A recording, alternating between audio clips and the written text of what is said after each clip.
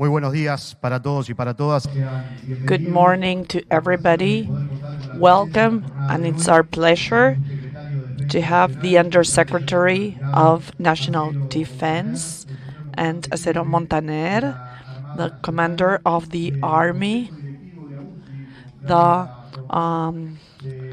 High Commission of Elsie, the initiatives of Elsie, Deborah, ambassadors and foreign delegates, officers, directors in the Ministry of Defense, civil authorities.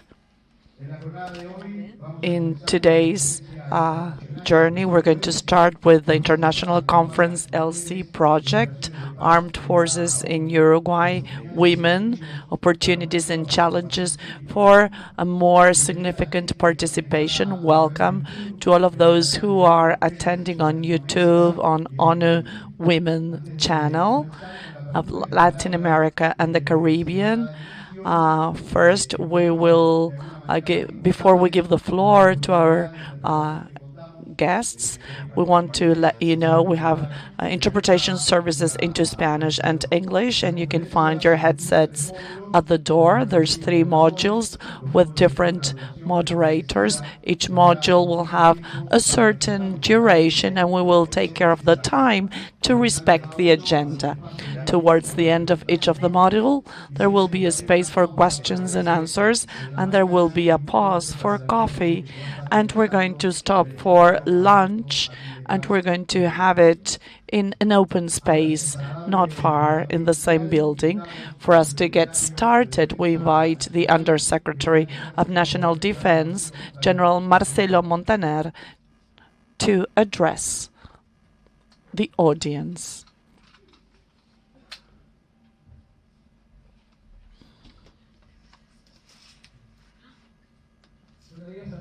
Good morning to everybody. I would like to take on the welcome by so that I don't forget any of the authorities in the army and all of the authorities, military and civilian authorities, and ONU Women, and the International Cooperation Agency, who are our strategic allies in the Armed Forces Elsie project in Uruguay. This is a topic of great significance, but I will ask you to place this in a wider context. What is the objective of this project? To increase the number of women who participate abroad in peace mission operations. This Uruguay is already present with troops in Africa, and probably we will have a new scenario in the Americas. We still are not sure about that, but we will need to plan for that. But allow me to tell you that it all looks good. I see that there's 40 women in Congo, and in this selection process, and for Syria, the other space we have, there's 15 women who have been appointed in a 210 contingent, and this is a good sign, considering what the story of the admission of women in the Uruguayan armed forces. Before of this beginning of the political concept of increasing and standing out the role played by women, we cannot do without women's talent in our military organizations. They're very good, and in general, and in particular, with these kinds of situations in the combat and in other stages, they are very good. I remember they're working in medical contexts, and I witnessed this myself. We are speaking about the participation of women in Muñe in 2003, a state there was conflict. I'm speaking about 2003, over 20 years ago. Veronica is nodding. Veronica Pozzi, she participated. She's in the United Nations working and wearing a different hat, but she took part of this contingent in a peace mission. I cannot forget about Canada. This is a country that have been very enthusiastic and supportive of this project. They are part of the leaders in this project. And Uruguay is very happy to take part. And the Ministry of the Interior, they have sent women to peace missions, peace operations. And there's other issues that have prevented this from being happening now. But this will be a good thing because in Uruguay, this was the participation of military and police and civilians who handle the water treatment units. This is not just about the armed forces, but the country, and this includes the entire country, and this goes beyond the different administrations, and we wish for these peace missions and operations to continue with different administrations, and not only in terms of the number, but also in the quality of the activities that they I need to mention Deborah Warren. She's the manager of this fund, and we thank her for being here. And her comments will be particularly useful once this conference is over. Thank you very much.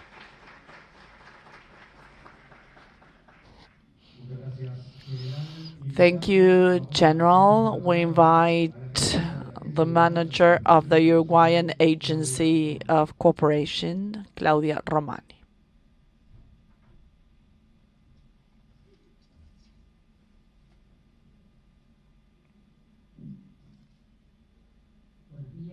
Good morning to everybody, in particular the Undersecretary of the Ministry of Defense, General Marcelo Montaner, Deborah Warren, the manager of the Elsie project, the people at the Foreign Office, represented by Acosta, the Director of Political Affairs, and the representatives of the Canadian Embassy, the authorities of the different embassies, and also we want to thank Honor Women's staff and the technical project led by Karina de los Santos, who's been working with women, led by the Ministry of Defense with the support of the Uruguayan Agency of International Cooperation. We think it's very important to be here with you in this second edition of an event that aims at strengthening skills,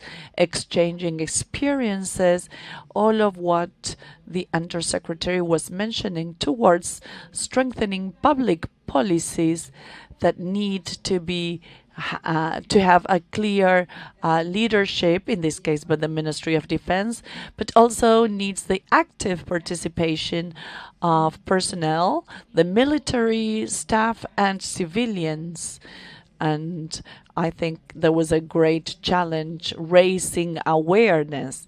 Everybody acknowledges Uruguayan presence, and as from this diagnosis on barriers, and we should aim at increasing the participation of women and to create more opportunities for the teams who live here and for those who go abroad. What we do, international cooperation, we support by creating spaces and dynamics for institutional strengthening, to learn about good practices, teams who come from other countries, to learn about experiences, prepare material, and this is the role that we are aiming to strengthen with today's activities. And this will be our contribution to create more fair a scenario. We hope for this project and we've been working on this for 2 years. We hope we are able to identify the most positive aspects, those lessons we are learning every day, and when people deploy and they bring lessons learned. And Uruguay has been the first country who is doing this, and there are more countries who are interested in learning about this practice. We wish you from our International Cooperation Agency in Uruguay a great success, and those who are coming from abroad, we hope that this is a space to create better opportunities and to improve the situation. We hope and we trust on the articulated effort, and we wish you all the best.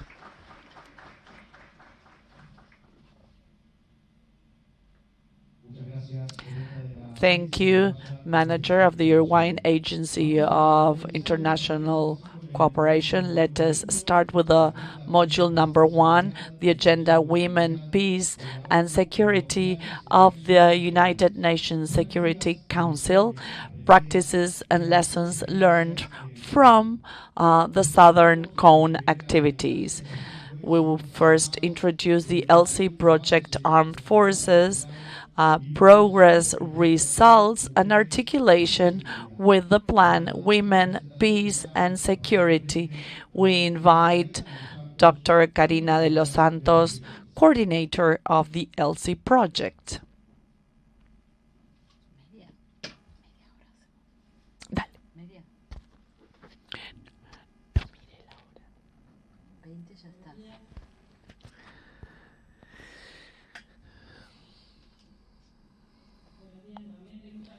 Good morning again, and thank you for being here and to finding the time in these quite busy times.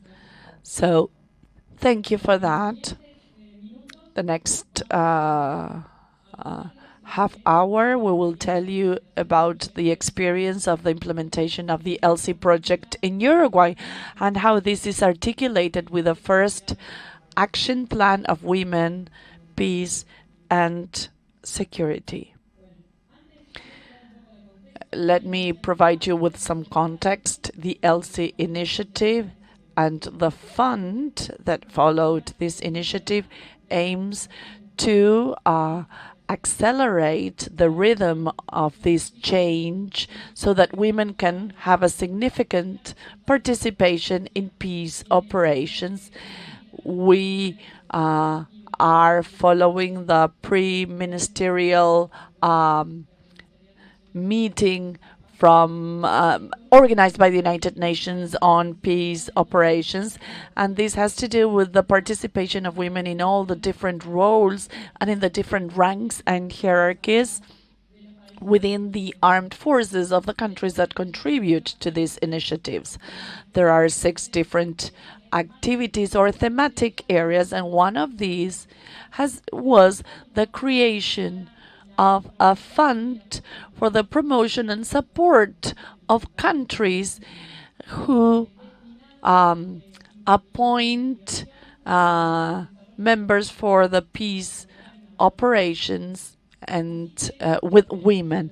So with the support of countries that contribute to this fund, Uruguay started to participate in this Elsie project. First, there was a study on barriers in 2020, and then the project was started.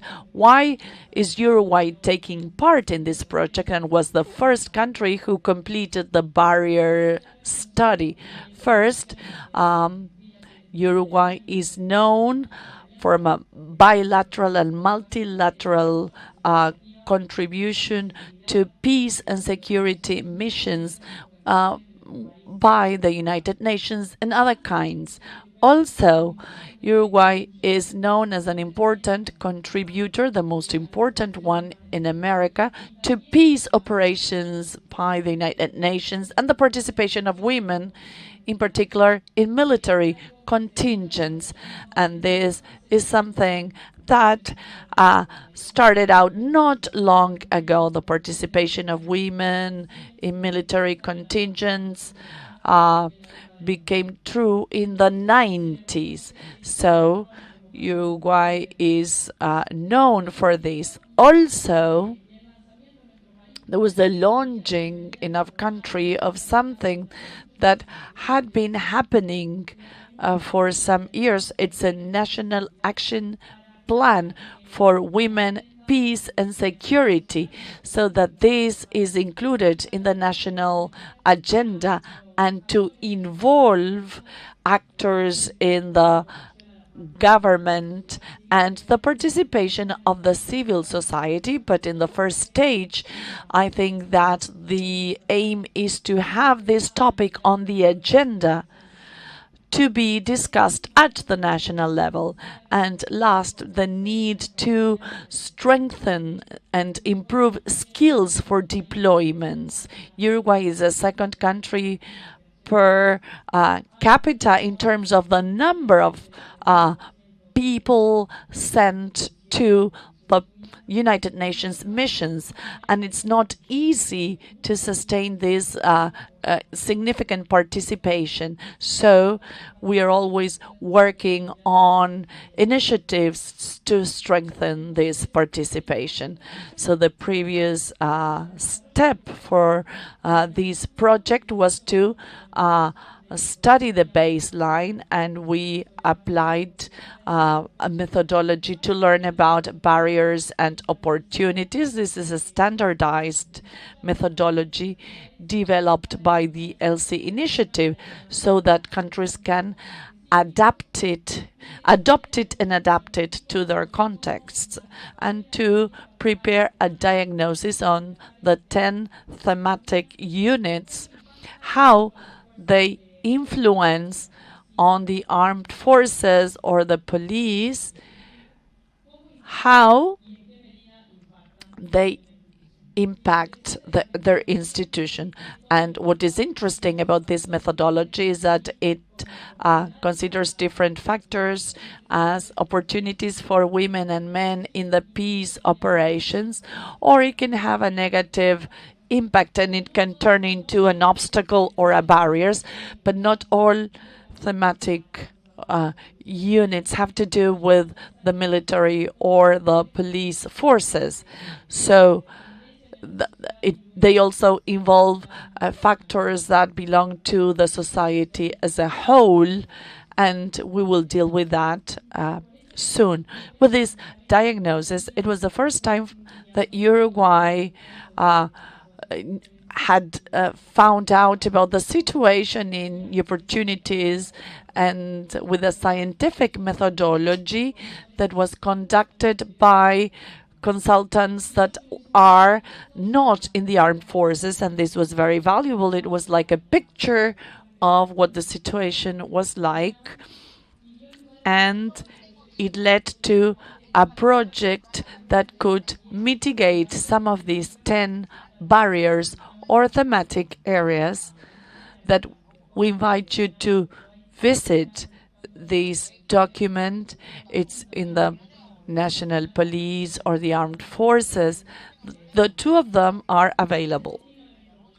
And what is the situation of our project? The armed forces, and to increase the participation of women, and also to learn more about those opportunities, and ultimately also the local population in the deployment, because all of this is done to achieve a greater efficiency and where these peace operations take place.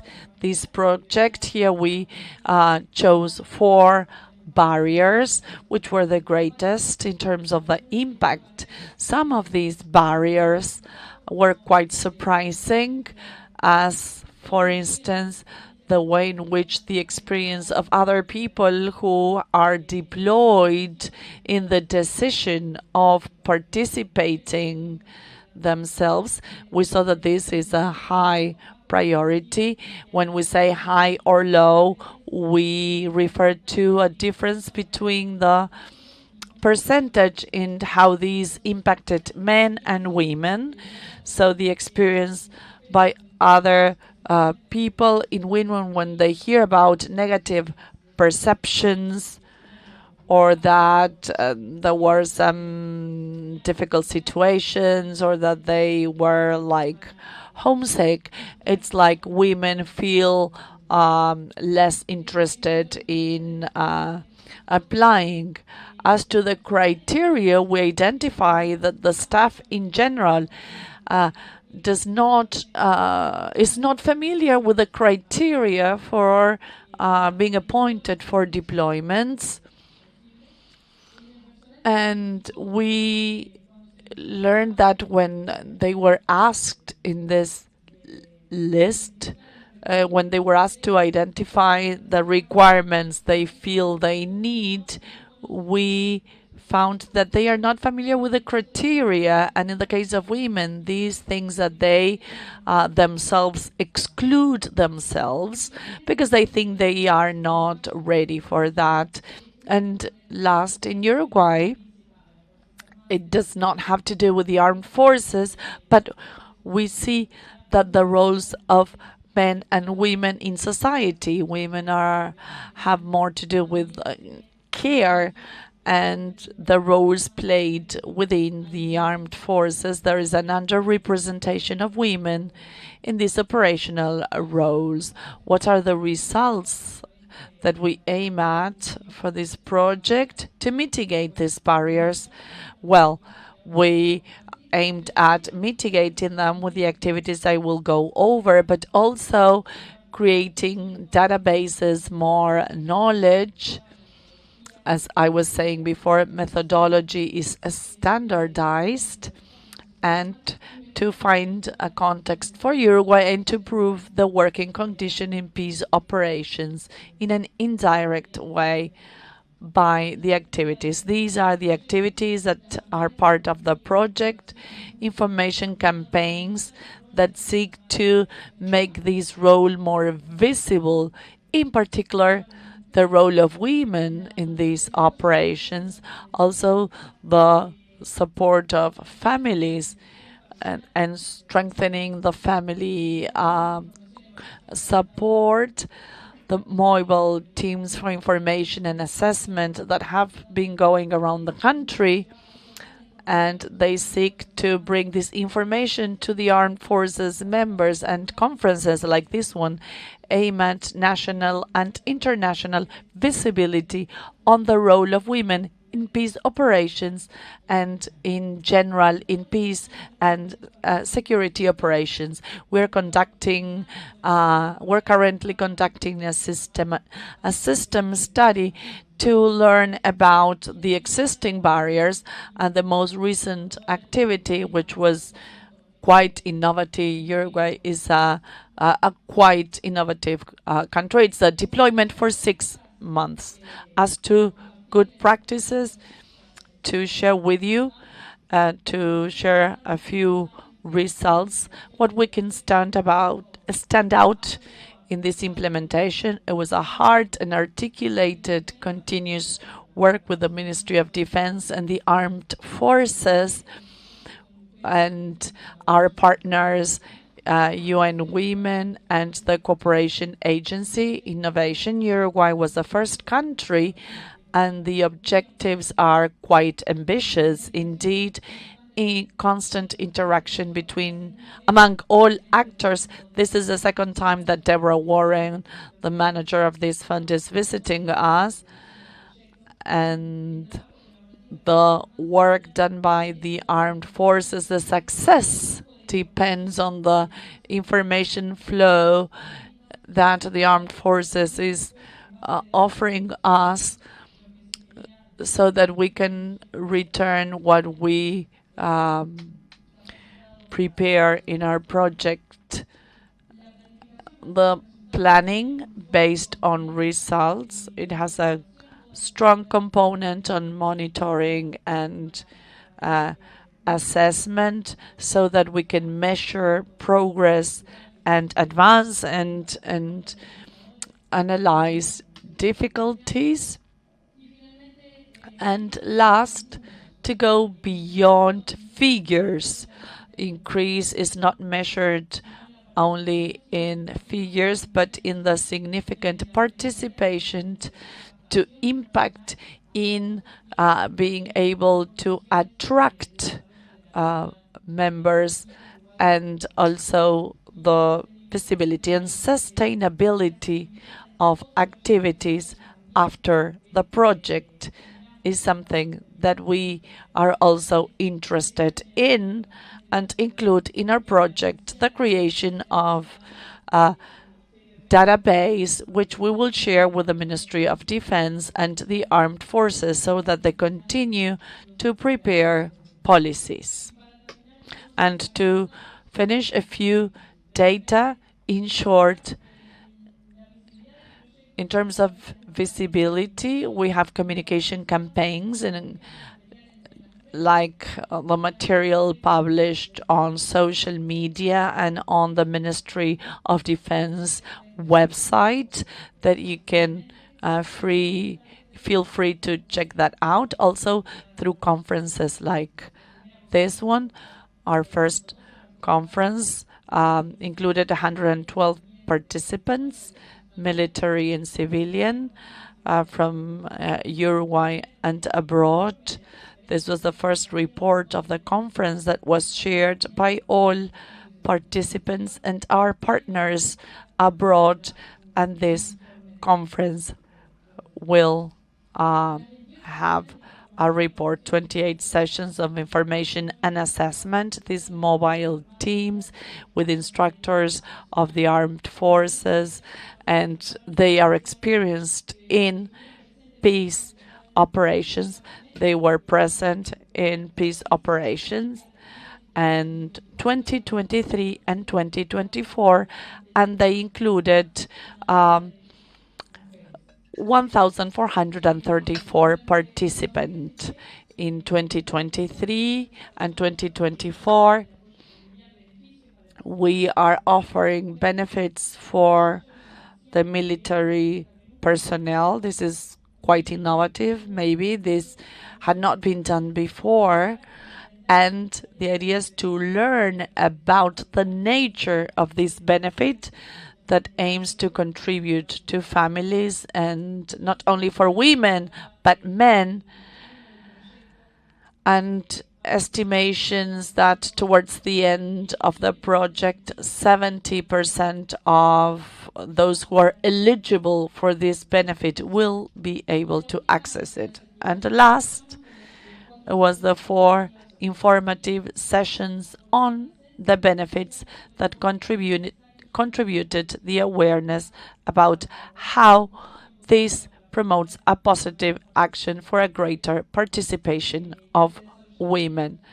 And this was for the personnel who would be deployed, and we managed, there was an initiative by the National Armed Forces, and we covered 608 participants who learned about the benefits, and many of them applied to be eligible for this benefit. We're completing this stage, and we thank our implementing partner for this. We are completing this process today. This is in order to verify the requirements.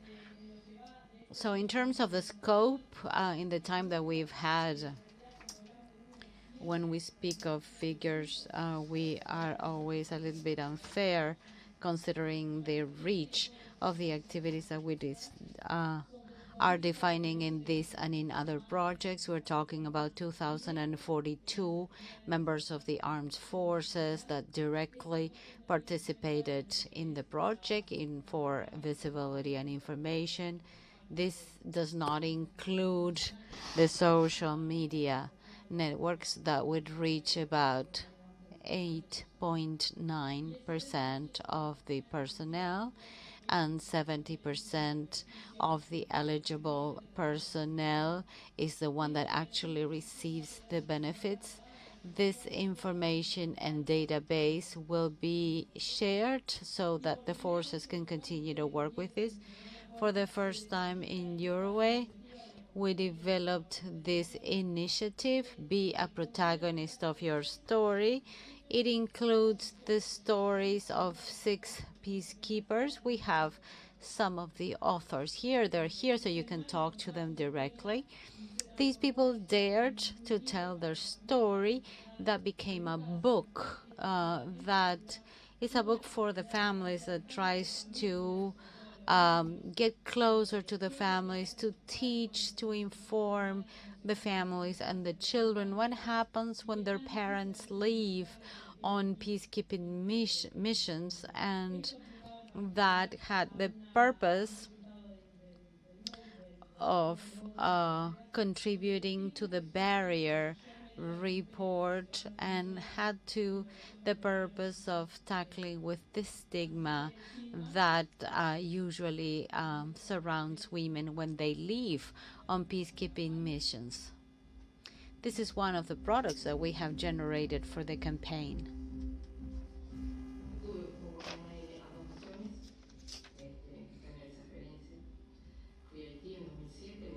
I participated in 2 missions. I went to Haiti and then to Congo.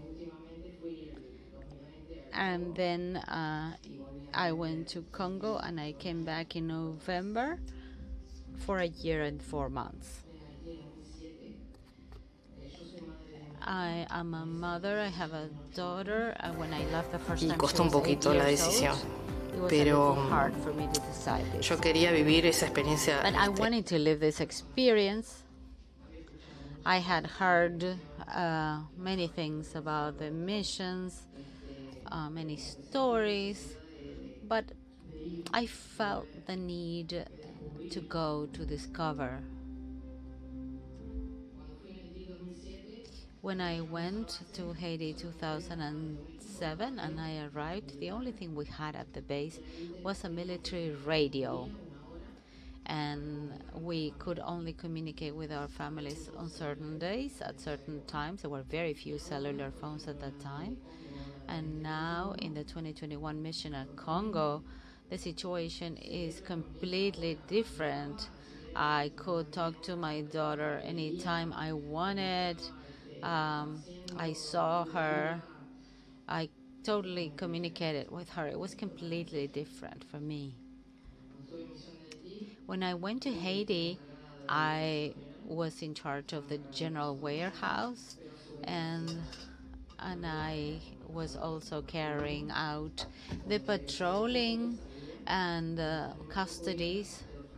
I had to go to the orphanages to see that. That was a very enriching experience because the vulnerable people there are women and children. When they see women, they feel represented, they trust us, they talk to us. And to have that experience as a woman, to be able to go to see what men used to do, and I saw it was also very enriching. The roads are opening, and that's really good. So the wealth that creates to your and brings to your daily life is incredible. The way we face problems today is very different. So I would tell those women that are considering whether or not to go to these missions now, I would tell them, you have a personal opportunity to do something relevant. So if you can, do it. Regardless of your children and family, you have to think of yourselves as well. This is not just an experience for you, it's an experience for your family. It's a family and professional experience as well. It's definitely very enriching. So just take the opportunity to do it, to be able to carry it out. Thank you very much.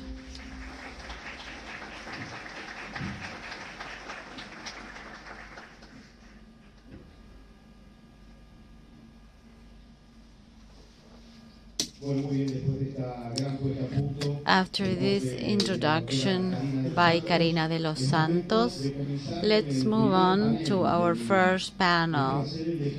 This will be national action plans for the implementation of the 1325 implementation in terms of women, peace and security agenda. Let's introduce the director of the Ministry of Defense, Colonel Daniel Locatelli.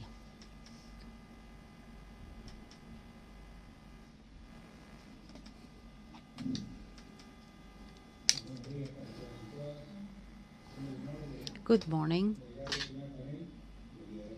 I have the honor of moderating the first panel that will talk about national action plans for the 1325 resolution and for the Women, Peace and Security agenda.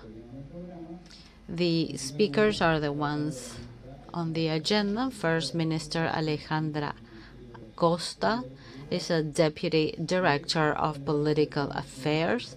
She will talk about Action Plan, Women, Peace and Security.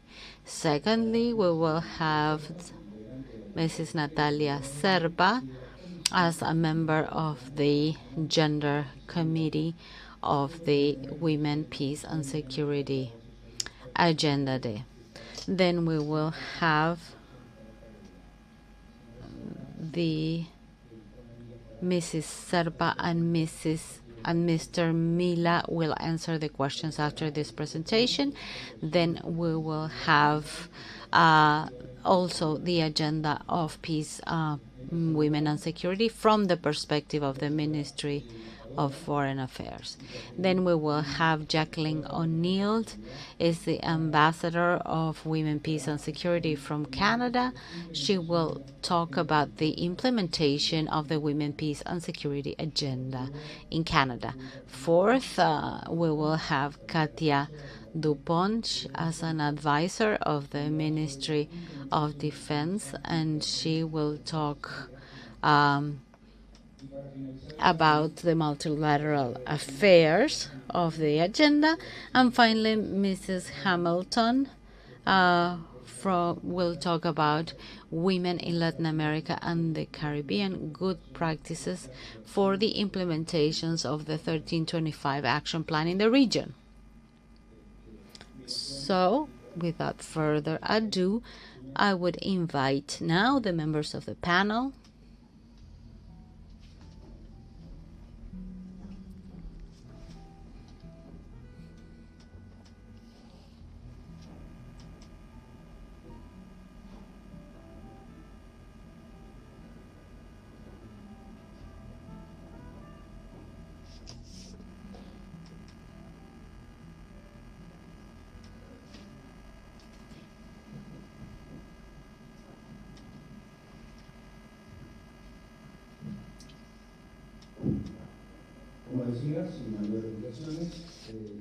So I will give the floor now to Minister Alejandra Costa, representing the Ministry of Foreign Affairs. Good morning, everyone. Halloween is over, but I still feel that the ghastly picture that might come, an image that I might have with this light would be interesting. So let's try to read the agenda. I will skip the acknowledgements and congratulations. And if you allow me, I would like to focus this on Karina de los Santos, just to thank her, and through her, thank everyone who has participated in this conference, and to be able to carry out this event that I'm sure will be the seed for many of the decisions that are going to be made by the young members of our armed forces. You will probably hear this many times today, but I will say it again. In the year 2000, the Security Council recognized in the 1325 resolution the role that women play in peace and international security.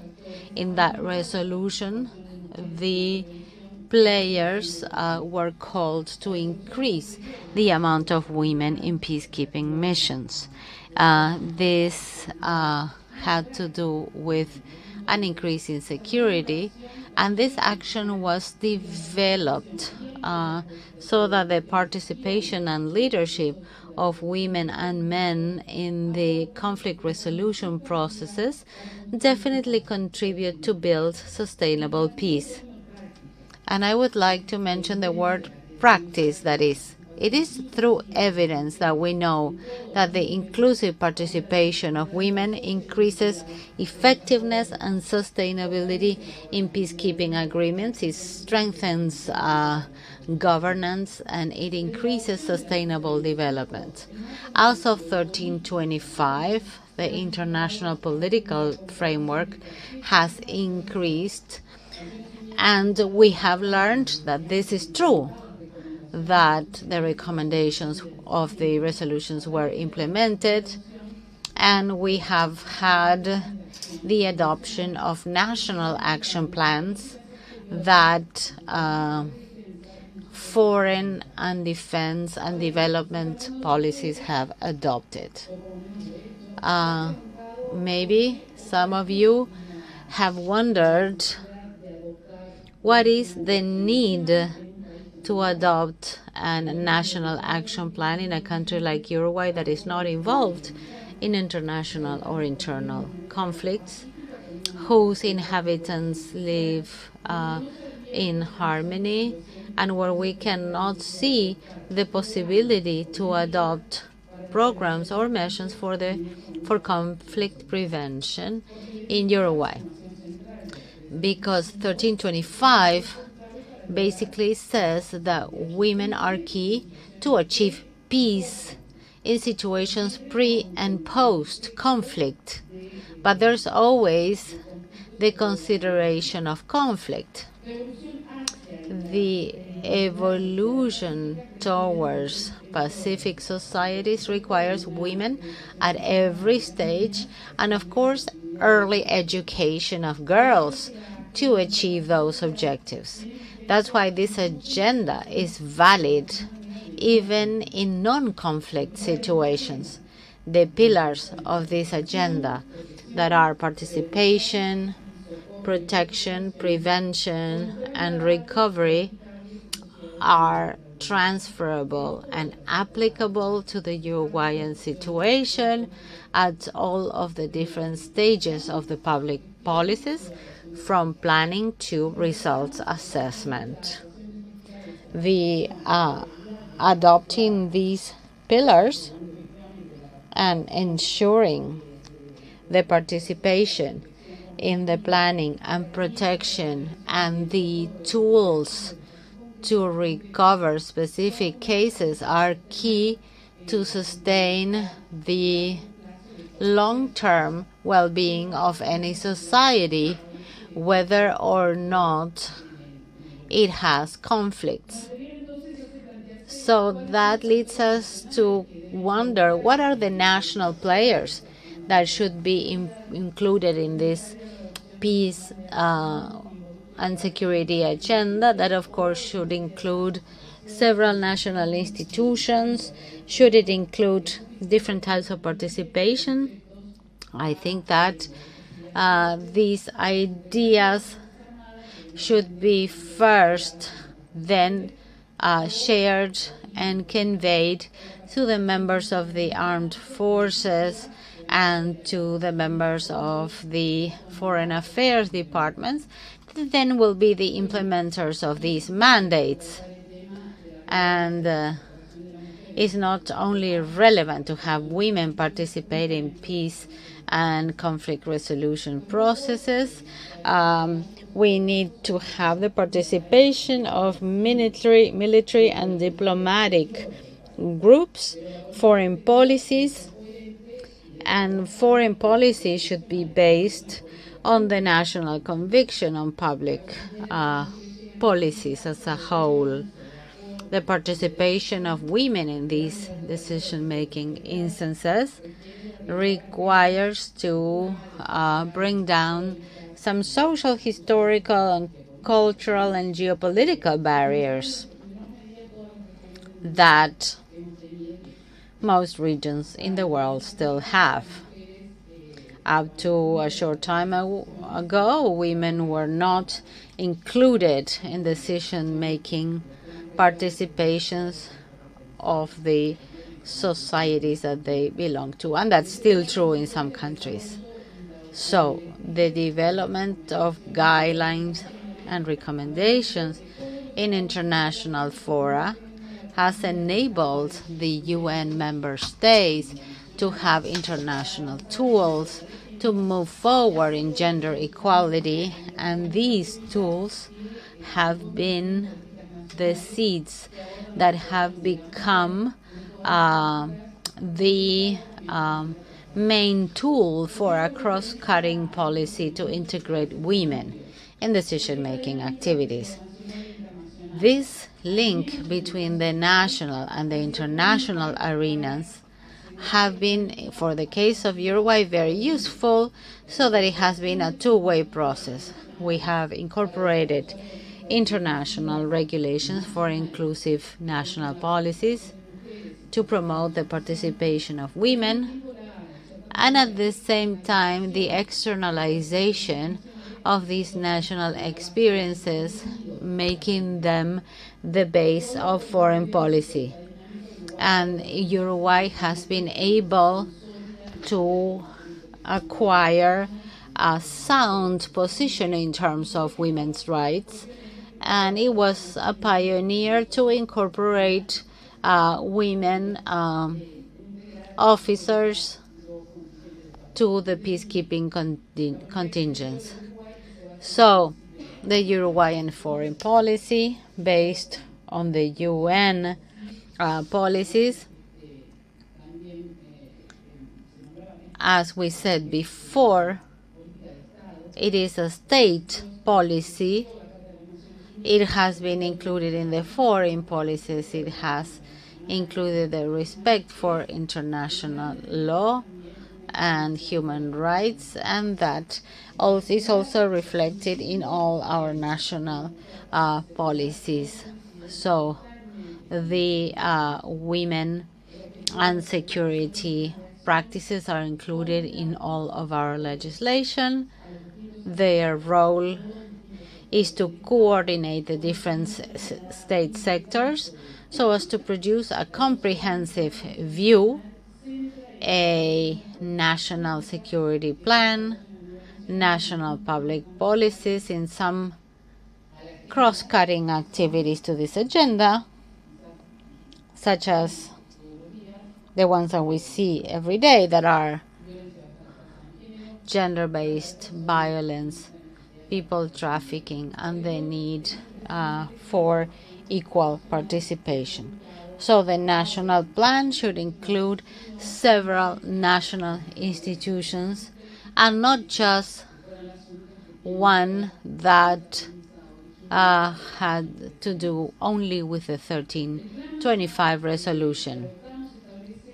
The national plan sets ambitious objectives with specific goals, with the purpose of incorporating and promoting the analysis with gender perspective in all the peace and security operations, promoting the participation of women in conditions of equality in decision-making processes and in the activities that have to do with human security, strengthening the international capacity to protect the civilian population. Of course, this in agreement with the principles of the UN and the Uruguayan foreign affairs principles. The monitoring of this action plan is being carried out by an interinstitutional group led by the Ministry of Foreign Affairs, integrated by the Ministry of Defense, the Ministry of Public Security, the Ministry of Social Development, and the Secretariat of Human Rights of the Presidency of the Republic. Right now, this group is working in the creation of the final report for the compliance of this national plan and agenda, and we hope that in 2025 we can communicate the results. Next year, we will assess how to continue, and those who are making the action plans right now will be consulted so that we make sure that we are including everything that then leads to implementable and objective action plans. And we would like to see specifically what are the areas in which we should focus our attention. As you see, I did not talk about the Uruguayan participation in international fora or in the resolutions that we carry out or of the actions that we carry out because all of these actions are ours, and they show our commitment to multilateralism and to these proposals today. So all of the actions that I mentioned are the ones that sustain the recognition and respect that Uruguay has before the international community. I just wanted to tell you what I think are the facts that prove that the Uruguayan foreign affairs policy and peace agenda is not different from the general foreign policies. Women, peace and security agenda has been the foundation for gender equality in the country. The action plan is one of the privileged channels that we have to bring this international agenda to the national agenda with specific actions that strengthen the conviction that without equitable and professional participation of women in decision-making processes, we will be losing quality and opportunities for a better development of our organization.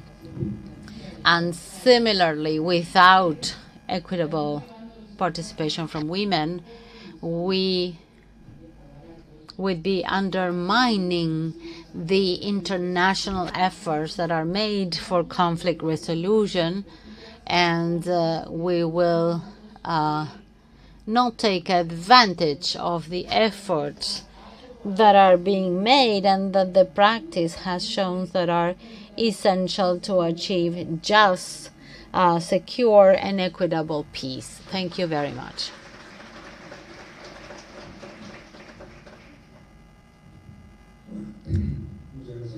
Thank you, Minister. Just to add a little bit of information to what the Minister said, in the area of defense, I can be a witness of the cooperation and interaction that the Ministry of Foreign Affairs has provided in this period. That also has a regulatory framework that is this law and also several other decrees of different times. And in those decrees, we talk about the interaction between foreign and national policies that work together. So now let's move on to the second presentation.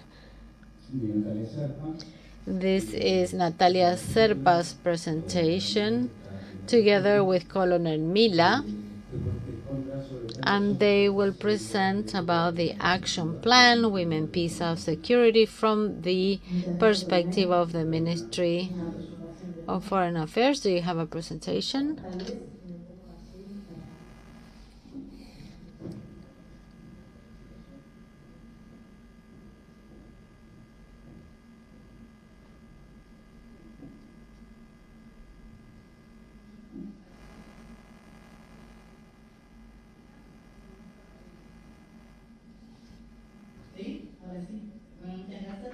Thank you.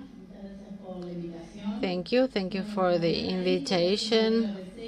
As you can see, this is an overview of the practices and lessons learned of Uruguay in the Women, Peace and Security agenda. So if we move back a little bit, I can say that in 2022, we approved the first national plan of Women, Peace and Security based on the principles of our foreign policies and national defense policies and human rights.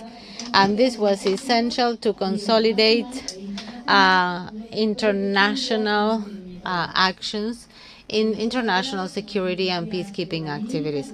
It was created by an interinstitutional group that was already mentioned, and the ministry, in order to move on, what it did was to create the follow-up committee for the Women, Peace and Security agenda, and this committee is led by the Subsecretary of National Defense, Dr. Silvia Núñez, that is part of the Defense Policies Department of the Ministry, by the gender specialist, that is a member of this committee, and by the Colonel Gonzalo Mila, that contributes to peacekeeping of Operation CINOMAP. Dr. Núñez cannot be here with us. We would like to greet her, of course, as well.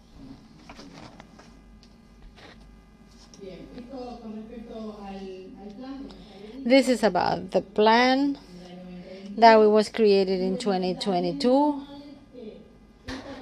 and to tell you that this National Defense Committee has the purpose of assessing, monitoring, and implementing the National Action Plan, also to follow up with the Women, Peace and Security agenda, to provide advice on those actions that enable us to continue to apply the agenda at the level of the Ministry of National Defense. What are the long-term results?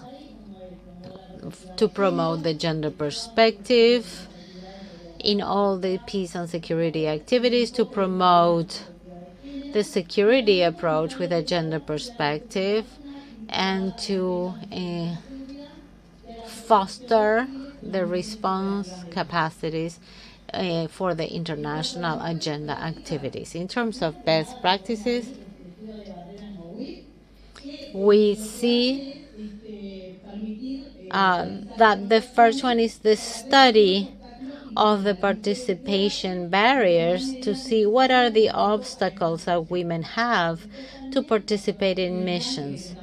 Then, secondly, would be the approval and execution of the National Action Plan, to see what is the responsibility of the Ministry of National Defense.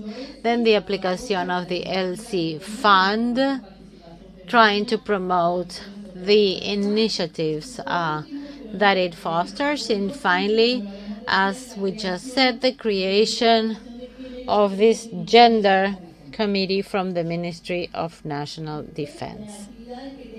Then we have some activities at medium and short term,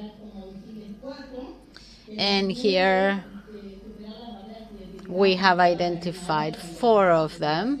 As Karina said, the barriers that we identified mostly were the consideration to the families of the women, the lack of information that Karina mentioned in terms of the activities that they developed in peacekeeping operations, and the negative impact that some negative experiences can have. Then, about training, to continue with the training and communication about this issue, then to promote research in the area, and finally the participation in international fora so that Uruguay can share the experiences it has in peacekeeping missions to have the contribution of women in these missions. Last, the activities that we have planned from the Ministry of National Defense. We want to stand out the following: to continue to include the gender perspective in military operations in Uruguay and in peace missions. Also, to continue to work to increase the number of women in peace operations, what we've been mentioning since the conference started. Third, to create lines of research on the agenda, women, peace and security, and training centers, and then to include the gender consultant and focal point of military gender issues. In this framework from the ministry and our team on best practices and lessons learned, we have exchanged opinions on challenges to overcome barriers and to ensure the conditions that are required for women to contribute their talent and commitment. I trust that in our next meetings we will share new accomplishments that have to do with the role of women in the contribution of international peace and security. Thank you.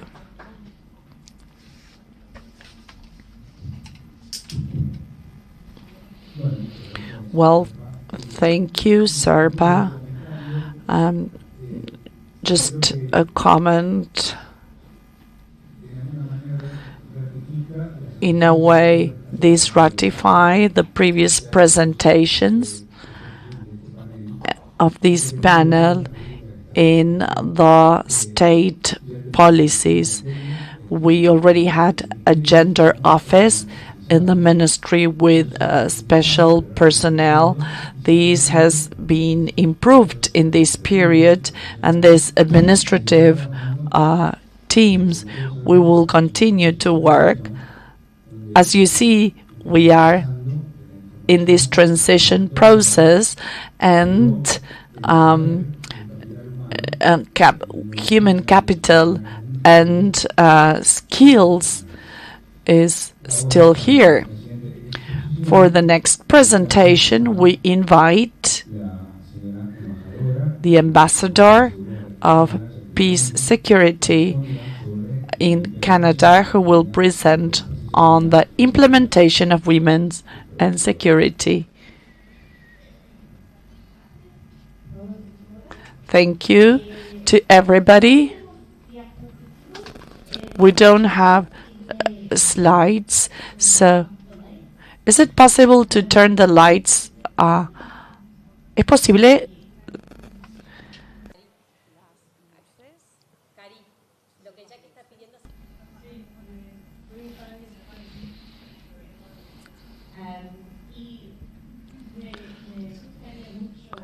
I'd like to thank our colleagues in Uruguay for receiving us in Uruguay, in this beautiful city. I am here with my colleagues from Ottawa and our ambassador, and Carmen Sorograph, who's there.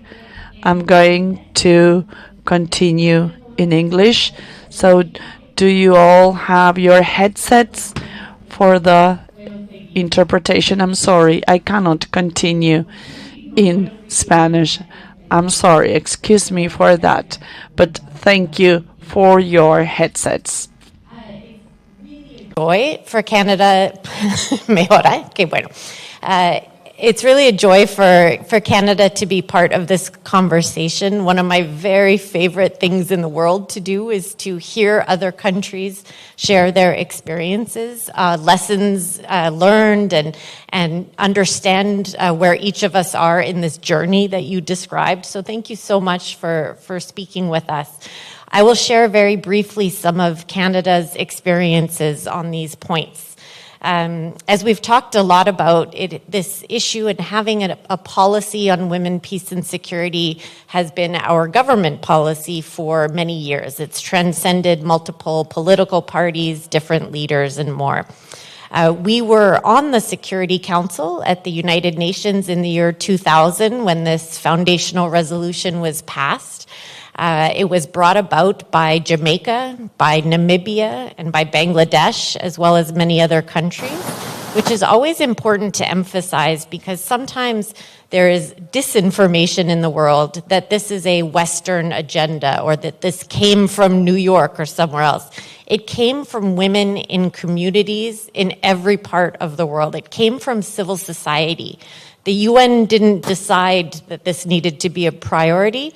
People in communities, people at leadership levels, and people who were on the front lines of conflict said this needed to be a priority.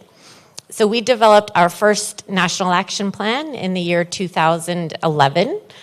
We developed our second in 2017, and then just a few months ago, we released our third. And to develop our third, we did a number of steps. So like Uruguay, we did a barrier assessment using the MOIP, the Measuring Opportunities, for barriers and opportunities for uniformed women. So we did a MOIP analysis on ourselves, just as you did. We engaged civil society in Canada and around the world to do an analysis, to do discussions with women, men, people in government, armed forces, police, and outside across of our own country. And we studied a whole lot of other countries' action plans and experiences. And I'll do just you referenced, Minister, very eloquently the evolution of national action plans. And I'm going to do a very quick pop quiz for all of us to ask you, some people are excited, some are nervous, I can see, how many national action plans exist in the world today? Yes. I was going to do an interactive survey. So for some of you who didn't hear, did everyone hear that answer? No, okay. So if you think that the number of national action plans in the world is between 0 and 25, please raise your hand. How many national action plans, how many countries have national action plans? Between 0 and 25. Okay, a few. How many think it's between 25 and 50 countries have these similar plans? A few. And how many think it's between 50 and 75? A few more. 110 countries now have national action plans on women, peace, and security. So as you were mentioning, there are now more and more experiences that we can learn from, that we can steal ideas from and good practices, and that's what we've been trying to do. So when we talk about Canada's plan, we have an overall plan with 6 main objectives, similar to Uruguay's plan. And then each of the departments have their own implementation plan. So the Ministry of Defense and Canadian Armed Forces, for example, has its own specific implementation plan. In our plan, we have 10 partners in total. So Ministry of Defense and Canadian Armed Forces. It's coordinated by our Ministry of Foreign Affairs. Public Safety, which is like the Interior, our Royal Canadian Mounted Police, many of you know them, our Ministry of Justice, Ministry of Immigration, Ministry of Women and Gender Equality, and then very important for Canada, we also have 2 departments that focus on relationships with Indigenous people in Canada, because it's very important for us to recognize that we have many, many barriers to women's participation in our country as well, and particularly for Indigenous women. So we made a number of changes between our second plan and our third plan, and I'll highlight for you 5 of them very quickly. Our first major change is that in our third plan, we talked about a broader range of security issues. So we had talked about climate change as an issue of security in the previous plan, but we have much more focus on it right now. That relates to being more involved in humanitarian assistance, disaster relief, in migration that is caused by climate change. So we have much more attention on climate. We have issues related to cybersecurity, to artificial intelligence. We even talk about competition and issues in the Arctic, in our polar regions, and even in outer space. That was the first one. So we also have more partners in our National Action Plan. So in Canada, we have a separate department for Veterans Affairs. So that department joined the action plan for this latest round. We did this because we learned through surveys and studies and data that women veterans were less likely to access the services and benefits that were being offered to them. And so we wanted a better understanding of why. We were seeing that women who have been serving in our armed forces for 20, 30, 40 years now sometimes have different long-term health challenges. And sometimes those are related to not having proper equipment. So sometimes you have a repetitive strain injury in your back that shows up when you are age 50, age 60, age 70. That is because we did not provide the proper equipment and customized equipment for women. So now we have data where we can track this longer term. This is also the department that deals with the commemoration and recognizing and writing into history the roles of women in armed forces and in security operations.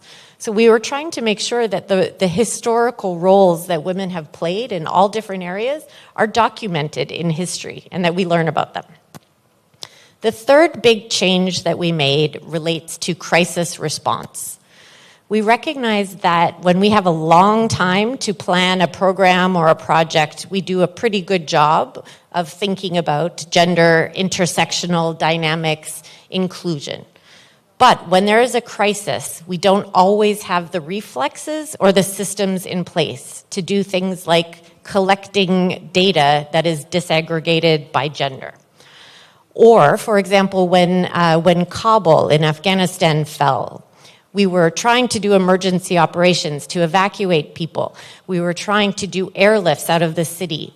And we weren't necessarily thinking about what are the needs of mothers with children. What about when children show up without their parents? Are we going to take them on these evacuations or not? How are we thinking about the roles of Afghan women who have been human rights defenders, who were in our embassy 1 month ago, and on our website, we've taken photos of them as advocates for women's rights? How are we integrating that in our immediate response? A real focus on crisis. Another big learning area for us on that was in Ukraine. We had many Canadian armed forces going to Poland to support the evacuation of many people from Ukraine. And some of these armed forces members, Canadian armed forces members, said we would process people. They would be overwhelmingly women with their children, and we weren't looking for things like human trafficking. So we would process them, we would see them walk out of the train station and then be targeted by people who were trying to, take them into human trafficking or labor trafficking. And we didn't know who to refer that to, what to do. We didn't know what healthcare provisions women would need when they had been raped by Russian soldiers. What do we do in this circumstance? So emergency response and crisis planning.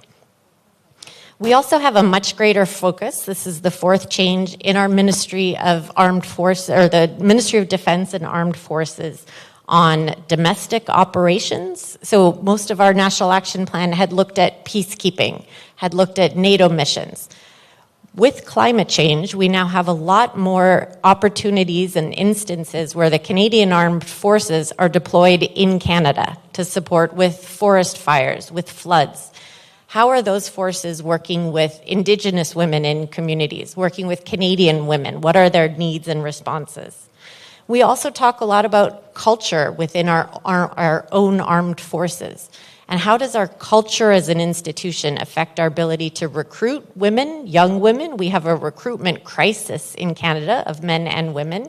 We need to recruit more. And how do we recruit more women among that?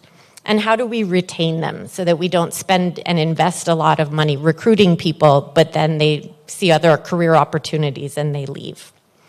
And finally, the fifth big shift was an even increased role for civil society in guiding our national action plan. We have what I think is a really important and interesting model, which is that we have an advisory group that is chaired both by the government and co-chaired by civil society, by a network of civil society organizations. And they help keep us on our toes. They give us information, they share priorities, they give us experiences from elsewhere, and they ask very important questions. And it's been very helpful for us to have a consistent group of civil society that we work with. I'll end here in just saying that the overarching lesson that we've had in the last however many years any of us have been working on this is that we have to make sure this work continues to be intentional. It will not happen on its own. And even if our institutions are filled with people, as I'm sure they are in Uruguay, that are committed to gender equality and that are fundamentally good people who want everyone to have opportunities, unless we really take the time to create an Elsie initiative, to set out our goals, to write our national action plans, to engage men and women across our institutions, it's not automatic, because the power of inertia and the power of the ways that our systems work, change won't come fast enough. And so we have to be very deliberate in doing so, and that is constantly the challenge and the journey that we're on, and that's why it's so special and meaningful for us to be with this community of people who are also on the journey. Muchísimas gracias.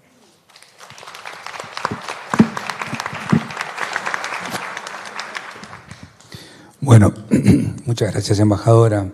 Well, thank you, Ambassador. I wanted to summarize, and I think there's two aspects that we can stand out. First, the capacity of generating different action plans, and in this evolution, it deepens and increases the different areas. And I think that this is what is worth standing out, and the experience of a country like Canada's, which is a pioneer on these issues. And it is not just an initiative from the Western world as it is widely thought, but it's a bottom-up at the international level. So, and now we move on to the next presentation by the representative of Argentina, Katia Dupont, as a consultant from the Ministry of Defense, and she will refer to the implementation of the Agenda Women, Peace and Security in Argentina. I have a presentation.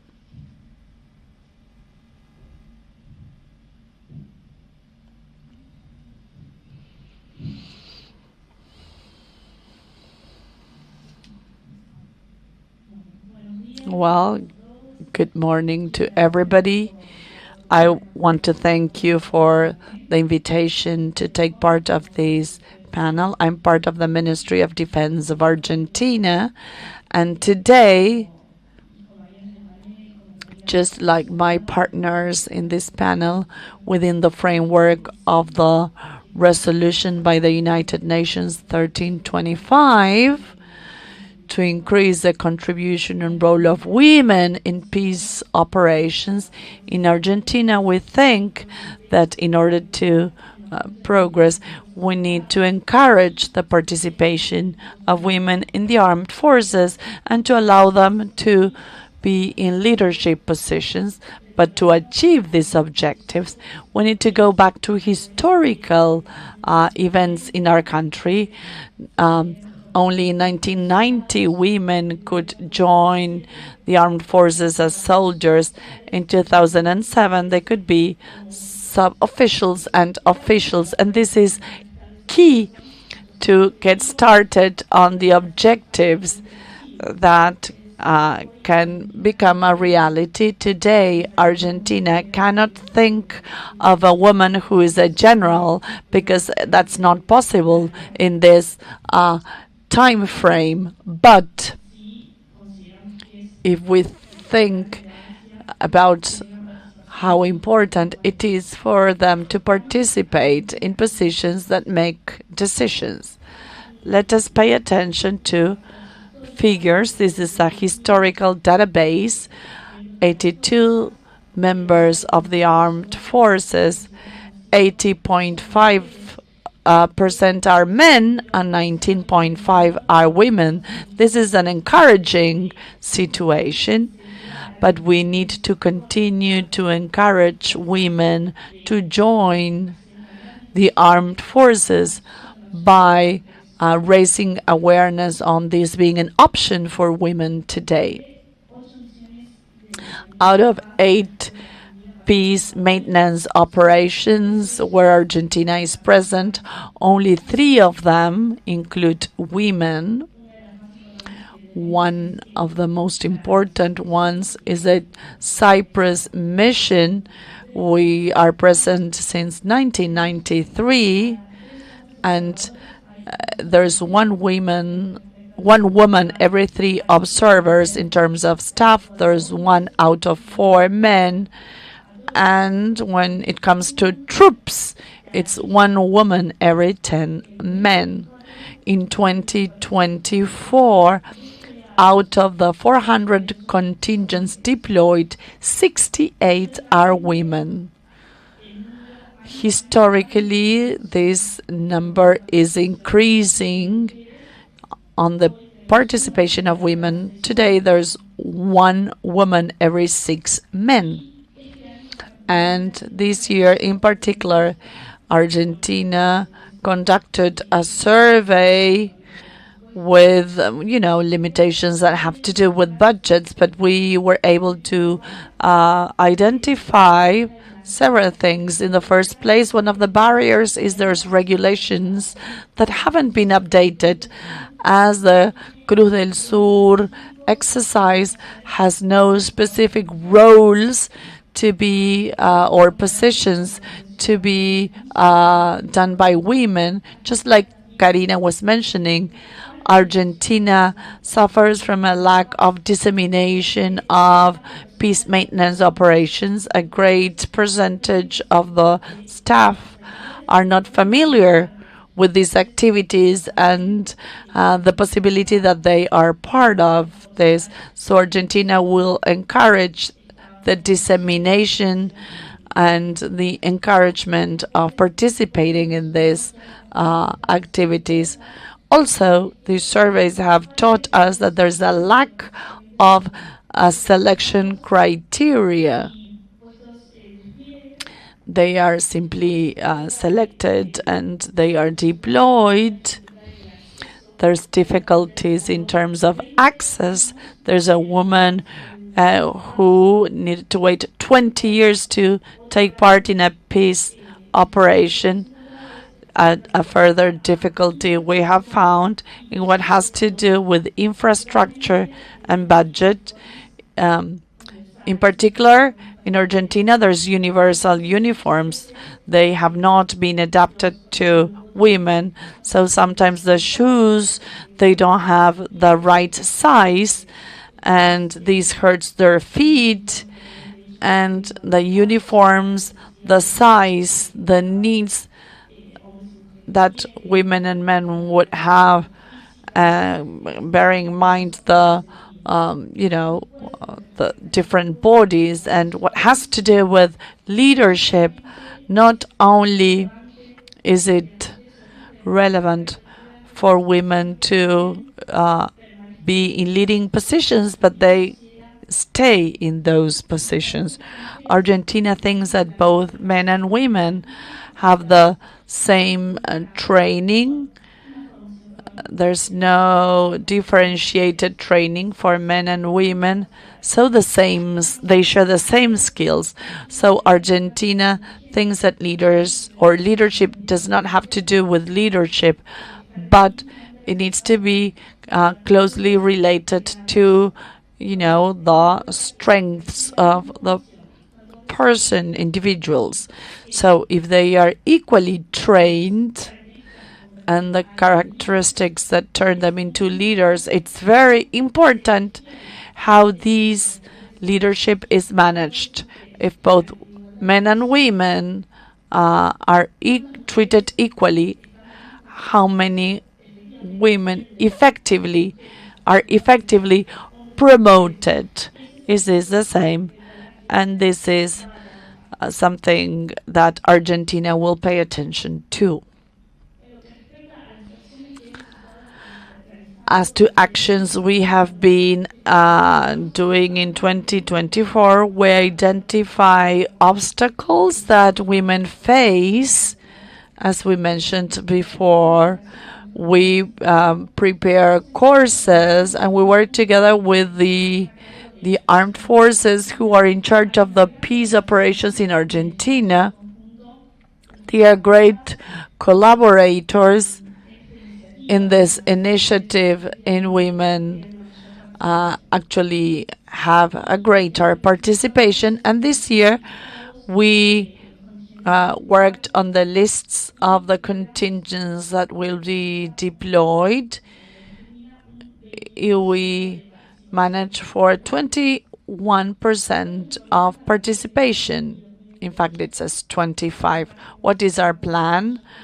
To work towards increasing the participation of women. Our objective is to achieve 25% by 2028, to create a database that is very important, because we will base on this data to create policies, to create a women veteran network, to manage the program Women, Peace and Security within the Ministry of Defense, and to include budgets that have kits special for women and also clothes and all that they need. This is what I was telling you before.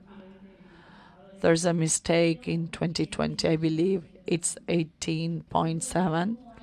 So as you can see, how Argentina is increasing the participation of women in troops and staff. Today, the percentage is 21, and we aim at 25% in 2028. And to finish, this is a picture of this year, September 2024, when we deployed our contingents to Cyprus. And there's a participation of 23% of women. And with this image, we reinforce the commitment of Argentina with the participation of women in peacekeeping operations and peace operations. Well, thank you. Just a comment on this presentation. I think that quantitative or qualitative presentations are both important, because sometimes numbers by themselves are not enough, that tell us about an evolution and also an intention of policies, not only to increase the number of women present, but also in terms of the quality of the activities that they do. And they need to think ahead and to plan. I think that's very important also to stand out, mainly in what is related to what we usually call regulations are important. We need these policies or regulations, but we need to bring them down to earth. So thank you very much. And now the next presentation, Delfina Garcia Hamilton, who represents the Office women, peace and security for Latin America and the Caribbean, and she will refer to good practices towards the support of the 2025 plans in the regions. Thank you very much. I also have 3 slides. I like to sit, but I think I need to use my slides. Thank you for the invitation. Karina, thank you very much. First, I want to introduce myself. I'm Delfina Garcia Hamilton. I support the Regional Women's Office. You can tell that I'm from Argentina, but our office is in Panama. As you see, United Nations and our agencies, we have an HQ in New York and offices in the Americas and the Caribbean, and there's country offices like the ones in Uruguay that take care of specific projects. One of the thematic areas in United Nations Women is precisely what seeks to promote the agenda of women, peace and security, and those who present have shared wonderful presentations. And there are many ways to do this.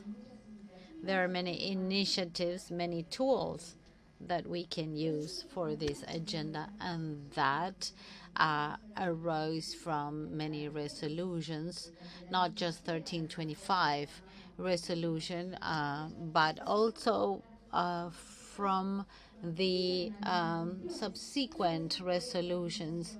And one of them was the use of national action plans as a way to implement this agenda. And as Jackie said, we have 110, and this is changing because increasingly there are many countries that implement the national action plans. And as I said, many countries are starting this process. Other countries has 3, 4. UK is fourth. Is it fourth? Yes. Chile is designing the third agenda. In our region, today we have 10 national action plans. Colombia was the last country to launch the National Action Plan. Surprisingly, I say surprisingly because Colombia has worked with this agenda, and 2 weeks ago they launched the first National Action Plan.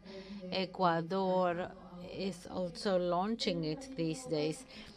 And we have a new country, Trinidad and Tobago, that has finished its plan, and we hope that they're able to implement it next year.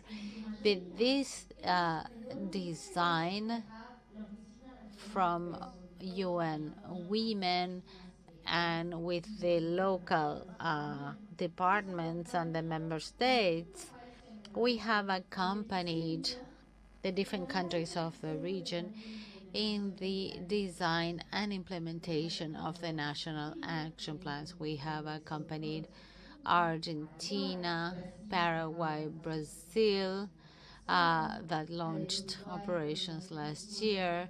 In Uruguay, we supported this country as well as Mexico, El Salvador, and Guatemala. So this support that we provide tries to understand what are the national action plans with a more innovative and modern look. And we have a mutual friend here that has helped us and most of the countries in designing their action plans, Mickey Jasabeth. With him, we have adopted and planned for the high impact NAPs.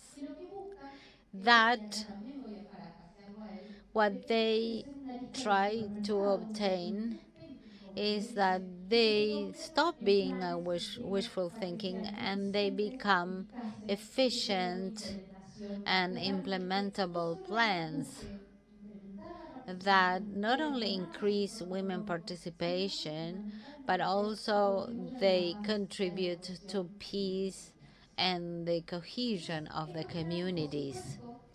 These plans are, of course, supported in historical resolutions in the 4 pillars: the prevention pillar, participation, protection, and recovery and support. So they are based on these 4 foundations that are plans of the agenda, and they try to translate these actions to effective actions. And these are the key components that we see a national action plan should have. We start with the sustainable, strong political willingness, and that's what we're doing. From the highest hierarchies, we are showing genuine interest in implementing the agendas.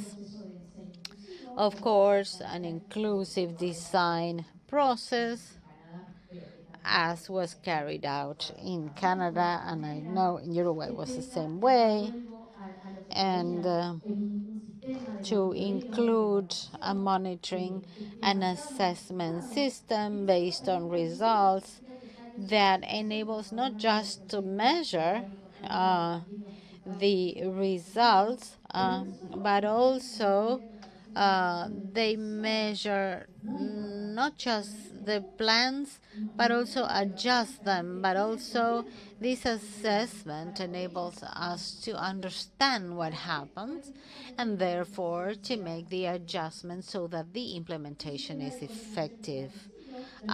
Coordination systems, the interministerial committees that meet regularly.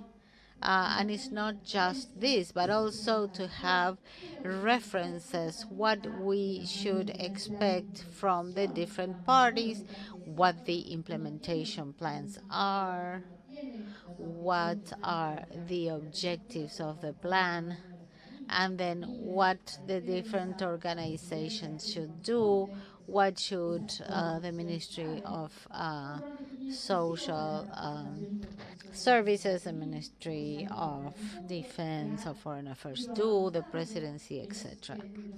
That has moved forward, and we used to have closed-door plans that were defined among government parties, but over the years we have managed to find the participation of other parties and the accountability processes so that they happen.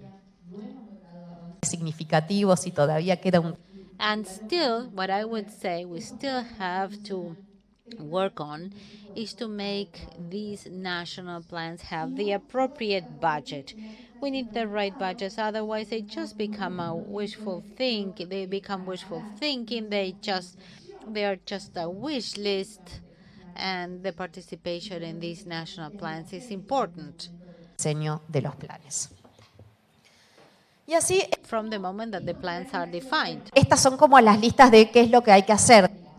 So these would be the lists of what should be done. But what do these high impact plans have? They have the story, they have the arguments and reasons that were set up, because of course we can work with peacekeeping issues everywhere in the state and in every organization. We need to set priorities. We need to be able to set barriers, that this is what we have done. The regulation is just what gives us the framework so that we can work on the agenda. The logical framework is the one that sets the direction, that what is the change theory, what is the change that I would like to achieve, what is required from this change, uh, the assessment and monitoring system, the interinstitutional system, resource plans and operational plans, and of course, the communication plan. So what should UN Women do? Um, this looks very nice. It is like an implementation plan, and it is very clear that um, it's not that easy, and we should not have a strict framework of the way it should be done, because when we develop the agendas, it's different. When we get to Canada and speak of the agendas in Canada or in Trinidad and Tobago, it's different because the agenda is different. It's different because Canada has had its third plan, because the reality is different. That is, remember that we don't just bring a fixed framework to use. We arrive to the countries, we set up an action plan that can be adapted to the reality of this country, to the needs of this country, and to the reality of what can be done. And when we started this technical advisory group, this is our main role, that's technical advice. We bring the experts such as Mitch Jasling. I don't know if you attended last year the conference that we had. We had another expert that was Bautista Logyoko. He talked about the tools, dialogue generation. We brought Ecuador. We talked to Mexico that implements the localization of the agenda. That is, we bring this advising committee at higher level to generate this political willingness so that this agenda can be developed in the country.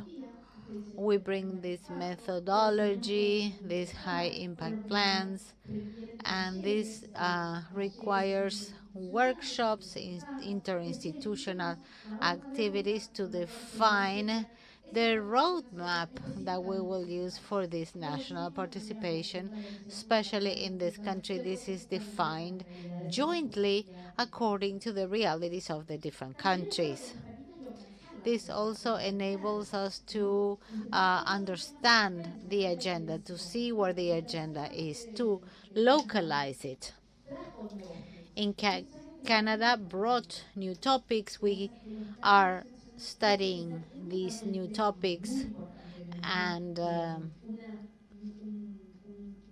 we have set up the objectives so that they can still consider the internal issues that could hurt the cohesion of the different communities.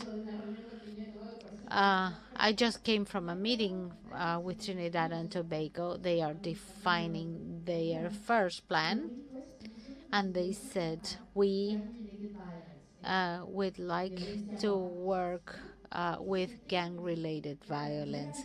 It was the first thing that they wanted to deal with, and it was the first time that we saw this topic as so important.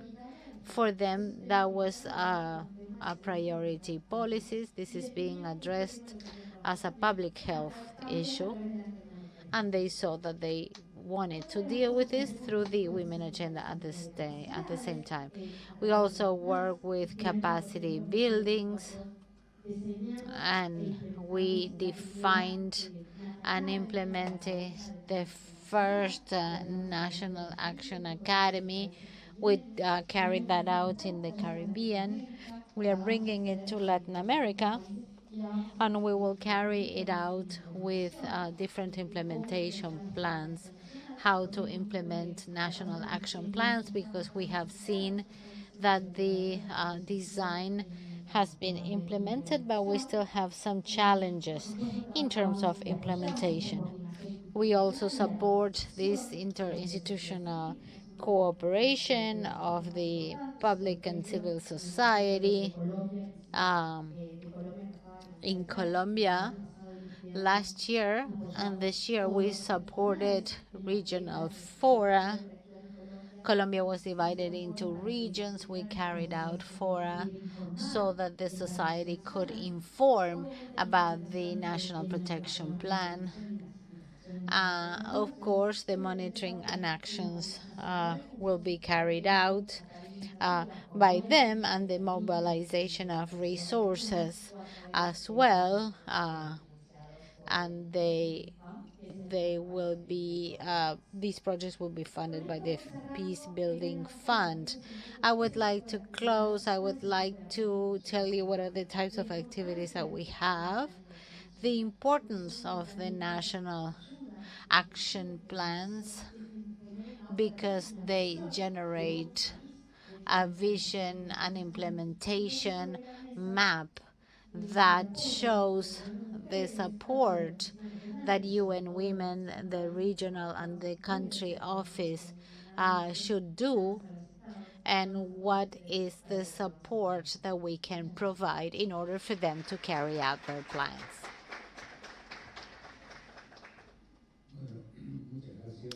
Thank you.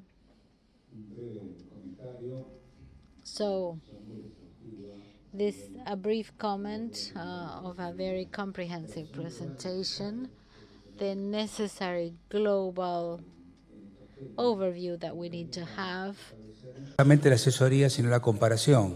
that enables us to have the inputs of the different country, but also the comparisons to compare ourselves to the rest of the region, to Latin America and the Caribbean, and to outside of the region. Because we generally say Latin America and the Caribbean, but we know that it's a completely different reality, that there are many different situations. You just said the example of Trinidad and Tobago. I just attended a seminar in Chile about natural disasters, and the comparison between that and all the other countries that have natural disasters is very similar, and they're not in the same region. So what I think is that what is important is to exchange experiences and to generate indicators, because we cannot have policies if we cannot measure the policies, if we cannot compare the results. In Latin America, we have ICLAC, we have UNDP, and we have many organizations that take care of this. Thank you very much. I know we don't have much time. I would like to maybe leave a few minutes for maybe only 2 questions. Are there any questions in the audience? So we have the first question there.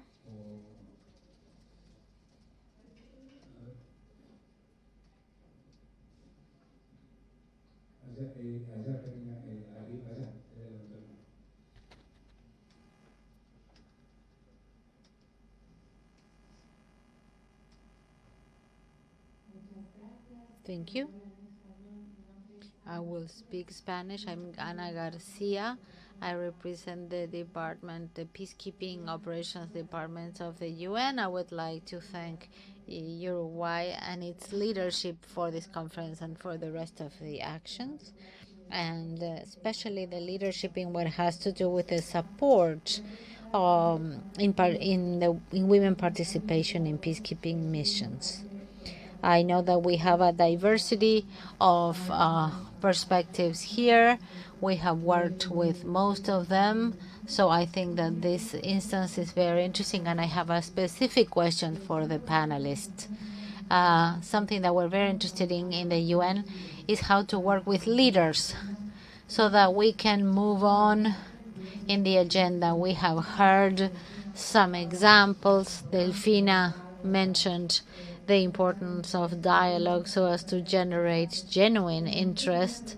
And I wanted to ask you about the challenges that you were able to face when working with leaders in middle hierarchies, that is middle managers or those leaders that are working in operations or implementing the policies? Thank you. We'll take the second question and then we will answer them. Any other question?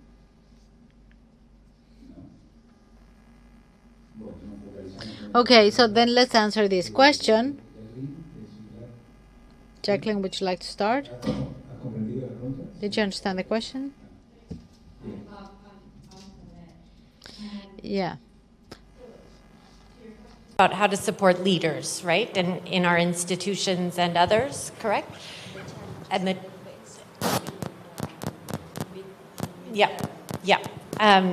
so I would say this is a challenge I think that all of us have, to make sure that everyone is aware of our obligations and commitments and what our governments have said they would do. And then also, what does that mean in my day-to-day job? So I would say two things. One is having the departments have their implementation plans, helps bring it to a level of specificity for people at different levels to understand if I am a lieutenant colonel in the Canadian Armed Forces and I'm responsible for training and military education, what does it mean for me? So we're trying to be as clear as about the objectives, but then also give people the freedom to use their brains to decide what they want to do. So that's one. The other thing, I believe very much in the importance of what we could call action-forcing events. So sometimes if someone has to facilitate a workshop, or speak at a conference, or moderate a panel, or present on their Defense Department's strategies on something, especially within our governments and institutions, that gets a whole machinery working and trying to answer the questions. What do we want to say? What do we have to do? And when you are the person that has to present, you really want to read your background. You want to be ready for questions, et cetera. So sometimes we have been creating opportunities for especially people at mid-levels, managers at different spaces, people in different stages of their career to show their leadership. And as a result of having to do that, they become subject matter experts, even though they may not have had before. And given that we won't probably come back, I just want to end by really congratulating Uruguay for your leadership in UN peacekeeping, where you're based, and also for Uruguay just organized a really spectacular 2-day conference on peacekeeping. You put a strong focus on gender and on women's inclusion, and that's the type of ways to create commitment and buy-in and profile experiences and good practices that we very much need to see. So it's a real pleasure working with Uruguay always. I see our dream team, Noelia and Martin, that we've been able in Canada and Ottawa to work with so long, but to be able to be here and see how much leadership you're showing in different spaces, it's really impressive and something that we will certainly take back to Canada. Gracias. No sé si alguien más quiere contestar sobre la pregunta. Un segundito. Tenemos una pregunta en curso. No sé si hay algún otro aporte sobre la pregunta. Yo solo puedo sumar. I can only add to these comments. One of the challenges are the changes of the implementers. We see that a lot. That is not just a case with this agenda, but it happens with all the public engagements. And I will build on what Jackie said, that how important it is to have a plan, to build a plan, to have a clear line between what we are executing. And of course, this is the service that we can also provide. That is the service of accompanying those transitions, of saying what we did, what we used to do, and how we can continue to do it.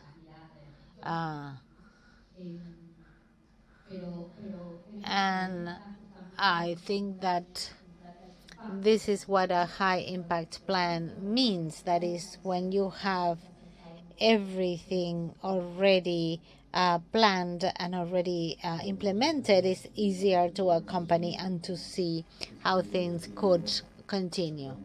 I'm sorry that we are a little bit out of time.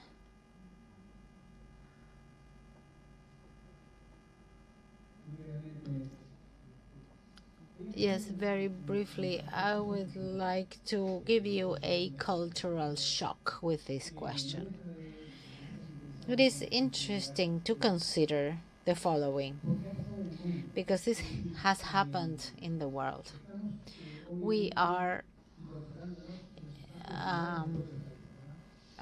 starting to participate, and all the countries have different regulations. But we in Uruguay have legislation that is developed in that sense. But our question should be, what are the warnings or what are the considerations that we should have for the case of women who want to of men who want to participate as women in the peacekeeping missions because they consider themselves women, and it has happened in other countries that they have even gone to jail because of this. In our case, we just smile and we move on, but this has happened, and I think that we should include these considerations in the planning, in the regulation, especially in the legal framework. Acá el coronel Mila me va a hacer una presión. Le presto. Un minuto. Just a minute. If you remember the last slide that was presented by Natalia, she talked about the actions that we have for next year. And that, yes, has to do with the leader training. We have worked a lot in that, and sometimes concepts are not clear. When we speak of research lines, and when we understand that leaders at different levels could carry out different actions, and they should be able to understand the different concepts in terms of gender equality and gender perspective. And that leads us to the second part of this, that is to implement this figure of the gender advisor that has been consolidated in the peacekeeping missions. But I think that to include this figure in the regulations would strengthen the gender perspective in all the actions that the forces carry out in terms of community support or in terms of peacekeeping missions. So we believe that through this initiative that the Ministry of Defense approved to create the committee, because we have the plan, but it was a little hard to implement it. We have set up a follow-up committee that they will be able to monitor and to see that these defense activities implement the National Action Plan as was planned.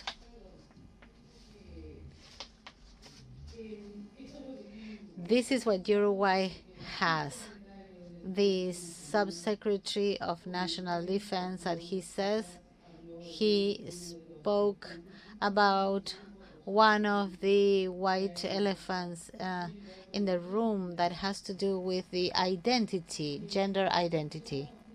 So, of course, I don't have the answer to this, but I would like to say, if you, Subsecretary, allow me, for the young officers of the Ministry of Defense, for the I'm not part of the Ministry of Defense, and maybe I'm telling them things that I shouldn't because of my hierarchy, that Uruguay, this is what happens in Uruguay. Uruguay is a country that is low, that It has slowed time. Sometimes we take time to carry out some international standards, and that National Defense Vice Minister brings to this discussion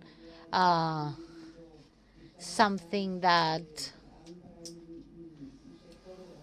for a part of the population is already something that was discussed, that has to do with gender equality. You are bringing the next step, that is gender identity, to this issue. That is how everyone has the right to identify themselves with a gender, and how the national institutions can harmonize these concerns with the regulations that are emerging in the world, and of course that we are not prepared to deal with that. So, just as a public officer of the Ministry of Foreign Affairs who has worked in this for many years, I would like to congratulate you and tell you that the Ministry of Defense and the Armed Forces have to be proud to have this representative that truly understands and brings these issues that are not necessarily politically correct to an international meeting, an event such as the one that we are having right now. So congratulations.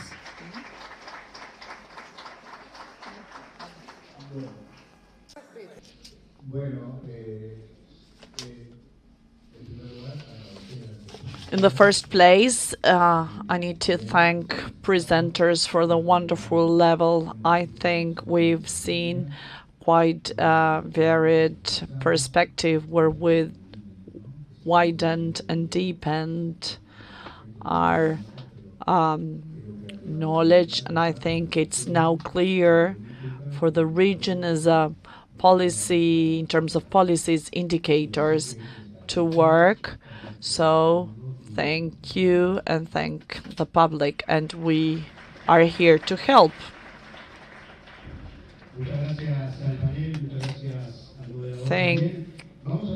Thanks to the panel, we're going to have a short pause, and I'm saying short because we're quite behind with time. Please remember, we're going to have modules in English in the next module, so please get your headset if you need to. Thank you.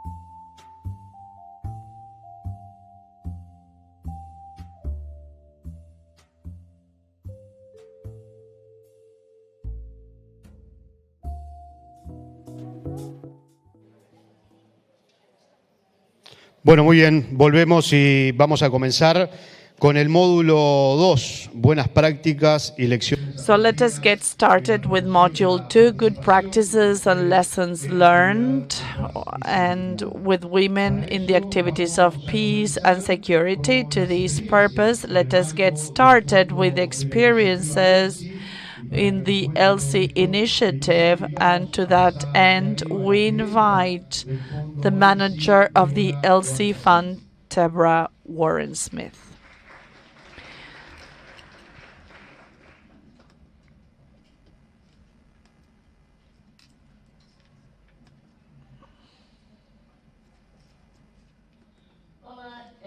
Yes.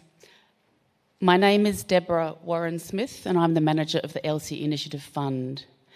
Let me first start off by apologising for speaking in English only. I do actually speak two languages. One is Australian and one is English, so I am challenged in that area. I'd also like to say thank you very much to the hosts, to Uruguay. I have also been here for the last 2 days listening to some very interesting conversations at the preparatory meeting for the Peacekeeping Ministerial, which will be conducted next year in Germany.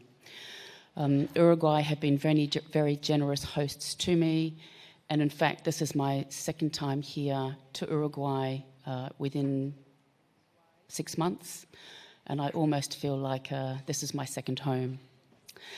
So let me start off.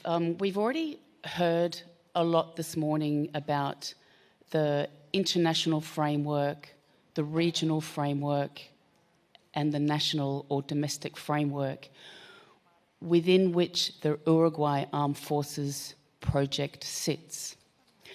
So what I would like to do now is take you through just a few slides specifically talking about the Elsie Initiative Fund itself and what we do and what we have been doing now for the last 5 years.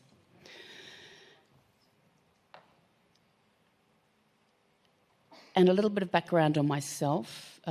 I retired from the Australian military 3 years ago now. I was in the military for just on 30 years, and I've been deployed myself to UNTSO twice, and in the early days it was in East Timor in 1999, 2000, and then again in 2001 and 2002. So I think a lot of those experiences, including my penultimate post with the Australian Army as gender advisor to the head of or chief of army, have really set me in good stead for the work that the project and the Secretariat have been doing and leading over the last 5 years.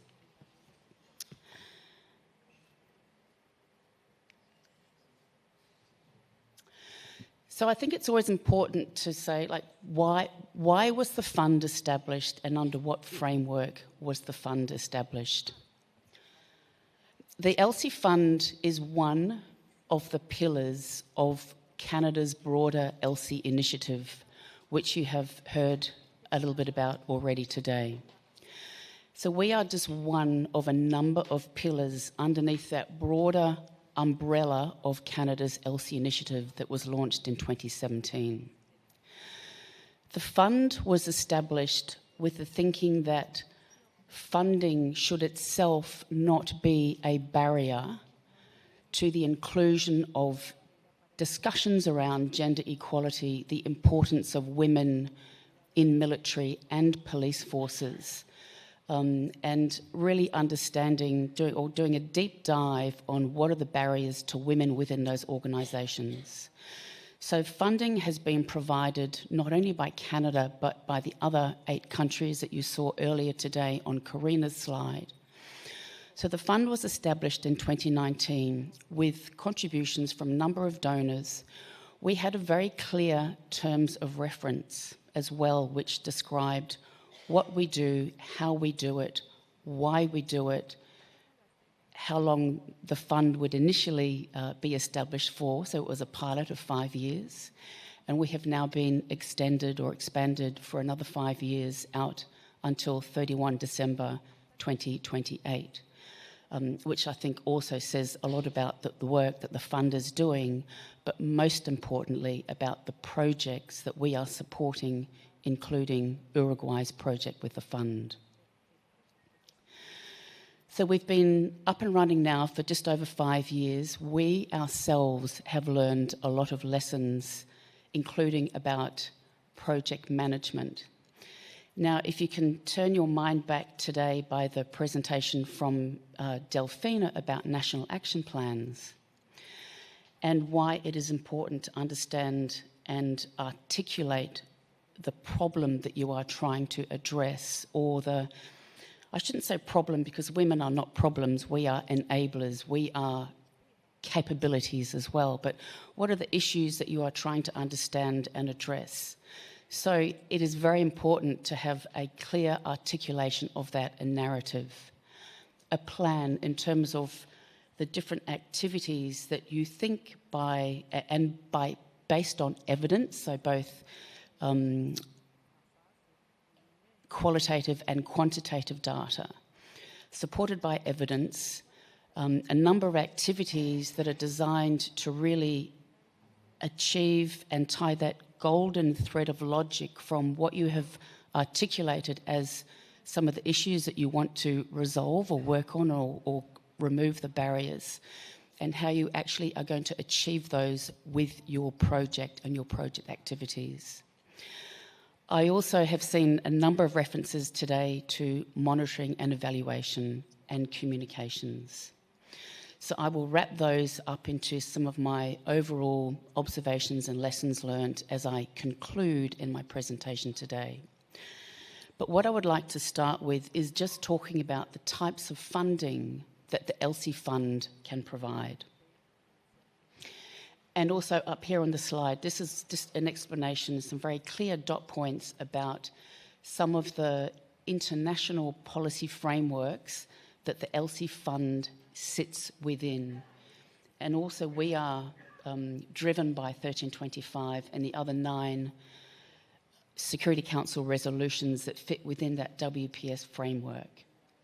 And we are also, we like to call ourselves one of the tools, or a key tool, in the United Nations Department of Peace Operations tool chest of tools that can be really used to implement concrete activities and projects that are really designed to increase the numbers of women who deploy to peacekeeping operations, as well as look to how we can improve the living and working conditions for women so that they are in parity with those across a peacekeeping mission for all peacekeepers.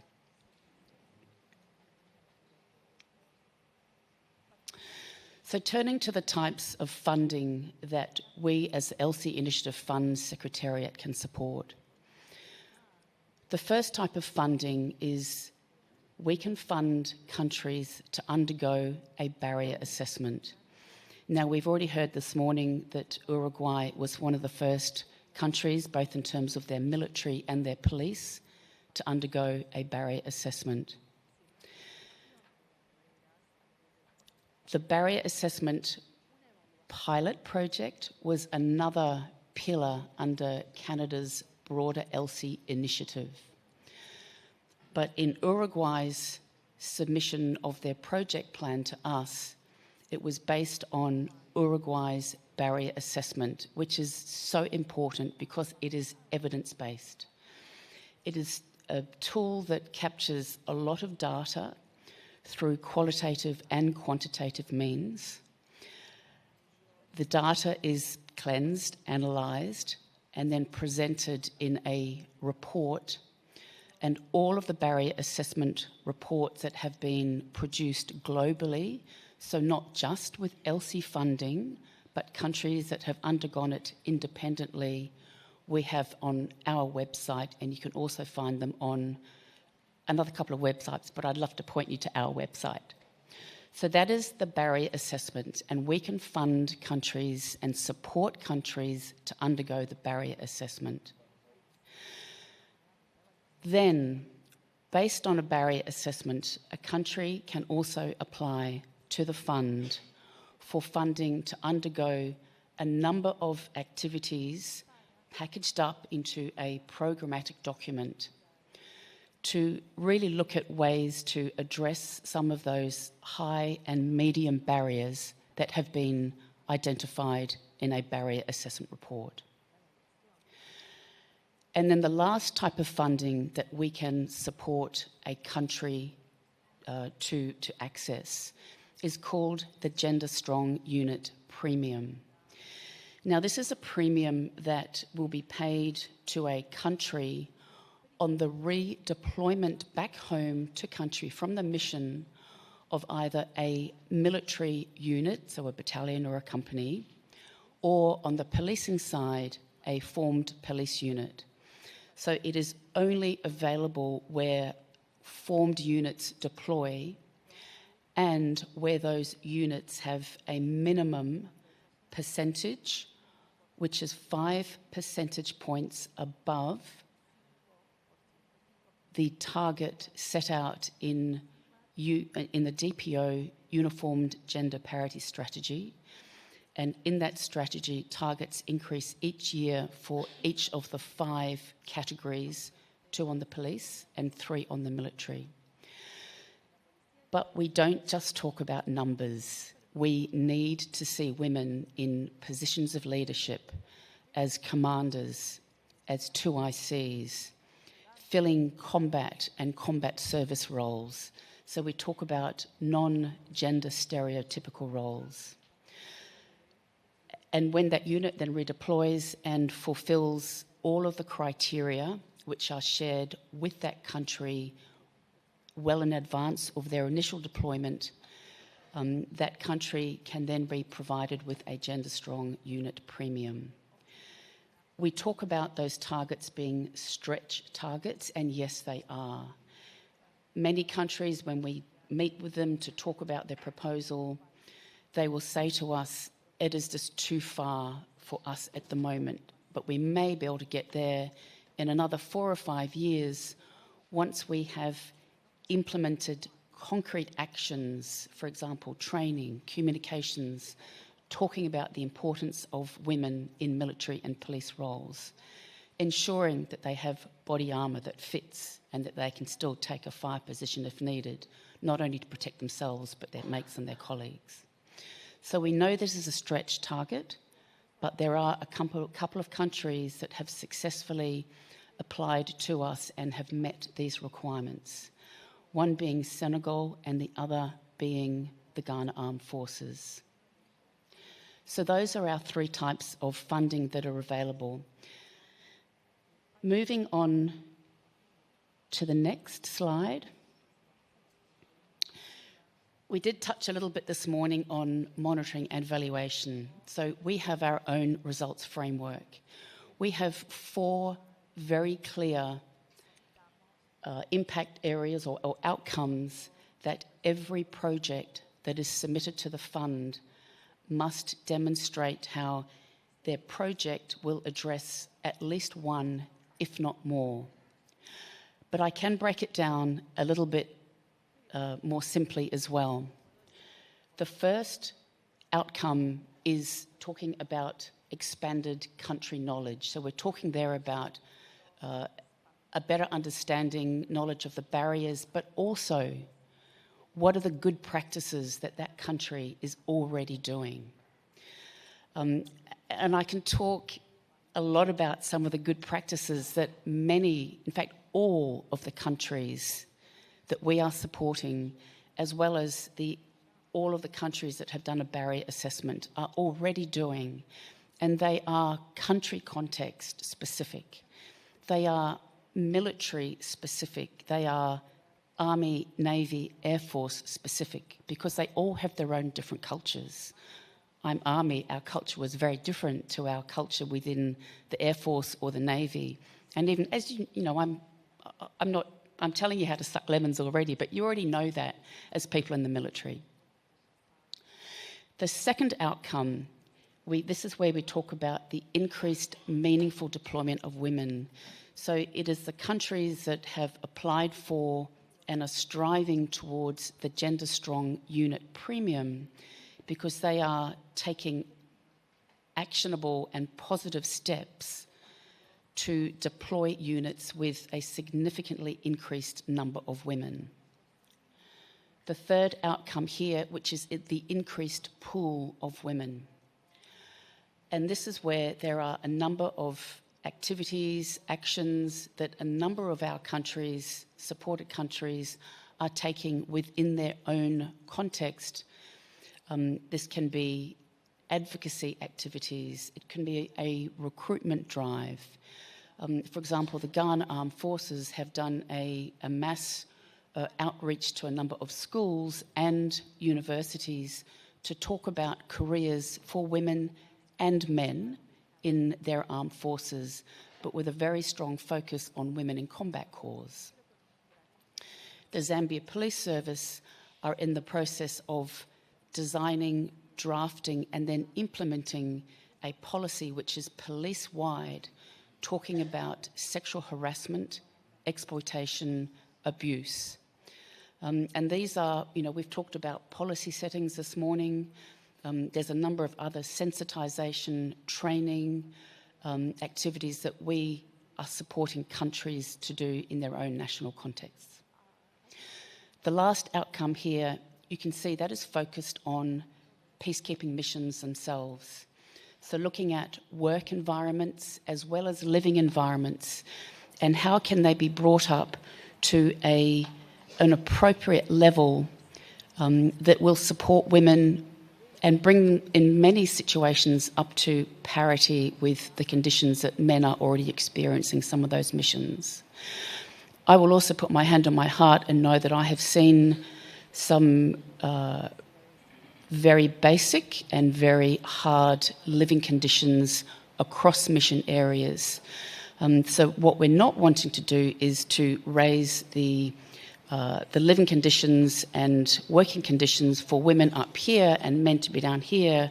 We're wanting to bring them up, so we're talking more about parity of conditions. And most importantly, so that the environment is safe, again, from sexual harassment, sexual exploitation and abuse, and any other improper or poor behaviour that we often and so often hear about women's and men's experiences. And that point touches on Karina's point this morning about wanting to share also those positive experiences to then encourage other women to deploy to peacekeeping operations. You can also see at the top of, and I know it's in English, I apologise, but the top here, the ultimate impact is that the support that the Elsie Fund, through our grant-making facilities, is really looking at accelerating this pace of change. So we also collect lessons, share good practices from a number of our countries when we are meeting one-on-one with bilateral discussions with countries, presenting at opportunities such as this. And I love Jacqueline O'Neill's point about almost forcing people to become a subject matter expert, to become invested and embedded in what you are talking about. So this is the results framework that all projects need to address at least one, if not more, of these outcomes.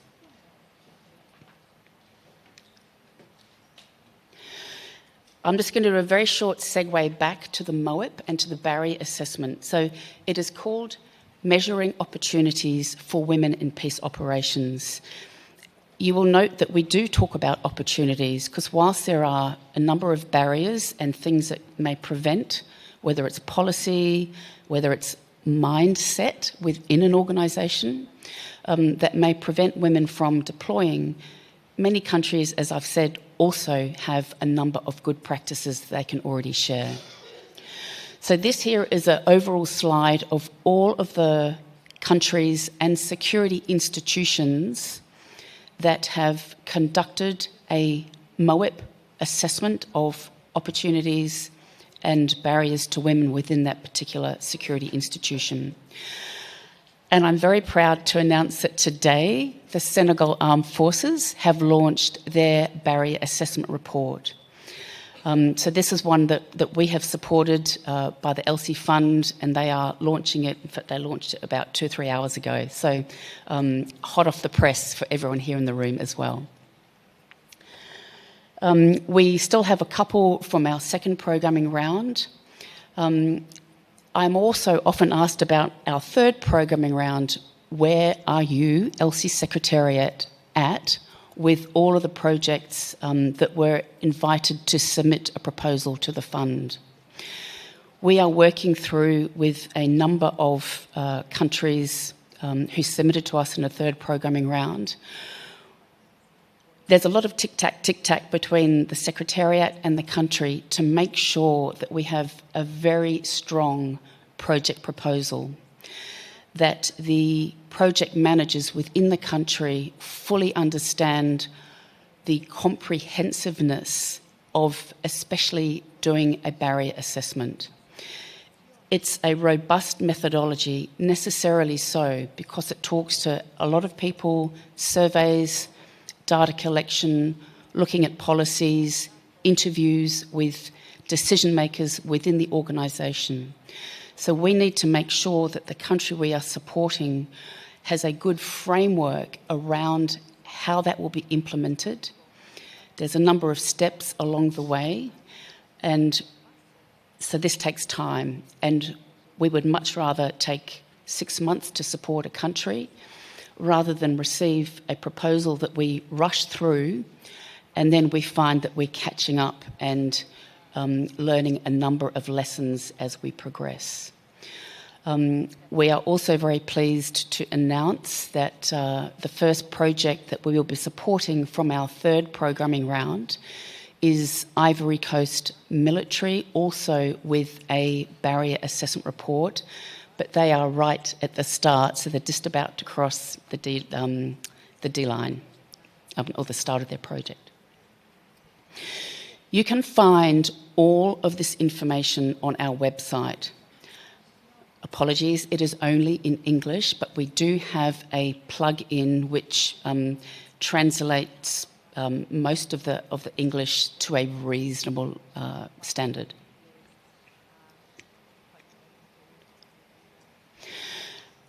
I know we're running short on time, so let me just take you through. We've talked about outcome 1 being the barrier assessments and the MOEP assessments. Outcome 2, I've briefly talked about the Gender Strong Unit Premium, and these are the 2 countries, the Ghana Armed Forces and Senegal Police and Gendarmerie, that we are supporting with a premium, having deployed significant proportion of women, and not just in gender stereotypical roles, but as commanders.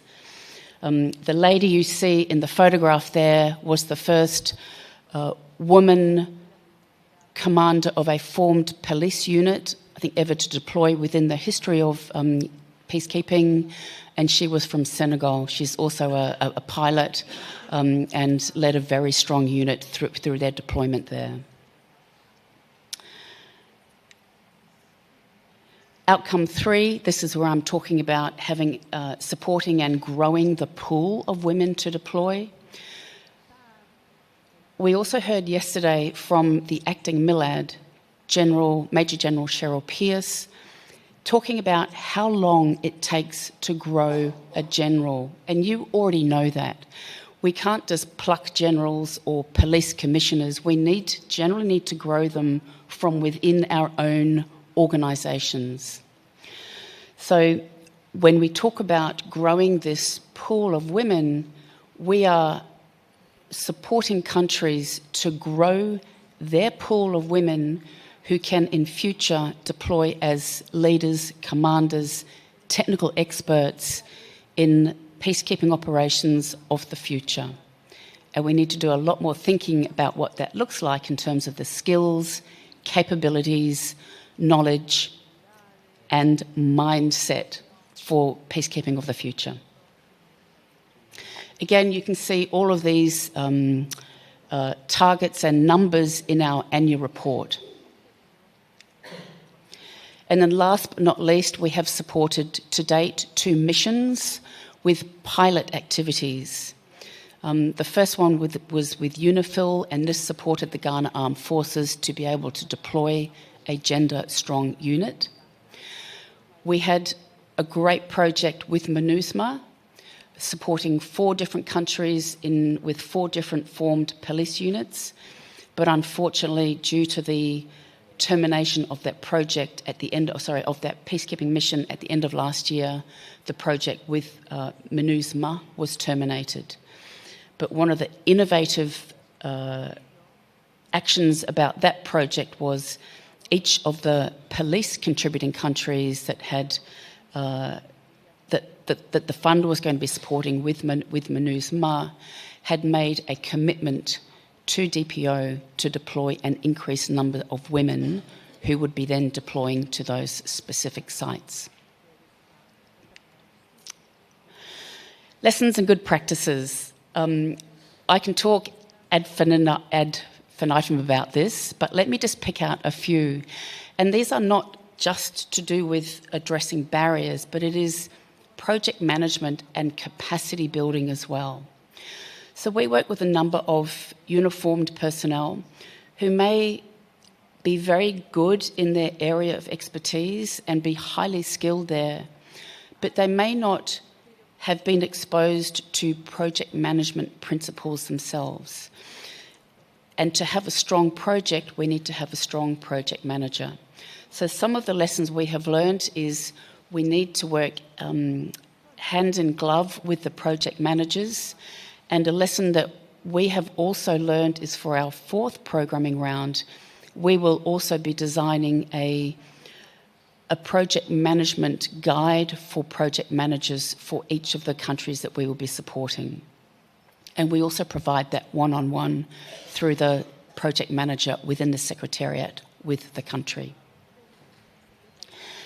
One of the other key lessons we have learned, and again, we've heard it already this morning or saw it on a slide, is the requirement, and it's an urgent necessity to communicate about what we are doing and to make sure that in projects where we're talking about increasing the numbers of women, we need to communicate why we are doing that, the importance of that, how we are doing that, both internally within the security institution, within the ministry, as part of a national action plan, regionally and internationally.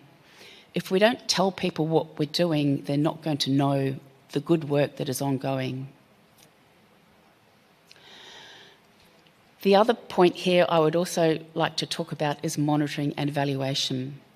So I hold the Uruguay Armed Forces project up as a gold example of having a very strong monitoring and evaluation plan. If you don't collect data that is gender disaggregated on activities, if you don't also collect information from participants about their learning or their knowledge beforehand, their learning afterwards, you will never know how effective your activities in your project have been. So the project plan and the monitoring and evaluation framework that Uruguay Armed Forces project has, we hold that up as a gold standard. The question this morning from Anna Garcia from DPO talking about women in leadership roles, that is a tricky one to address, but there are also some very good practices that we are already seeing. And one of those is really holding our leadership responsible to be a gender responsive leader, to always ask in the front and the back of their mind, what am I doing to support women in leadership within my organisation?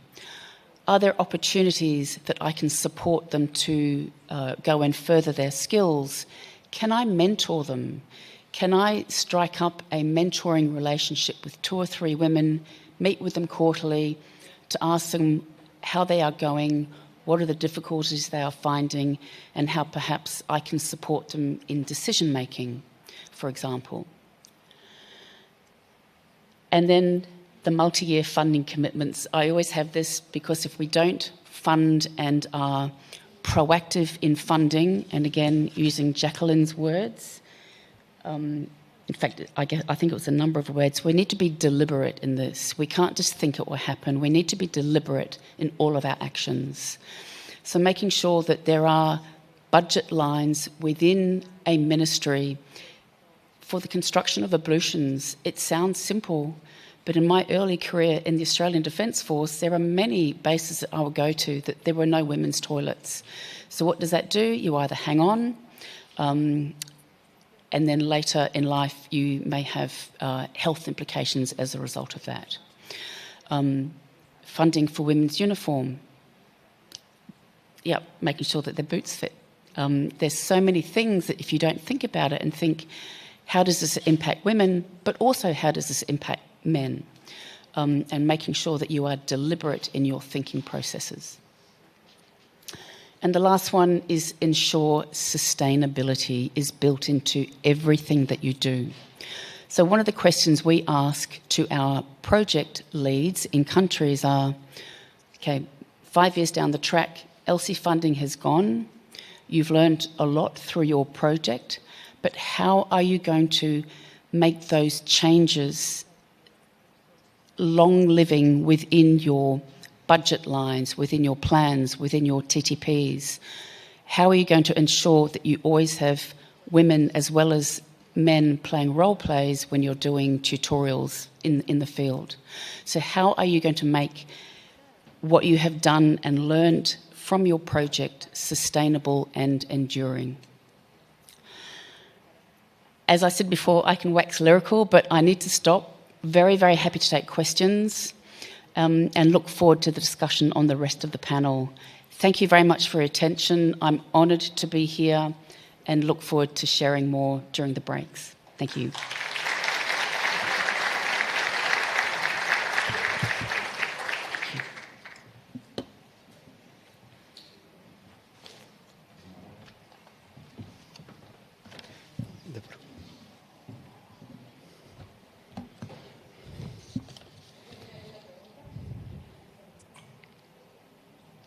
¿Alguna pregunta? Are there any other questions?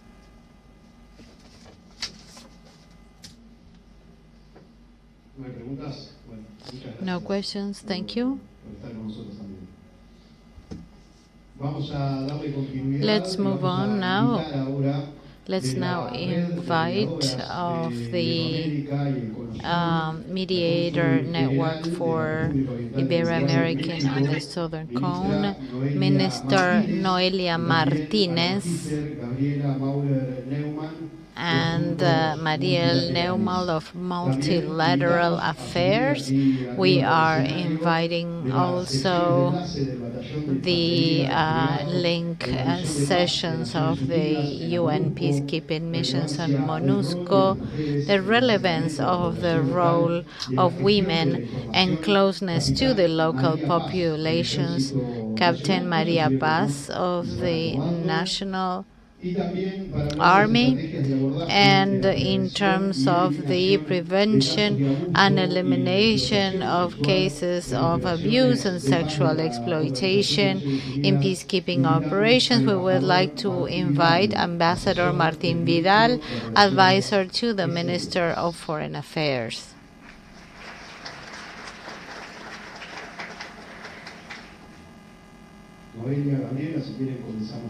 Noelia, Gabriela, we can start.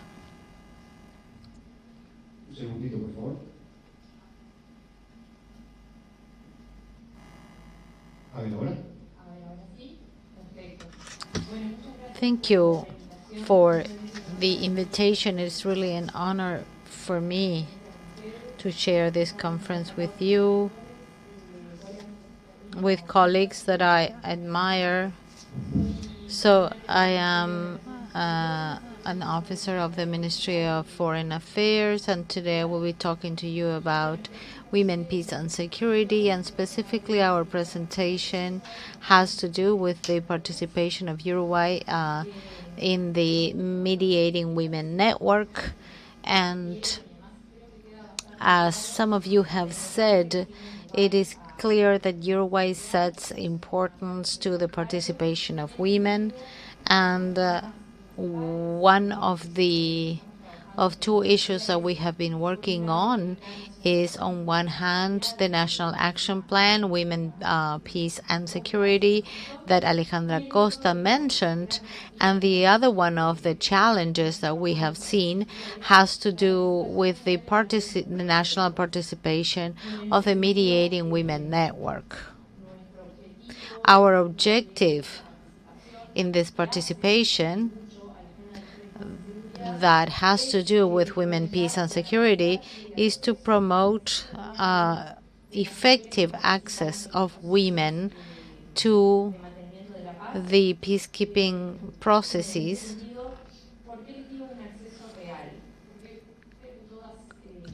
And why is it that I mentioned effective, actual access? Because we have seen that sometimes participating in peacekeeping missions has the characteristic of being mainly a male environment, even though there are many indicators that show that women participation, if this participation is meaningful, is substantial, women participation guarantees that these processes are sustainable. So this Mediating Women Network tries to facilitate women access to participate in these processes, and this is what we wanted to participate in from Uruguay. That is, for those of you who are not very familiar with this network, I would like to tell you that this network works at regional level. The networks are many, and they call on different women that are leaders in their region so they can participate in these peacekeeping processes. And this participation is not just quantitative, as you heard. The idea is not just to compare and to see the participation of certain number of women. We want it to be substantial. That means that the agreements should not only contain the participation of these women, but also they should have a gender approach. This happens in general terms within the framework of the networks, and also at regional level they deal with regional topics, local issues for the different regions. So, to give you some data, UN has produced some research studies, and they show that about only 2% of mediators, 9% of negotiators, and 4% of the subscribers to the peacekeeping agreements that happened between 1990 and 2017 were women. Let me repeat these figures. 2% mediators, 9% negotiators, and 4% of the subscribers to the agreements. So, as you can see,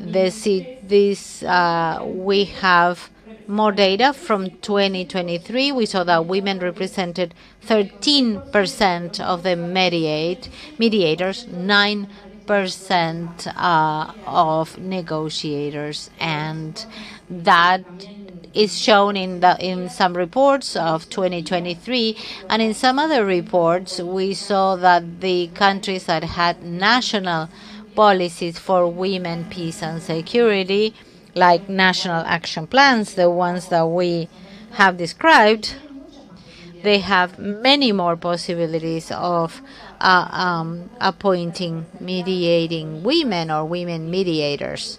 So we can measure this in numbers, we can talk about numbers, but it's always coming back to what we said before. What is the use of these policies that we have and how they reflect on the actual figures? Coming back to the figures, from 1990 to 2023, the numbers of mediators and subscribers increased by 10, by 12%, so the increase has not been significant. And we believe that the activities and action plans are essential to be able to approach these problems. We see that women continue to be excluded from peacekeeping processes, and they still don't have decision-making power. As I said, these are UN data. You can have access to them through them, and they are also available through non-government organizations. And in order to approach this, Uruguay decided to join two mediating networks. On one hand, the Southern Cone Women Mediators Network, and more recently we have joined the network of women mediators in Ibero-America. These are two networks that have very different characteristics with different regional contexts, and we have been very active in both, and we believe that our participation has been successful. We wanted to improve the capacities of our negotiators, of our mediators at diplomatic level and at other levels, and at the level of the civil society. We believe that this is the appropriate action to provide more participation to our experts, and that this is also along the lines of sustainable peace, because as you know, this is based on conflict prevention, and it's also a part of sustainable development and human rights. As we saw in the figures, the low participation of women in peacekeeping processes is similar to most of the regions, and this is why we have created networks in all regions of the world, regardless of the level of conflict that they had in the regions. Even if, fortunately, our region does not have international conflicts, our women negotiators and mediators do participate in these international conflicts and in global conflicts, and this is why we wanted to contribute to their training and participation with other mediators of the world so they can continue to learn. In this sense, I wanted to start then with this and to give the floor to Noelia Martinez. She's one of our mediators. She represents us in the Ibero-American network. We have two mediators in the network, Noelia from the Ministry of Foreign Affairs, and we have an officer from the Ministry of National Defense. So the Uruguayan participation that is here is very well represented. So Uruguay's representation has a more international profile. Both of them have participated in international mediation and negotiation instances. And our perspective is that the mediators in the Southern Cone has a more internal profile, so they can be working for a government organization focused on the peace of the communities and participation of the civil society. One of the lessons learned that we have seen is that intergovernmental integration of the civil society is what brings these mediating women to participate in the conflicts. So that participation then is diverse and very variable. So, without further ado, I will give the floor to Noelia and she will speak on behalf of the Ibero-American network of women mediators. Congratulations, Karina, on the conference and everything that you have done to facilitate my presence here. Right now, I am a member of the committee of experts that work within the framework of the Women Mediators Network. In July, we created a committee integrated by 17 women of the network. And Valeria is here with me. She has participated with me in all the activities. And using the Ibero-American structure and UN Women, together with Delfina and Bautista, we have participated in the training that has been offered and that led to the activities that we have developed that has to do with receiving training so as to carry out mediation activities in the region and outside of the region, and also as a network to exchange experiences with the other experts. Gabriela mentioned that this network is integrated by government representatives, civil societies, and we all come from different areas: diplomacy, human rights, transitional justice, sustainable development. And we tried in the activities that we've had, in the activities online that where we participated, it's important to get to know our expertise, to learn about our background, and to build a relationship of trust so that we can generate a directory of experts, of negotiators that we can resort to in the region, and to have those mediators well identified so they can be part of the directory and receive the necessary training. I would like to mention too something that came up in the network that in terms of the participation of the civil society, and is that in the network we had similar doubts as the ones that we had in the action plan at the beginning. That is, what can we contribute? How can we contribute to these negotiation stances? What is our added value? Because usually we end up talking about Colombia and the women participation in that conflict.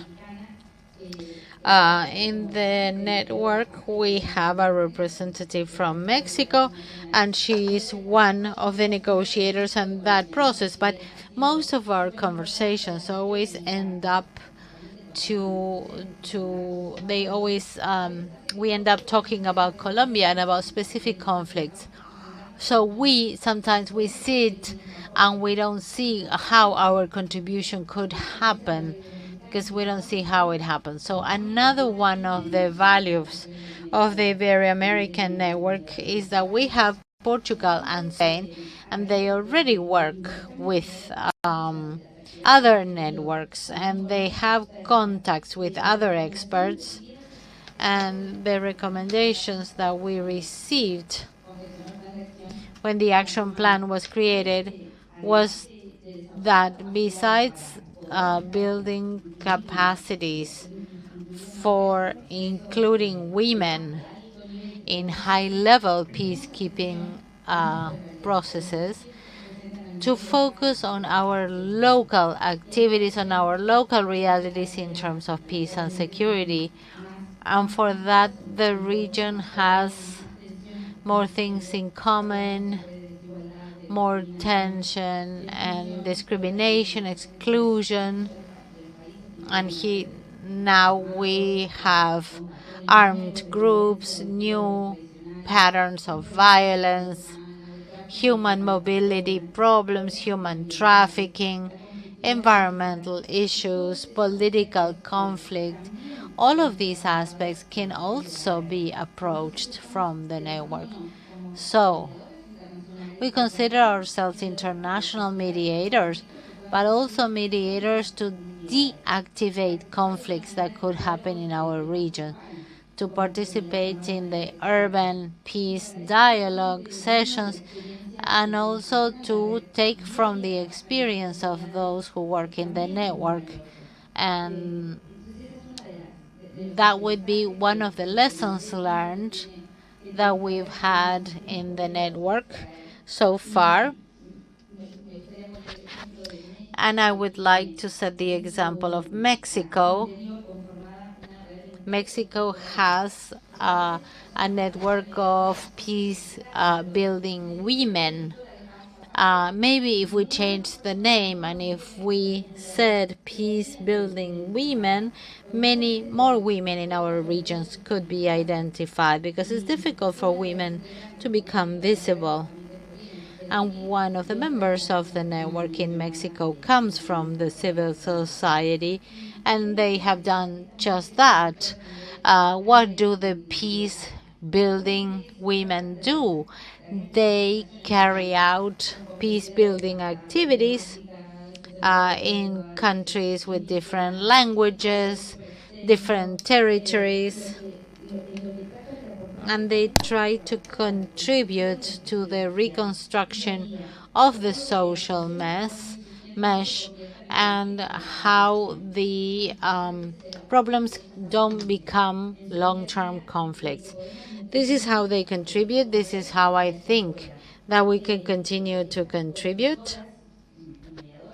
And these mediators, what they do is that they build bridges between the local players, the government players.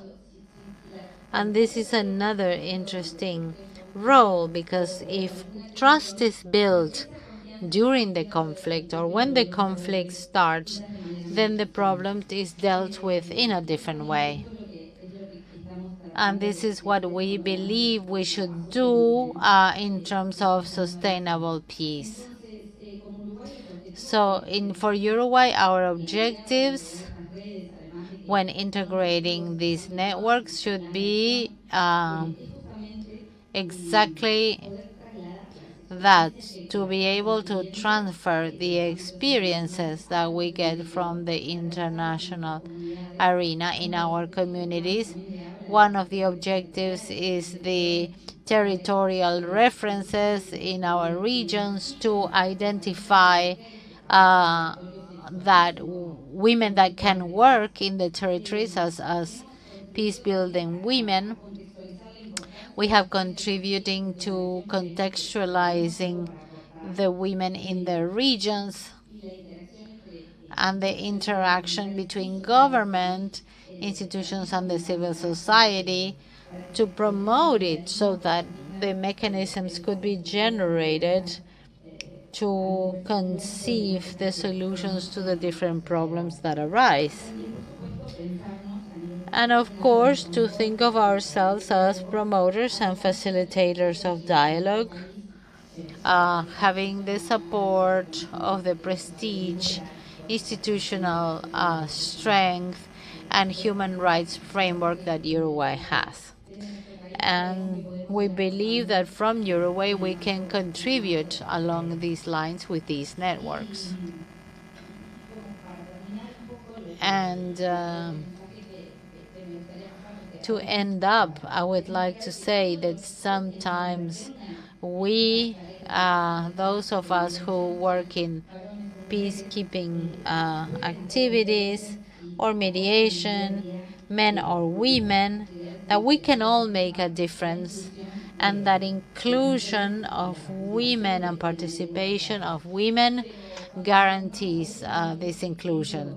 So when we wonder what is our contribution, what is the contribution that women can make to these processes, I would like to say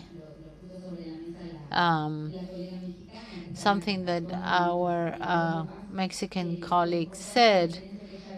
The difference is when women can get closer to the different players, when they can build trust, and when they can later start dialogue. Mexico does not participate in the negotiations itself, but it has the role of facilitating dialogue among the different parties. And this is something that I've heard other women say, how in the little activities or the smaller activities that they carry out, this getting close to the communities facilitates dialogues and prevents conflict when we are able to see early signs, early warning signs that enable us to take action on time and avoid conflict. I think that we are walking in that direction. This is a long journey, but we do believe that there's much to be learned and that we, the experts, can contribute in different ways. So that would be the end of my presentation. Thank you. Thank you, Noela and Gabriela. It's time now to listen to Captain Maria Paz from the National Army.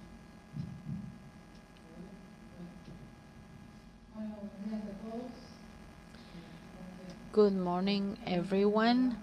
Thank you for inviting me to this presentation. I will make an introduction of the liaison team that belongs to the infantry battalion. And as of 2010, when we received the POC civil protection mandates we started to become aware of the fact that the liaison with the populations, the local population, was important. Not only because we were closer to them, but because women participation was increasing.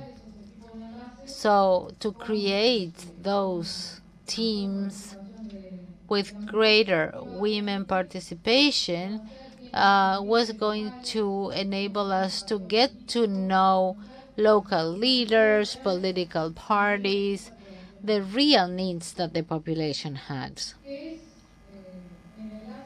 What is then this interlinking liaison interaction team? Is exactly that? It's a liaison between the forces and the local population. So this enables us to get to know the players better. It improves the relationship with the community.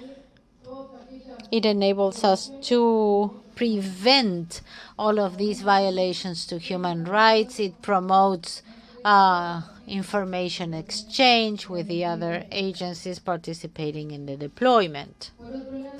On the other hand, the liaison team itself is one that promotes or facilitates the exchange of information for the operations, and it also enables the exchange of communication for the different parts of the mission. This information is social, that is, we want to get to know the health and the realities of these communities so as to provide information to our battalion commanders. The mission of these liaison teams is to get to know the situation better, to map the operational area, to identify the vulnerable areas of those populations that are at risk. The main tasks that this liaison team has, as I said, is to establish or set up dialogue with the local populations, to collaborate with the human aid teams collaborate with other parts of the mission to keep contact with the leaders of the community and to get closer to them, especially in the mission areas in the Congo, for example, where we as women are able to get closer to their local populations as well, because leaders always tell us what they told us, what they can tell us, what they saw, but women and children usually talk to us, and they can provide very valuable information about things that are about to happen and that we are not really aware of these things. And I will wrap up by saying that as a member of the armed forces, we need to become aware of the importance of these liaison teams, not just because they are in charge of the liaison, but also because the participation of the members of this team, besides the fact that they are soldiers, they need to have specific qualities and capacities to be able to continue to work as in this liaison team. So that's why I understand that the profile has to be such that, for example, it needs to have cultural awareness, to understand the role of the culture and the society where we are deploying. We should understand the language. Language skills are sometimes very important.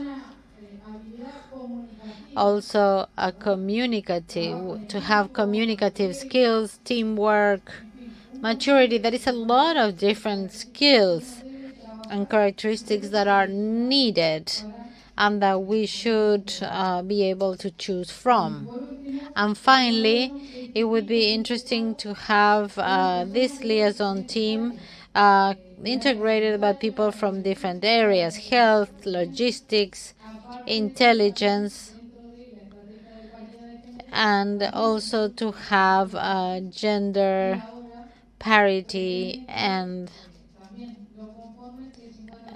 to have 50% of women working for these liaison teams, so as to have access to closer information. Gracias, Capitán María. Thank you, Captain Maria Paz from the National Army. Let us invite Ambassador Martín Vidal, consultant to the Minister of Foreign Affairs.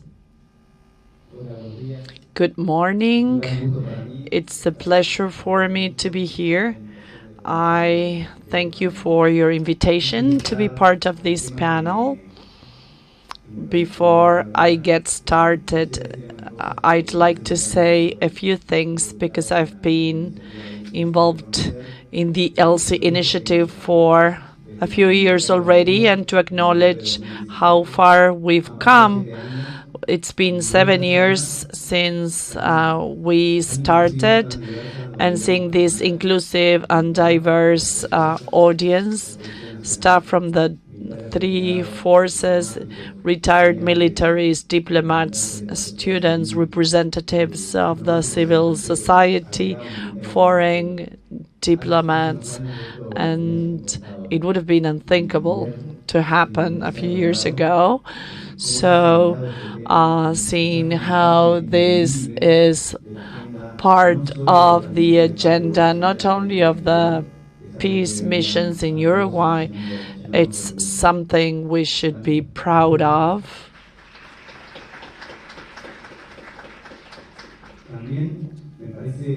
Also, I think it's important, Karina, don't leave. I want to thank what you're doing. I thank you for what you're doing. I'm sure it wasn't easy. The decision you made, I was about to make a decision like yours last year, and we've known each other for a long time, so she will allow me to say this. And something that I've always liked about you is your open mind. And we prepared this event with you and Alejandra Costa, the open mind to listen to one another. And I think that what you achieved is great. Those who wear a uniform and the diplomats here, we need to understand we're not isolated members. Each one of us thinks about how to increase this number. I think we're all in the same boat here. This is peace and security at the international level, human rights, respecting the rights of women and children, and we all contribute. This is way greater than what each one of us does. And when Noelia was referring to early alert, it's you who wear a uniform, who warns us, who contributes to making peace sustainable. It's those who negotiate the peace agreements. We need one another. We thought that this could be a door to work together, and I think we are achieving this. And this is important both for the national awareness that we need something to contribute from this latitude. It's not that I'm saying this to avoid moving on to what I need to refer to. This is an extremely sensitive topic. I think it's worth referring to abuse and sexual exploitation.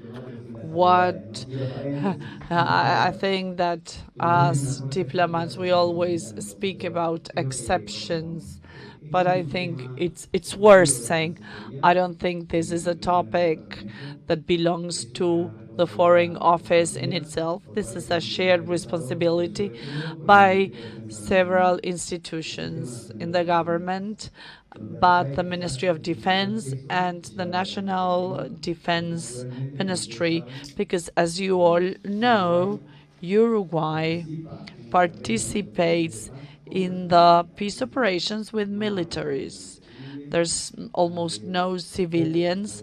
There has been very few members of the police, and it would be good for them to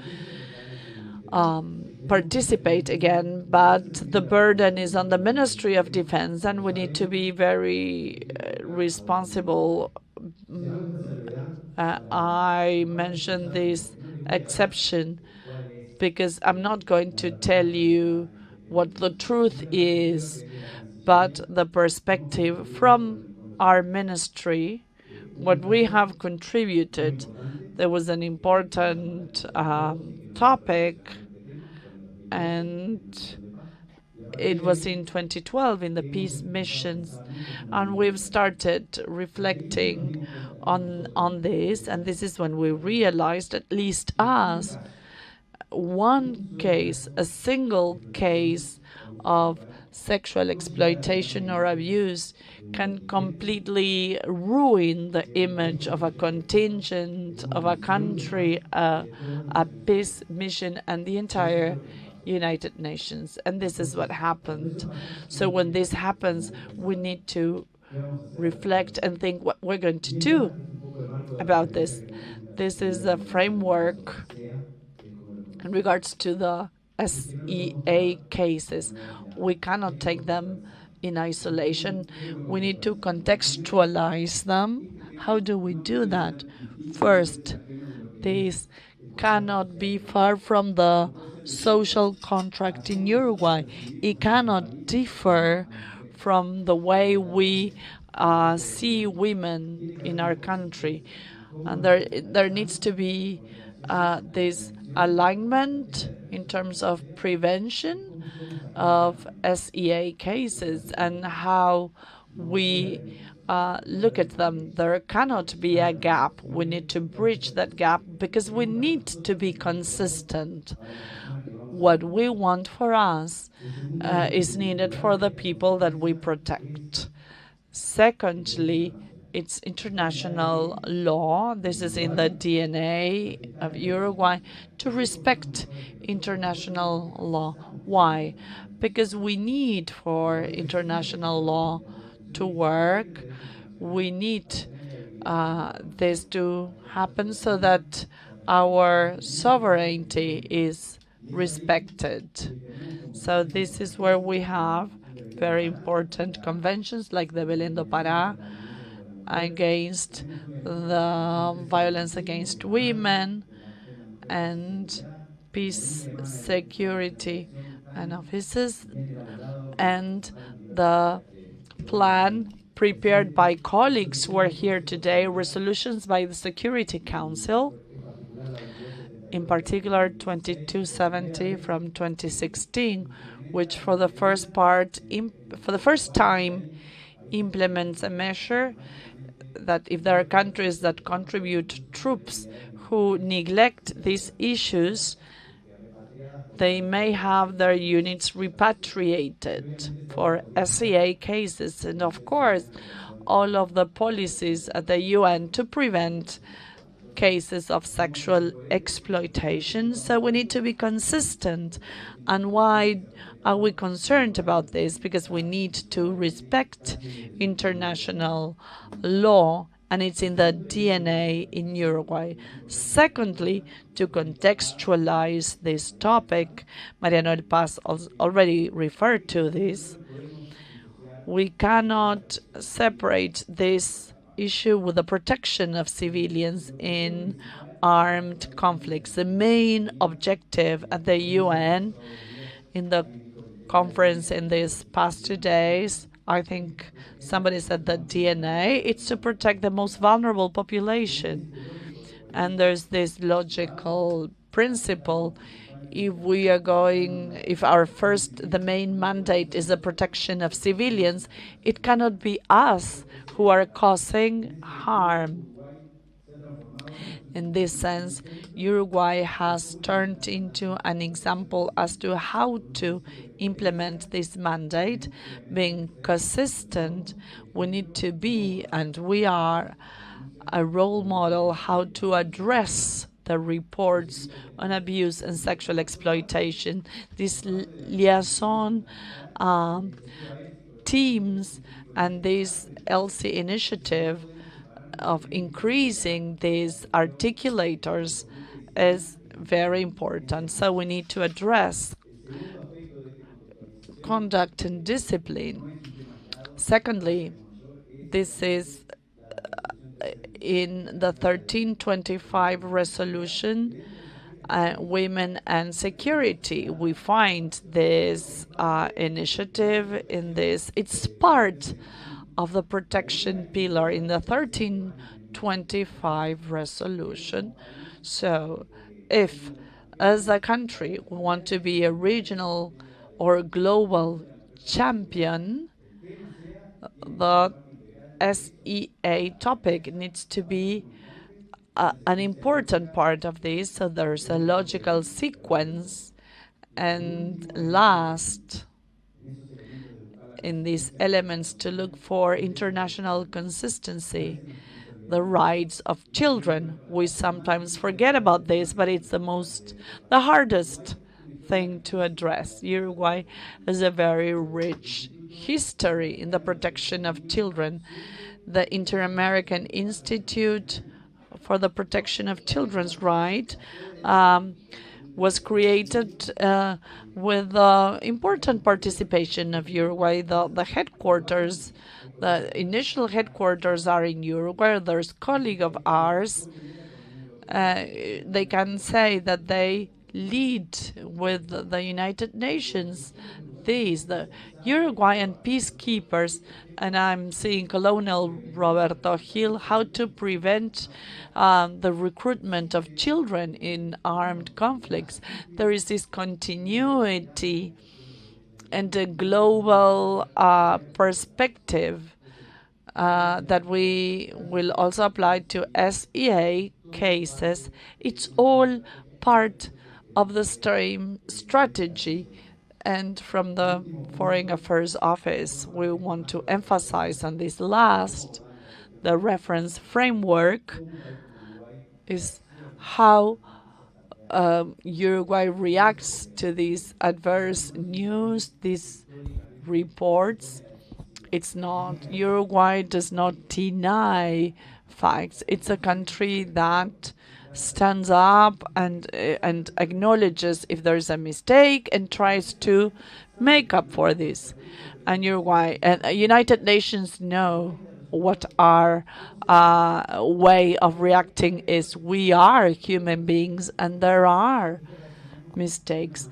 What do we need to do? It's to react in a way that it can be a model for our country and other countries. And this is what's happened in Uruguay. And from it, preparing the protocol for action, how a country that contributes troops should react to these reports or accusations, and these make me feel proud about this. In order to for preventive options, the more transparent we are and the more we talk about this and the better research or investigation that we conduct when there's accusations, the better it is.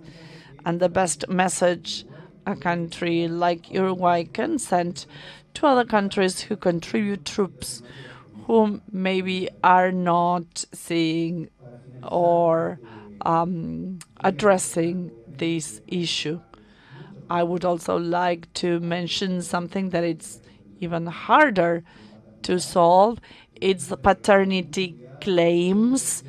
This is something that we need to be careful about. There's important legal limitations at the national and international level.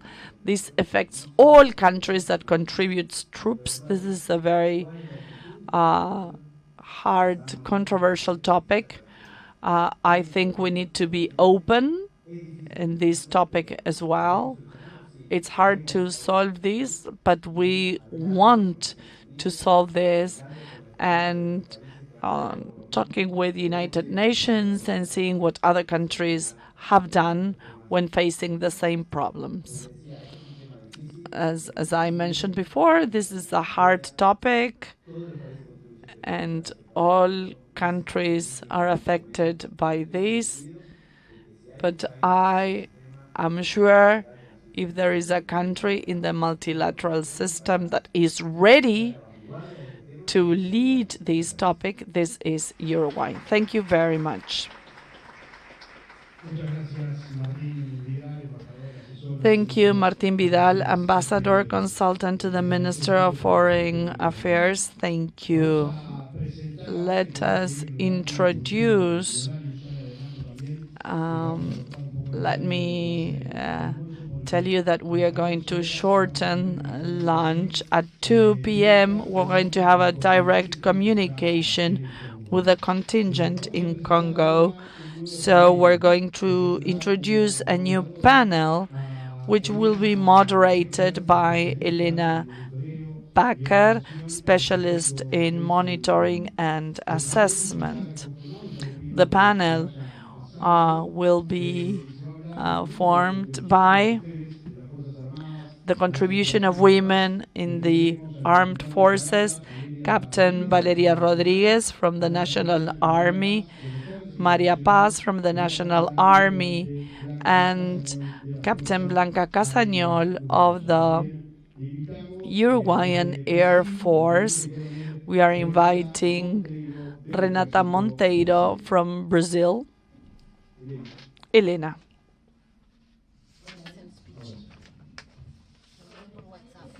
Hello. In this panel, we are lucky to have a wonderful bunch of panelists, and let me introduce each one of them. Your names have been mentioned. Captain Valeria Rodriguez from the Uruguayan Army. She was deployed as United Nations in Congo. Captain Maria Noelia Paz. She presented before from the National Army, 2 deployments in Congo, and as an engineer, and in Golan Heights as an officer. Blanca Casagnol from the Air Force, 1 deployment in Congo Republic as part of the contingent, and a special guest, Renata Monteiro from the Brazilian Army, who was deployed in the United Nations mission in South Sudan as an observer, focal point, gender focal point, and liaison. United Nations and several actors work towards the increase of women in the identification of risks in the prevention, resolution, and consolidation of peace. In Uruguay, the Elsie project points out as a recent initiative to promote female inclusion in peace operations. Even if this is short, I invite you to reflect upon what we will discuss and to prepare your short questions, because there will be a space, an open space for dialogue towards the end. I would like to introduce the panel again with the same question for all of you. How have you seen the evolution, the role of women in peace operations since you started? Valeria? Good morning to everybody. First, I'd like to thank for the invitation. It's a pleasure to be here for the second time. And if I respond to your question, in Module 1 with Karina's presentation, there was something that called my attention. We started our peace operations in the 50s, but not until the 90s that women were included in peace operations. And this is quite significant and surprising to me, that 40 years needed to go by to see women included in these peace processes. As an organization, the armed forces needed to include women, and this had a process until the 90s. Our organization is part of a society and also part of a process and changes that take place in our country and in the world. And this was achieved with institutions and movements that helped women gain certain spaces in peace processes. This is why in the 90s, Uruguay started playing a supporting role in administrative tasks. These were our pioneers who showed us the way. They had a great, played a very significant role because they opened the space to us. After that, we were able to move forward in more operational roles, and we are ready for that, those of us who are part of the armed forces. And even if these changes have been quite beneficiary to see in the conflict areas, as other presenters mentioned, in these mediation roles and direct contact of the local population, building bridges in these communities with these women and these societies that are marked by conflicts. So I think the role of women is extremely important in those positions to ensure and protect human rights. And I think that our way has been shown, and there's a lot we can do, and we have made progress. And And I think that we need to understand that the women at the armed forces are no longer part of the observers, but rather the builders and constructors of peace.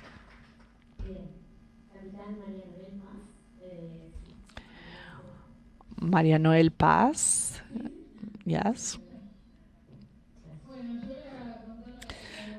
So I will refer to the evolution from my personal experience. As you were mentioning before, there's two deployments in my history. Congo 2015, 2016. I was a young officer. It was my first mission. I worked as a head of section in charge of 30 men, and I was a part of the combat engineers. Imagine those men who I had recently met. Many of them had their experiences in missions. They needed to go with this young lady who had never been on a mission, and she was the leader, and she was the one they needed to report to.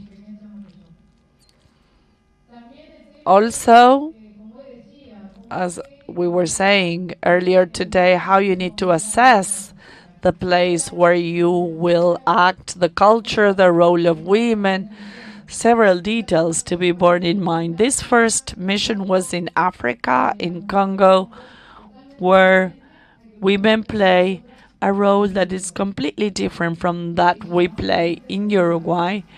Basically, they are in their home. They, they take care of children and maybe a small crop. Many years after, I had the chance to be deployed again in a different context. This was in Syria, an Arab country, mainly Muslim. My Congo experience would tell me what a mission was like, but my role was different. I was a liaison officer. I was part of the articulators. I was not working with Uruguayans. Of course, there is a contingent from Uruguay, but I was working in the headquarters of the mission. So this learning about a different culture, different interactions, and in a place where women play a different role as well. And something that caught my attention in my two missions is that the gender parity strategy was implemented in between my two deployments, and I could witness the evolution in the role of women. When I went to Congo, there were maybe a couple women in the headquarters, but they were mainly the nurses. They were I wouldn't see any women, and least of all as leaders. Unlike this, in Syria, I could see an increase. Those of us who were in charge of decisions, including the deputy force commander, was a woman. She was from Ireland and from Ghana. So you can see how these practices are not only in paper, this is something that you see it in practice. So before and after, I could see the increase in the leaders' change and all that has to do with women in this process, how it evolved and how this is seen in the mission. Captain Blanca Casañol.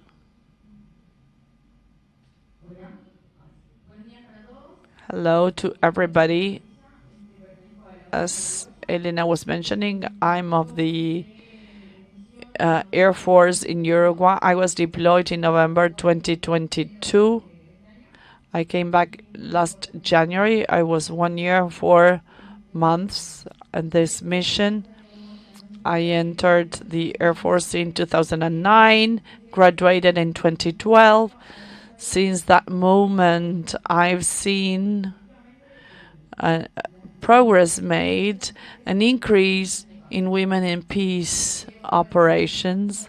I will tell you from my personal perspective, as I was part of the last contingent, it was important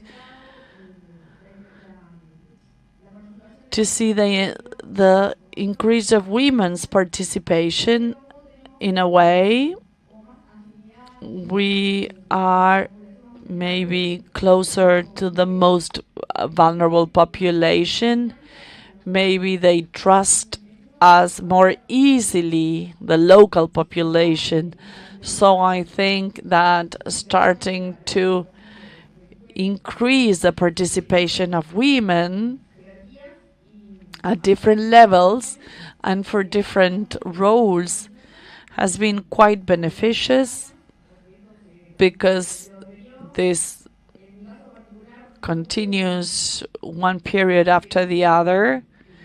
In my case, I didn't see any negative experience from comrades, and I've heard about very positive experiences from our colleagues. So I think that continuing our participation is quite beneficious, quite positive. Thank you. Thank you. Lieutenant Colonel Montero has the floor. Good afternoon. As I will speak Portuñol, a different language. That was a joke. It is a pleasure for me to participate in such an important initiative.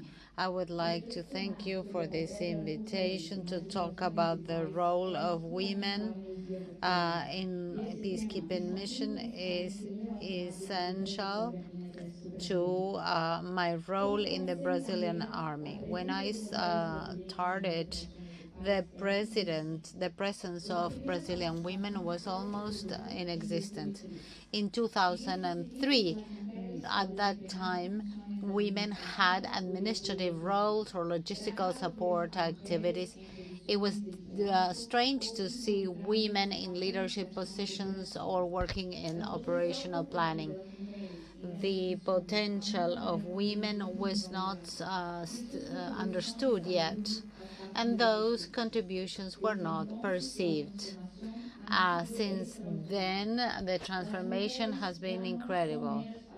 Women are not just participants in peacekeeping roles, they have significant roles. For Brazilians, this evolution has been very significant, and as a woman, it is my pleasure to observe these changes and to know that this represents not just a professional achievement but also social progress. The capacity of women to connect with the local communities in conflict zones has been recognized as an essential component for peacekeeping missions, and it helps to bridge these cultural gaps and to promote trust. So a trust that maybe men cannot achieve. However, I would like to say that I believe in mutual support and the support that the mixed teams have had. And from my perspective and my experience on the field in southern Sudan has shown that the results obtained in the patrols where women and men work together were much higher than those obtained by male-only teams. I could witness some of the most inspiring moments of these activities, to see Brazilian women fully recognized for their contributions.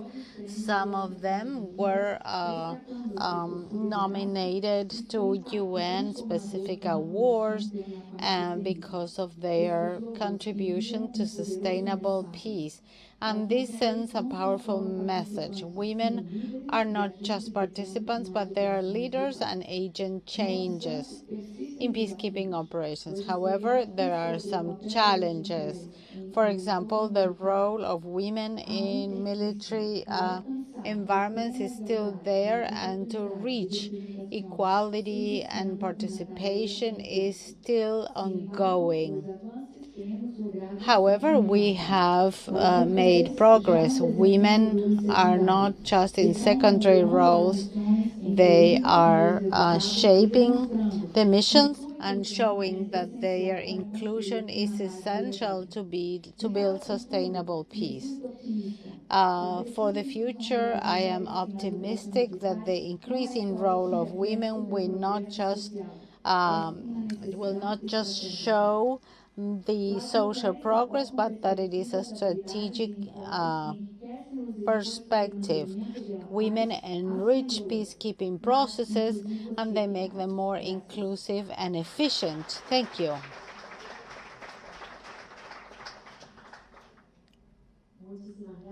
Thank you, the four of you, for the first question. And I would like to thank you for you specifically decided to be part of this feedback. Let's go to the second round of questions. Thank you so much for respecting the time. Captain Rodriguez, from your perspective, what characteristics should an effective leader have within the framework of peacekeeping missions? This is an interesting question, and it makes me go back to 2018, where I was working in the UN Joint Staff in Congo as a coordinator of the operations department. And it was quite a challenge because I was leading a group of people that was very diverse. As we know, peacekeeping operations are multicultural spaces where different cultures overlap and where different ways of thinking also happens and different ways of working. So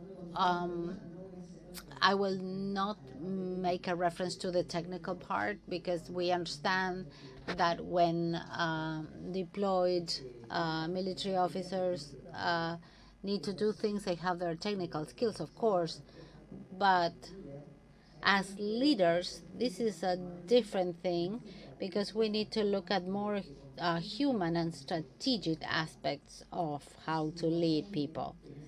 So it is important that in this group there is full trust, that there is full loyalty, and that can be earned. We can work on this every day. So those people that are working with you understand that if they have a problem, they should be able to resort to their leaders.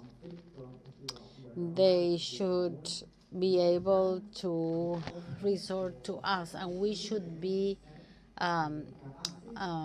aware that we should be able to manage our time differently depending on the changes in very complex environments of conflict, and to generate that link, that communication among the different cultures. Also, as leaders, we should empower those women and men so that they could carry out more competent activities in the leadership area. So I see that sometimes women have an inspiring role, and not just in the local communities, but also among peers, those peers that work with us and that work in peacekeeping missions. And it is important to bring this inspiring role to our community in Uruguay. So the role of this leader in that space of the peacekeeping mission is very important, and it is a great challenge. And sometimes we don't realize about this until we are in the mission itself. And we should be able to promote human rights, international legal frameworks, and the UN principles in the peacekeeping operation missions. Thank you. Thank you. Captain Paz, could you share a moment or some moments during your mission in which you felt that your perspective as a woman made a significant difference? Firstly, I would like to share an idea with you that I share with everyone that I work with or wherever I am. I understand that we must be respected and valued for our qualities and capacities, and not just because we are women. I am proud to be a woman, I'm proud to be a military officer, but I would like to be valued and considered for my skills, for my expertise, for who I am, and for the things that I can contribute with, and not because I'm a woman. So I don't want to have a position because I'm a woman. This is something that I would like to first clarify.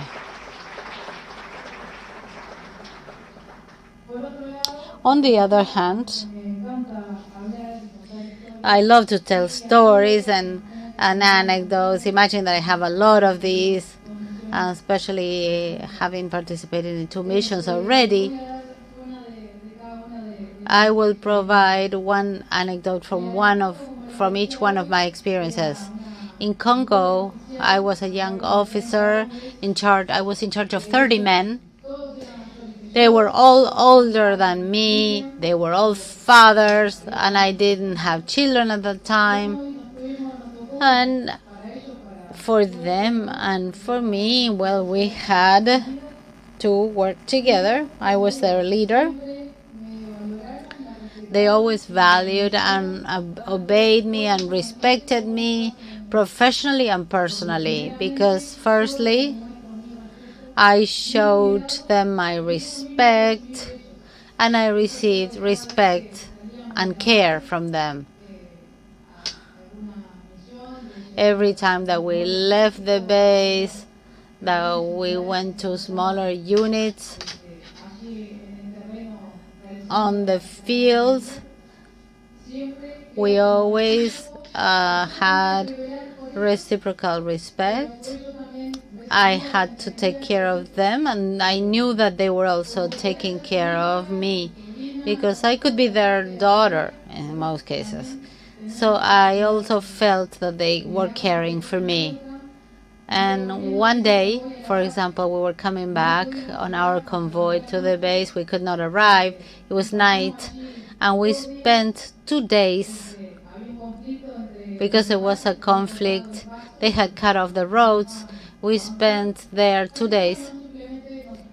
I was with them. We built our tents and we waited.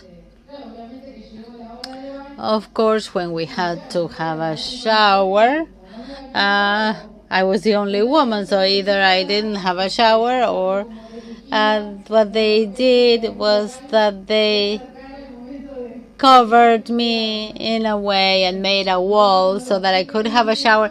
These little things that really show that we had a community that is part of our culture, that men, and this has nothing to do with being male chauvinistic, usually the role that males have in Uruguay is to protect and take care of women, to consider them, to let them walk first, to get on the bus first.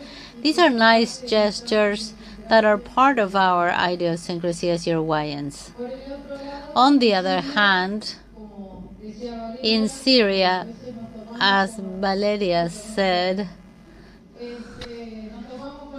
we had to live in multicultural environments. In Syria, a Muslim country with other countries of the mission,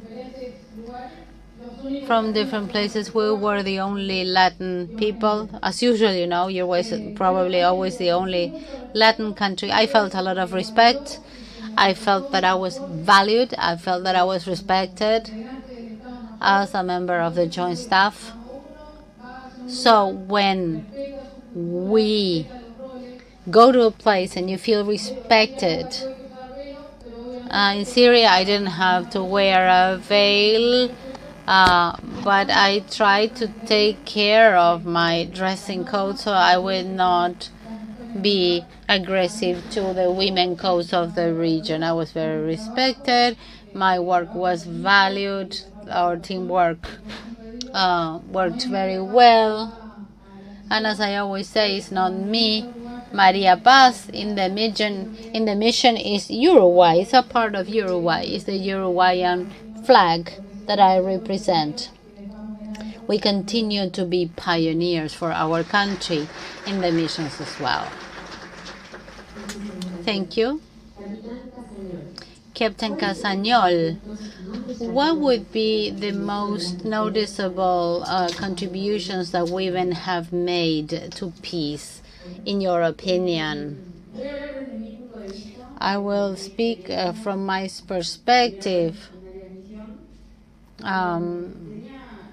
The first time I had different missions from other women. When I went to my first mission, I had stories that they had told me. And they had shared that we had to take care of women, we had to take care of children, we had to help them for as long as we live there. And actually, when we are here, we see it in a certain way, and when you're there, you see it very differently, and you see what they need. So, of course, when you're there, you want to help everyone, but we can't because there are too many. And what we can do is just to leave some seed of support so they can benefit from it. So in my contingent, we helped orphanages with other deployed officers. We had different activities where professionally it was very useful and beneficial for all of us who participated. And I think that because we have this closeness and this direct relationship with women and children, I understand that it's very beneficial to use that communication, because as she said, we are not us, we are a country, we are representing a country, a flag, and if there's anything that we do that is not right, this clearly represents the country. So I believe that to implement the participation of women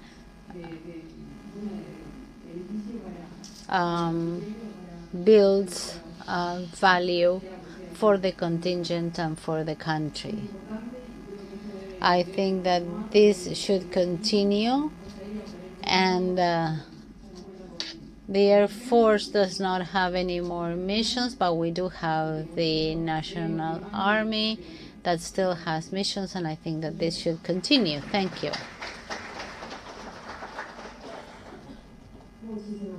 Thank you. And finally, Lieutenant Colonel Monteiro. A last question for you. If you could send a message to the young girls that are considering to join the armed forces or participate in peacekeeping missions, what would you tell them? I would encourage them to join the missions and the armed forces. I think that women's contribution is essential. Their participation has the potential of generating a deep impact in the global peace and security efforts. Women have a big differential, that is to provide perspectives and qualities to the military activities and peacekeeping activities. Empathy, adaptability, resilience, trust building are especially important when we work in complex environments that are challenging. These skills are essential to interact with the local populations, to solve conflicts, and to rebuild communities affected by wars and instability. Their voice, perception, and focus can bring more sustainable solutions. To participate in the armed forces or peacekeeping missions is more than a career choice. It's an opportunity to serve a bigger purpose and contribute to significant changes. It is a way to develop skills and leadership and discipline, personal growth, that will change not only their personal lives but also their characters and resilience. As women, they will have the single opportunity to break barriers and inspire others.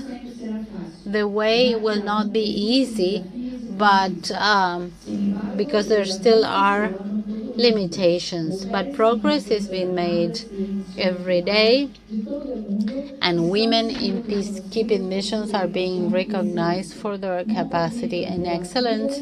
So don't let doubts or social expectations discourage you in this gratifying challenge. You are part of this progress, and your presence is essential to take on this role and to represent your country with pride. It will be a symbol of empowerment for women around the world.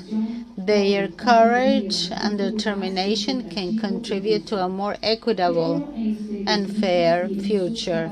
Believe in yourselves and in your skills. Everything depends on your personal effort. The armed forces están evolucionando in peacekeeping missions are evolving quickly, and women like you have everything to be part of this change. Take advantage of this opportunity. Join us.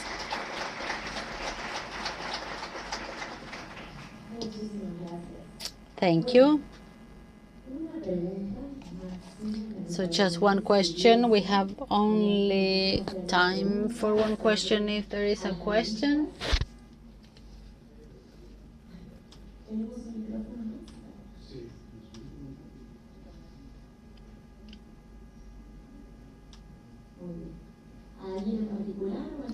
Would you like to ask anyone in particular? Just one answer, please. I would like to congratulate you for your participation and for sharing your experiences. They have all been positive experiences. And because I need to continue to work in this topic, I would like to know, what can we do to continue to improve women participation?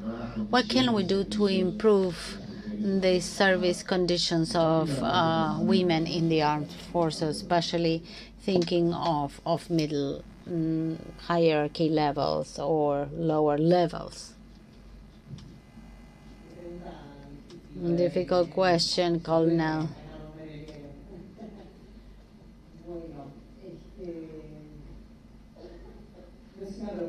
It's not an easy question to answer.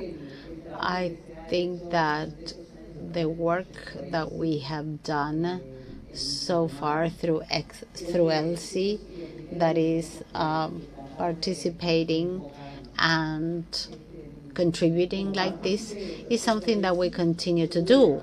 That is, as part of the Elsie project, I could visit the interior of the country, see different communities, for the Army, for the Air Forces, a little bit for the Navy.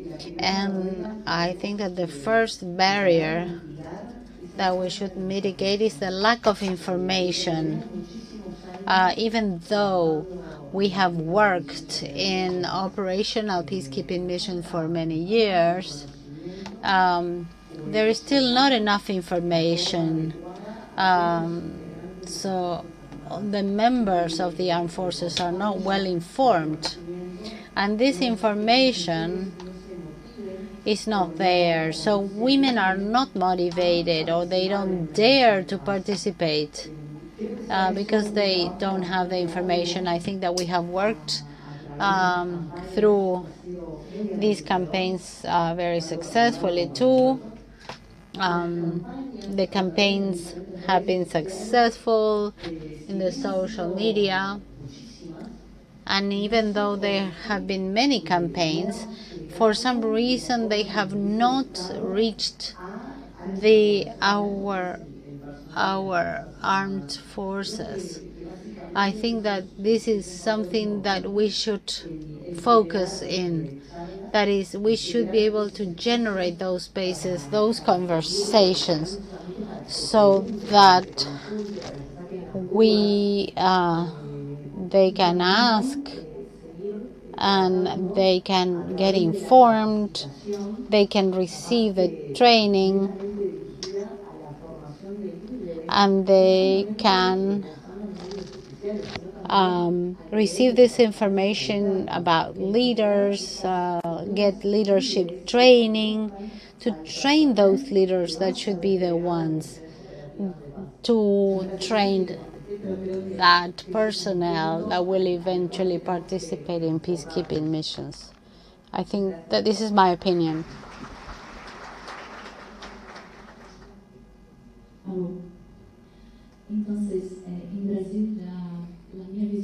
In Brazil, my view is different.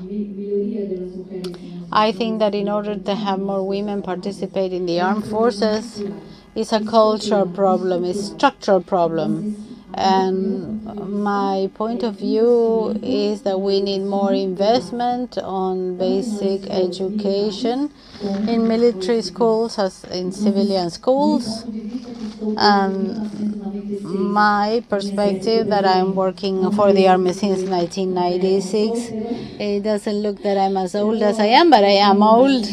But I've worked in the service for a long time. I see that there was an investment, but when we invest more on basic educations in the military and civilian schools, we would have more progress. Thank you for both of your answers. We see the importance of the education and communication. I would like to thank our 4 panelists because they shared their experiences and learnings and lessons learned, and especially Deborah for being here, as we saw the value of women in peacekeeping missions. It's not just a value because they are changes, they are agents of change, but also they are leaders for future generations. Thank you, everyone. Thank you, Elena. Thank you. We had to make a change in the agenda. We will communicate with the Republic of Congo now, and then we will have time for lunch. So I would like to invite right now Karina de los Santos. She will be a moderator with the Democratic Republic of Congo. They will talk about experiences on the field. We will be talking to the MONUSCO field contingent. We will have Lieutenant and Corporal Valeria Castro.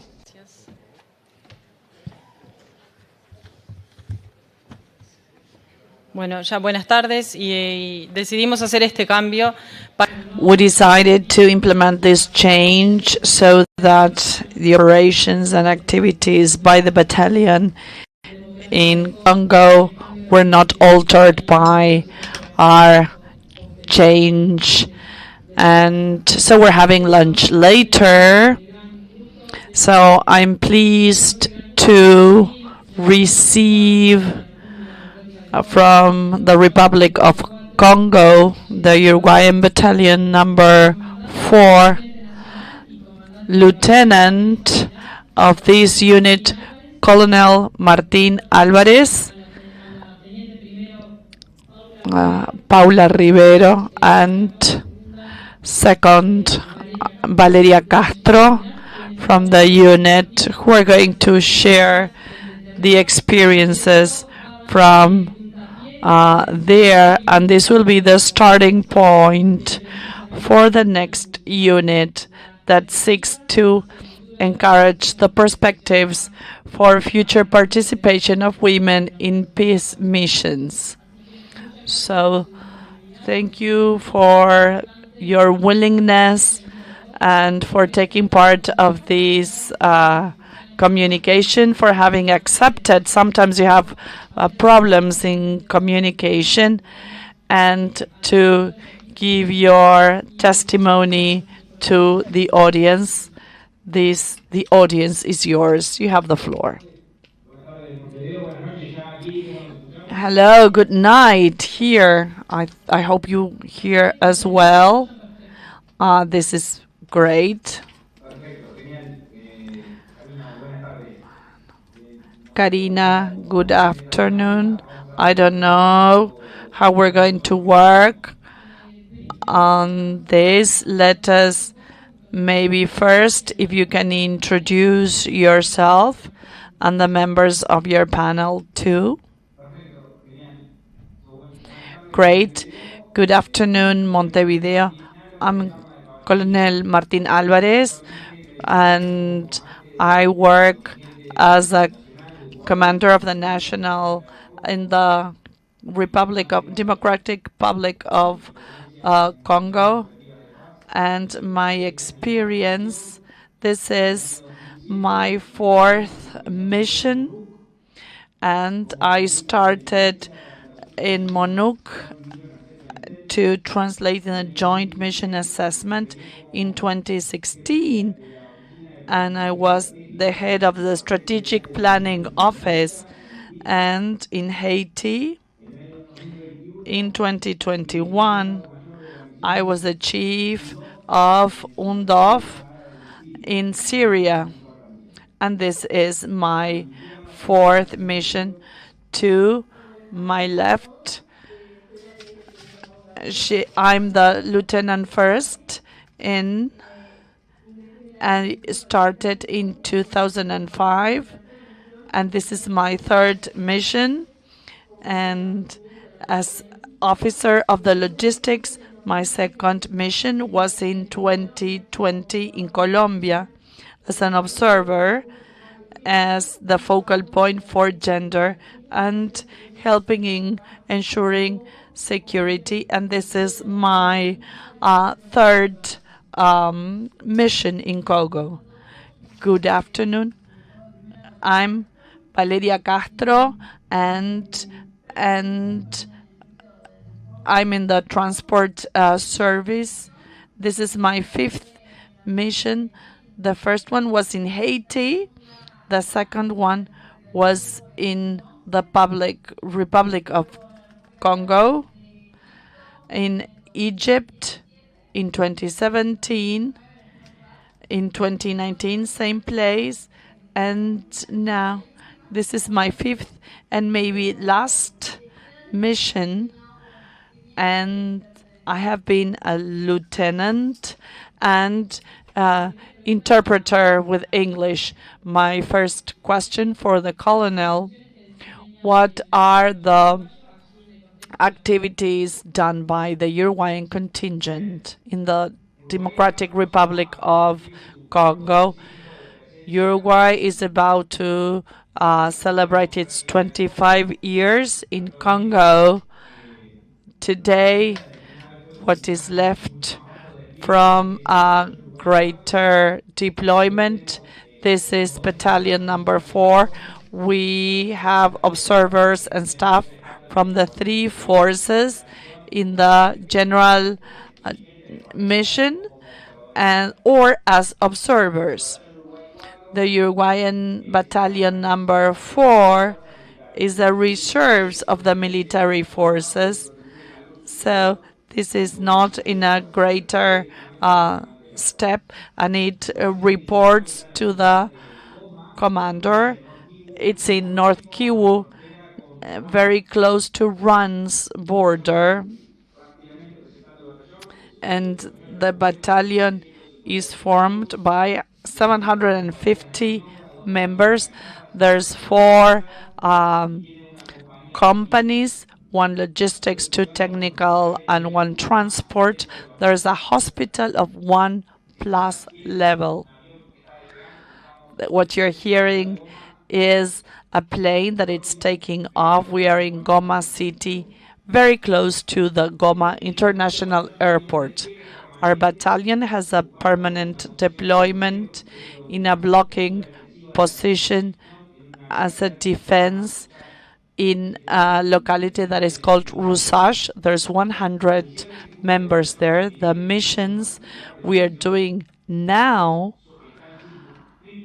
have to do and are limited to Goma City and a ring towards the west, 26 kilometers, and 15 kilometers to the north, because early this year, in February, the main opponent to the government, M23 movement, and the city of Goma is surrounded, 15 kilometers to the north and 26 to the west. So this is the area where our battalion is working as a reserve battalion of a military force. What we do is an escort of convoys, and when they are going to other risk places in the city, and we're guarding these convoys constantly in the MONUCO posture of this armed group, and we are defending any activity that is needed. I don't know, Karina, if this is enough as a question, or you want me to tell you more about this. Maybe those who are not familiar with that, with the participation, Rimero, Lieutenant Rimero, what led you to apply to participate in these missions, and in your experience, what is the impact for the participation of women in the Uruguayan battalion deployed in your work, or anything that you would like to say? In the first place, I wanted to live a new experience, a new challenge at the personal and professional level. Each mission has different, objectives, and makes you a better person and professional representing Uruguay, and the spirit of inspiring new generations to take part in this, so that they can have a new experience. As to the question, and the participation of women in Congo and with the local population. In the first place, what we, our battalion command, they told us what our lieutenant wanted. We didn't bring these many. We brought 750 soldiers. We're all the same. Each one of us does what he or she needs to do with the same obligations. Personally, I'm in charge of the arms and weapons, and I am treated as a lieutenant. And what I can tell you is that agrees my skills. Our army trains us to respond in different scenarios, and the participation of women and men are completely integrated and articulated. We are here together. An anecdote that I may share with you is that maybe now one of the most important roles of the battalion has to do with food, the supply. And today, this is all formed by men. There's no women who are in charge of the food and these kinds of supplies. Accommodation and bathrooms are separate. So when we are deployed, we are used to sharing life and toilets. The battalion now, the structure has a liaison section that is under the direction of a woman. Her role is very important, and to articulate the female and male perspectives into the mission. And this is the objective that we have. Thank you. And last, Valeria Castro, can you please share with us, in your experience, what is it that made you apply? And if you could choose one experience, what would you maybe stand out? And postulating for its personal growth, to move forward in maybe in language. This is what I usually do. This time I have learned some more Excel. It's mainly been English, and it's widely used in the United Nations. And to stand out in this mission, what has encouraged me the most, or what makes me feel good, is going to the hospital. There's a level 3 hospital that is managed by people from India, and as English is an official language for them, our patients, when doctors see them, they need, and they use somebody who translates for them so that they feel less anxious. And it's important for me that this is done in a good way, because from what I've learned, the interpreter should not exist. It should be about these two people communicating with one another. And this is what I like the most. Thank you for sharing your experience. Anything else that you would like to share from your experience, Colonel? Anything with the challenges from this part of the world? Thank you very much for inviting us to participate. And we wish you the best in the rest of the seminar. And we are willing to help you in anything. The area of the Great Lakes in the African continent. Thank you very much.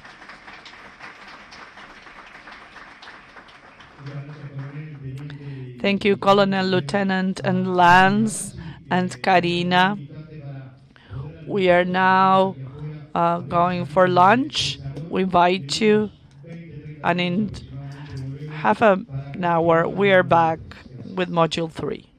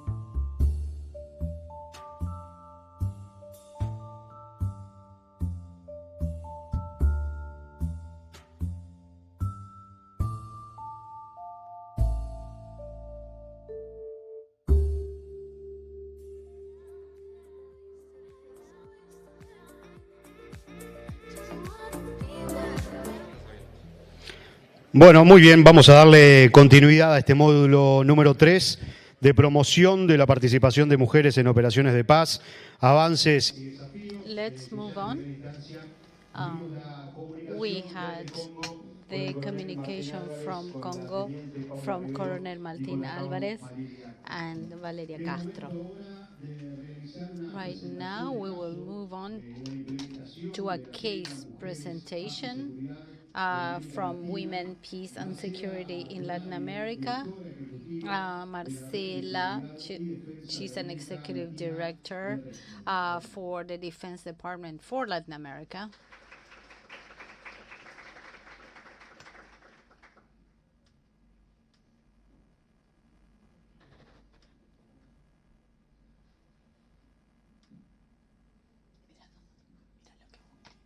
Gracias. No sé si está la presentación. Buenas tardes.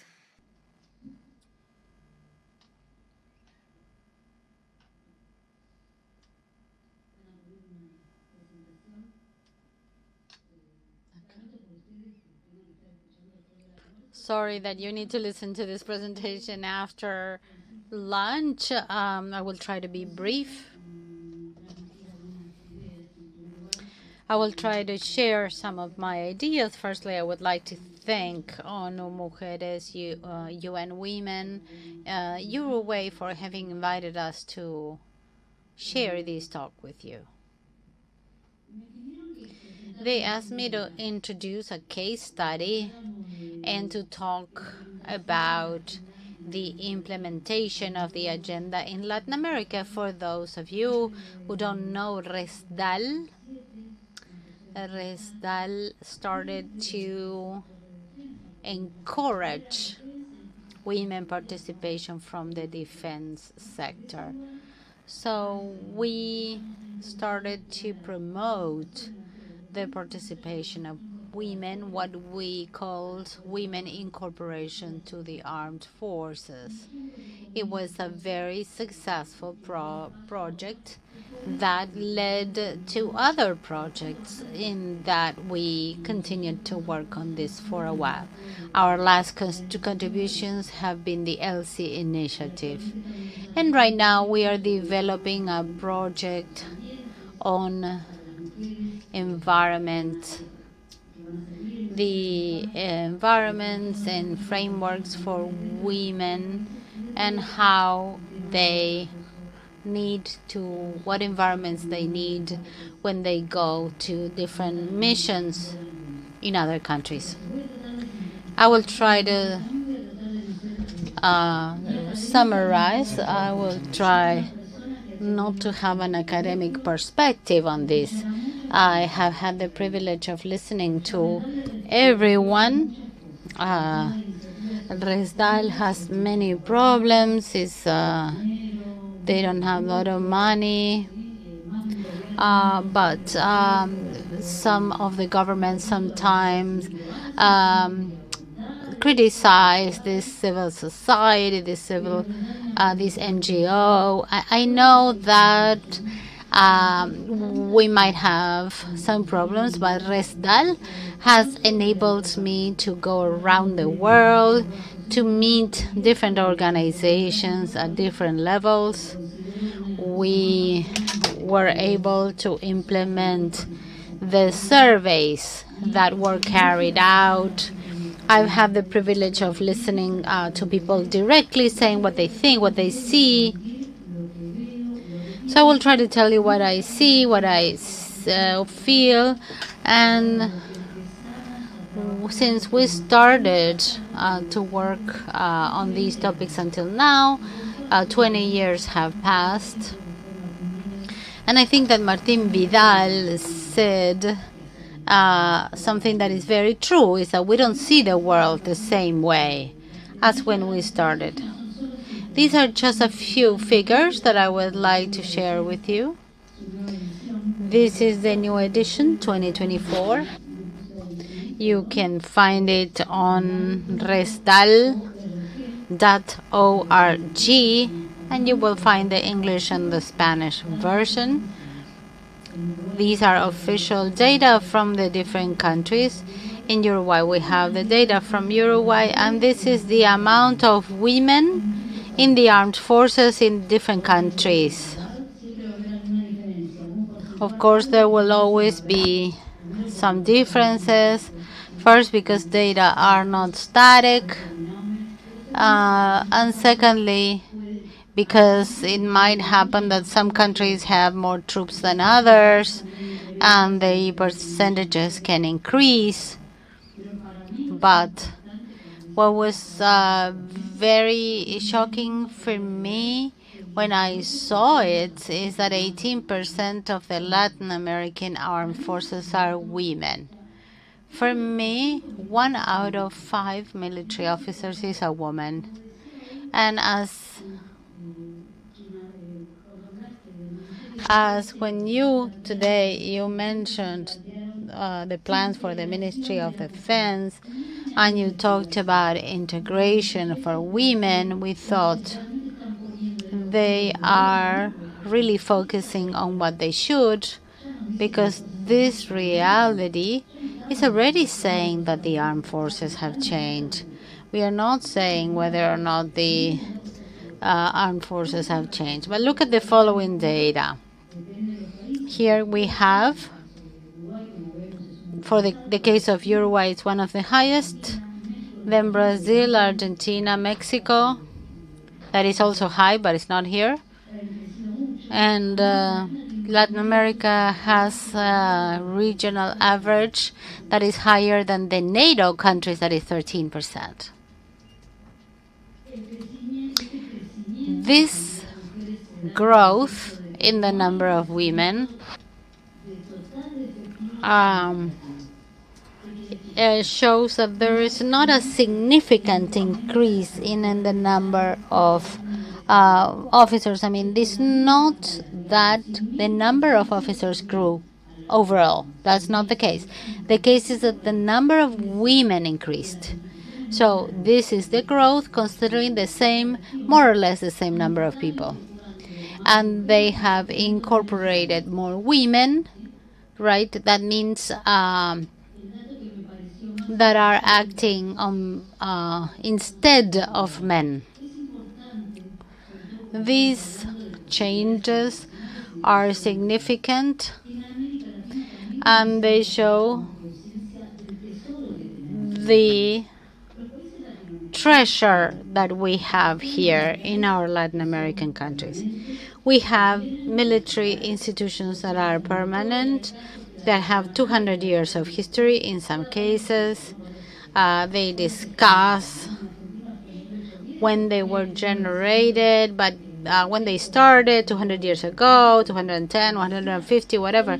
But these are old, consolidated, very strong institutions that have the 3 services, the Navy, the Army, the Air Forces.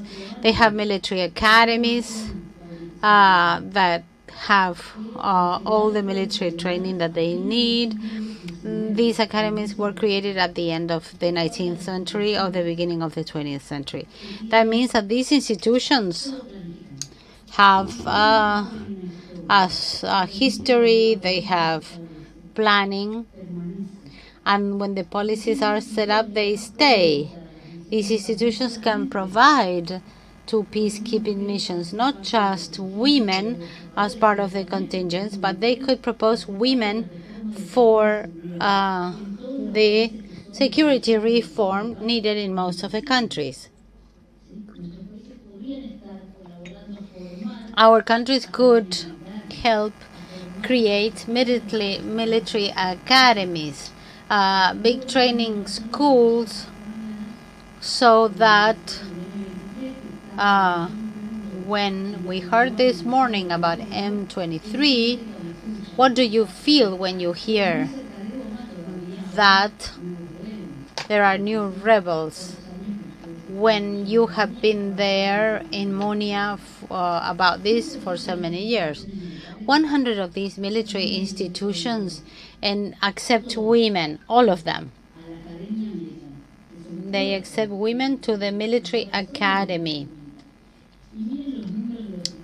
and look at the numbers of people that join military academies. In 2014, 77 of those joining the academies were men, and in 2024 is 66, and the amount of officers overall is the same. And then we have this data that shows the changes in the institutional composition, that is the number of officers. In some countries, the number of women officers is really very good. This is unprecedented. In Argentina, 22%, Brazil, 30% of the career officers are women. In Mexico, 18.43% of the joining officers, graduating officers, are women. So this data shows, sorry, but I don't see the data very well, but what is this data showing us? That women are already there, that we need to start discussing is how can women participate? How is this institution? How does this institution actually operate? We don't want to be considered differently from men. We are not a foreign body here. We are part of the system. And even though we know this, the figures are already there. We already know that women participate. So now we need to start to think of other things. For example, not just the figures, but how to incorporate women to this. How can we support women and share what we think? This is based on two different aspects. The first is that we need to wonder, in the institutional framework, how can we transfer this for this information to the UN? Not just having more women, having these women have more participation in peacekeeping missions, more responsibility, how to enrich the whole process for the UN. About women, to recognize that we're talking about integration and not incorporation of women. And words matter, because it is important to talk about integration. And integration, what would be this integration about? What are women going to be integrated to? First of all, training. How to integrate women to training. Then how to integrate women to planning. I would like to ask some younger officers as well, is what do you think about this? What shouldn't we ask ourselves what type of force we are planning for the future, and therefore what is the role of women in those plans, and how should women integrate to the peacekeeping mission to offer their specific strength. The other issue that we need to start talking about is that there are big contributions such as Elsie or such as this project in Uruguay. But what is the big contribution? Is that they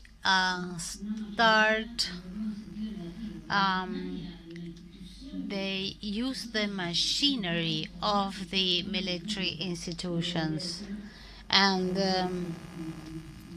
in some cases this is like the role that is very well considered, very well known. So what we need to do is to be able to activate this military institution that already has the machinery to operate. In Canada, for example, what they did was they set up a topic and that topic is taken by the different institutions in the different regions. And this Elsie project in Uruguay, simply what it does is to put up a topic, and then the different institutions take the topic and they start to work with it. So what we should wonder is, how can we prepare for this? How can the military institutions use this inertia and move forward? How can we move forward using the power and inertia that the military and the institutions already have, so as to profit from them? This is the same as 15 years ago when we used to discuss the issue of the military budgets. Now that is over. People talk about the military budget. They will have to talk about it. This transparency was not accepted at the beginning, and they were the ones that mostly needed the integration of women. So in terms of leadership, the institution needs to wonder, what force would we like to have? What is the composition of our forces? As Lieutenant Colonel said when she spoke of Congo, they said, we are just soldiers, we are just officers as everybody else. And how do we civilians prepare for this? And sometimes for us civilians, it's a little hard to understand how military organizations work, and that's something that prevents us from understanding truly how the military institution works, or how it runs, how it operates.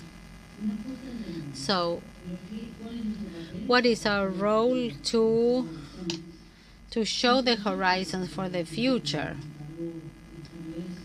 Projects such as Elsie shows a horizon. It shows, for example, the 6 months of rotation is providing a horizon, is providing a framework for the rest of the countries to see how the experience was.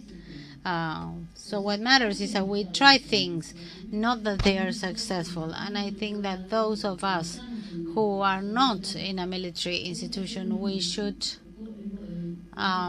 focus our efforts on that, in betting to the future, showing horizons, especially with two topics. One of these topics was presented by Martín Vidal this morning, and it has to do with the issue of abuse and harassment. This is a risk for everyone in any working environment. So ignoring this is an illusion. It exists as it exists everywhere in any other organizational structure. So also the Undersecretary discussed that there are issues about gender that we have not dared to discuss yet. And I think that we should do this before reality takes over, or when we see different tendencies from the ones that we usually use.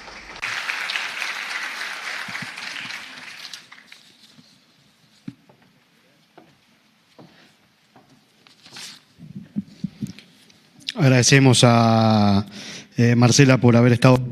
We thank Marcela for being here with us from Latin America and Restel. We're going to move on with a conversation of achievements and challenges for the participation of women in peace operations. And from Canada, the ambassador, Mrs. Carmen Sorsher.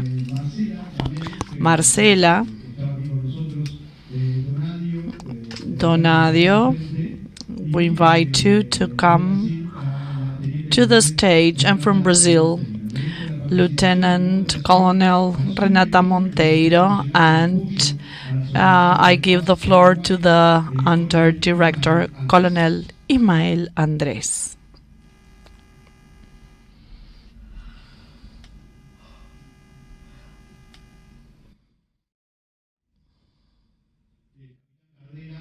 Captain Cardela, also please, from the Uruguayan Army. Thank you.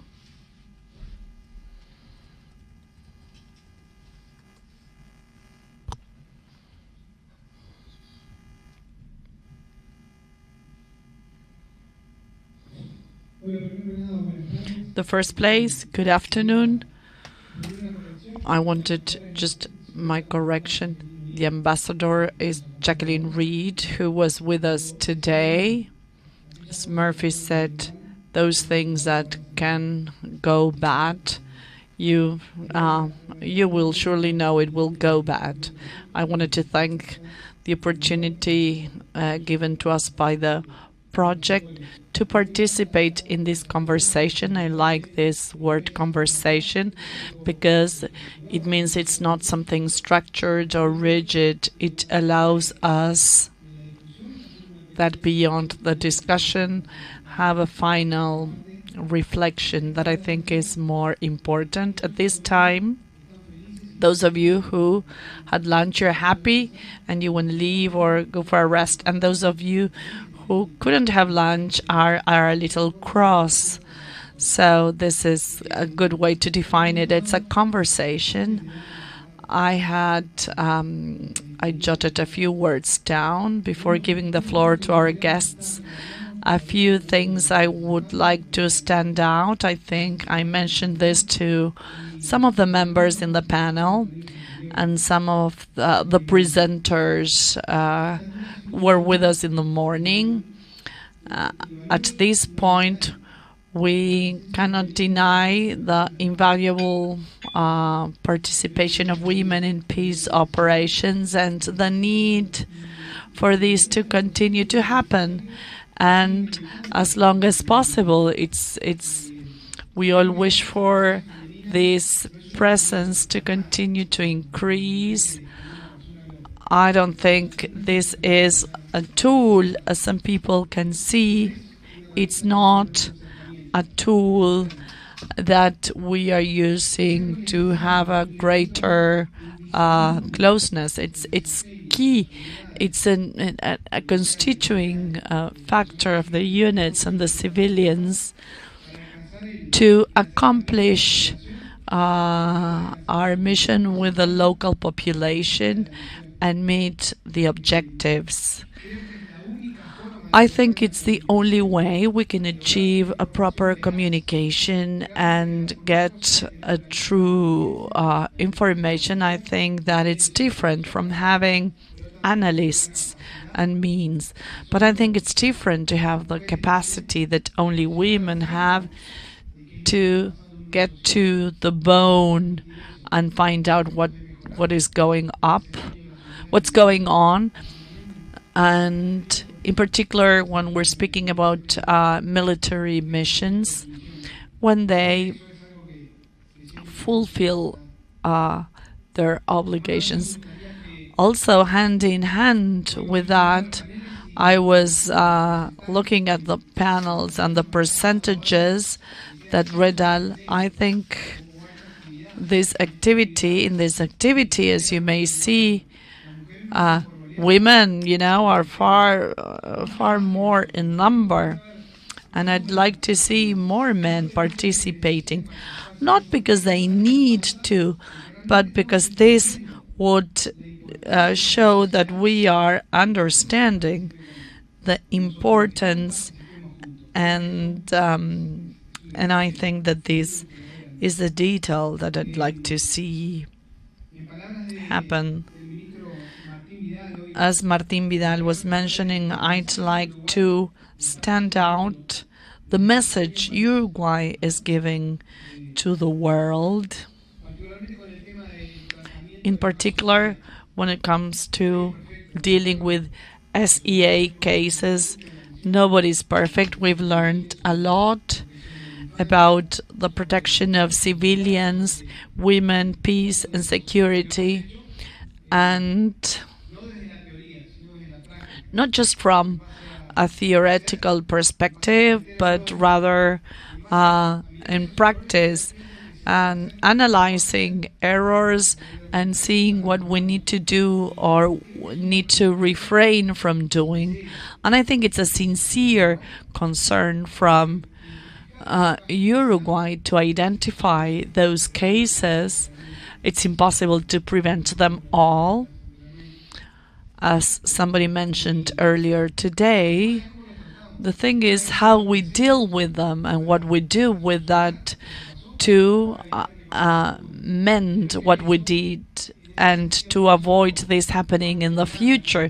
So it's not only about law, but also helping the new generations understand what this is and how complex this issue is, and the results of a SEA case. Those who make a mistake when they are obliged to protect and they do some harm, as in the cases of paternity investigations. I've seen this in particular in Africa or Congo or other regions where I could see it. That member of a specific ethnic group who has a child with a white man in Congo, regardless of circumstances, that child who is born and the family around their life is a torture, is no longer a good life, and this is the greatest impact. Apart from any economic aid growing in a context where I'm not wanted or loved, this is something we need to be alerted about, in particular the younger generations, regardless of the measures that we take to mend or to mitigate what happened already. Last, as to the assessment of the national plan, I was discussing with Minister Acosta about this. It would be important to conduct the final assessment of the plan, what accomplishments we find, what is still to be done, and what should we do so that we can complete the first one and achieve objectives and start with a second plan in a critical way if we haven't finished the first one in a good way. So assessment is essential, and I think that it's time for us to listen to the experts. What I will ask is, I will ask you to share a reflection or your opinion, your ideas. It's not a test. It's just personal ideas or comments that you want to make based on the experience that each one of you has on this topic. I was given 2 questions I agree with, and if you can share your thoughts on what would the achievement or progress, that the greatest one that you identify, that you can stand out from the participation of women in peace operations in recent years. And I give the floor. We can get started with the ambassador. And she was the first one I met this morning. Thank you again. I'm going to speak in English again. So if you need your headsets, please. Thank you. Vamos, entonces. Thank you for asking these very big picture questions. I've had the fortunate opportunity to have been in this room for the last 2 days as Uruguay was hosting preparation meetings for United Nations peacekeeping annual meetings, and then also today. And I would say there are 2 reflections that I've been thinking about throughout. One relates to the fact that we are still, as women, finding ourselves in a position of justifying why armed forces need our service and our presence.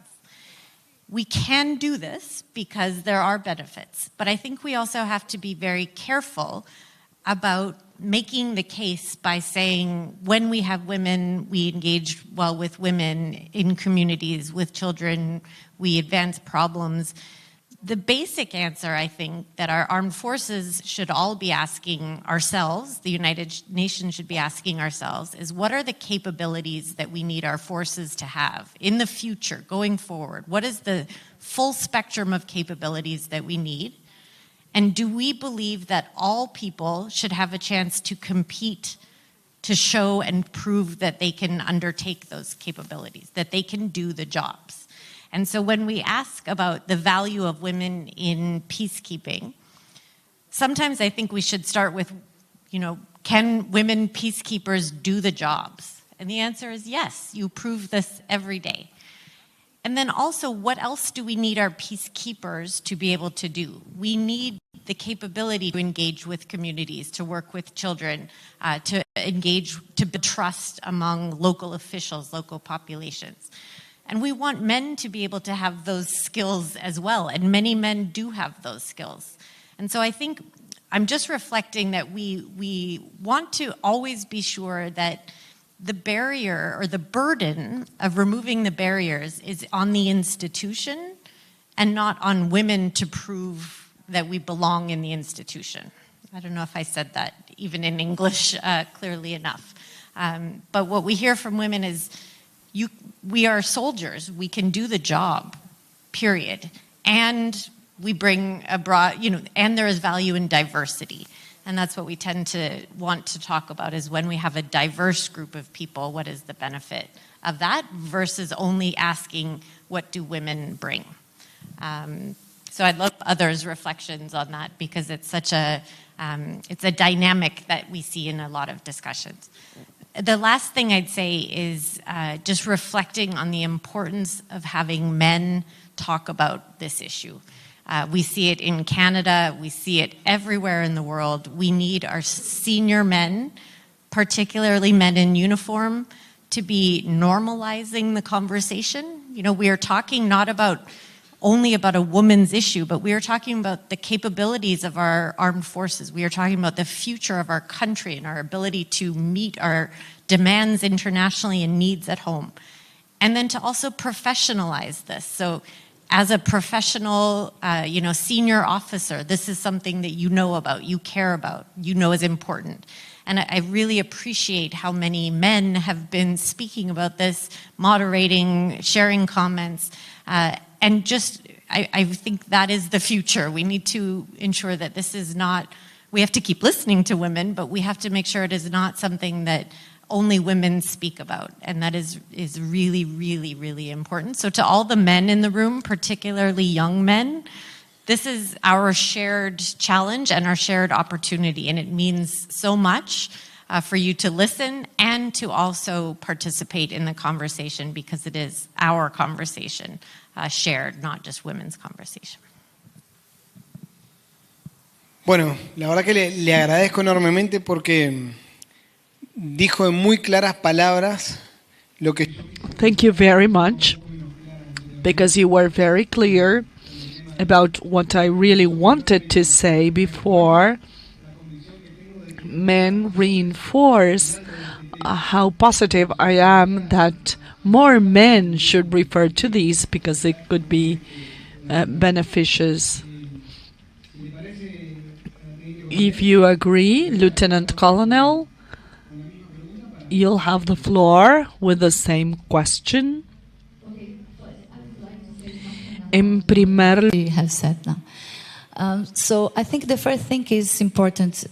Why we have to prove every time that we are good enough? Because we don't have enough opportunities. So we are few on the field. And when we are there on the field, we have to prove.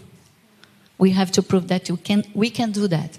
I'm talking about not only about Brazilians, but what I saw on the ground in 16 months in South Sudan. It was that in all over the world, the women have the same problem. We have to prove not only to the guys, but to the women also, because most of the time I am mother, and so when I leave my family to go to the field, and people was asking, why are you doing that? You are leaving your family, you are going there, why? You are not, why are you doing this with your children? So they are judging us all the time. So, and we have to prove that we are able to go there, to do our job, and to be back. This is, I think, is why we have to prove all the time. I think it's, but I wrote something. I don't know if I have time to say. I will read. Please feel free to be our master of ceremony.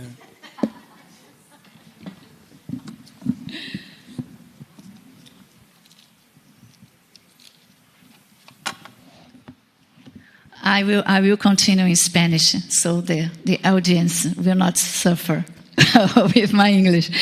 Okay.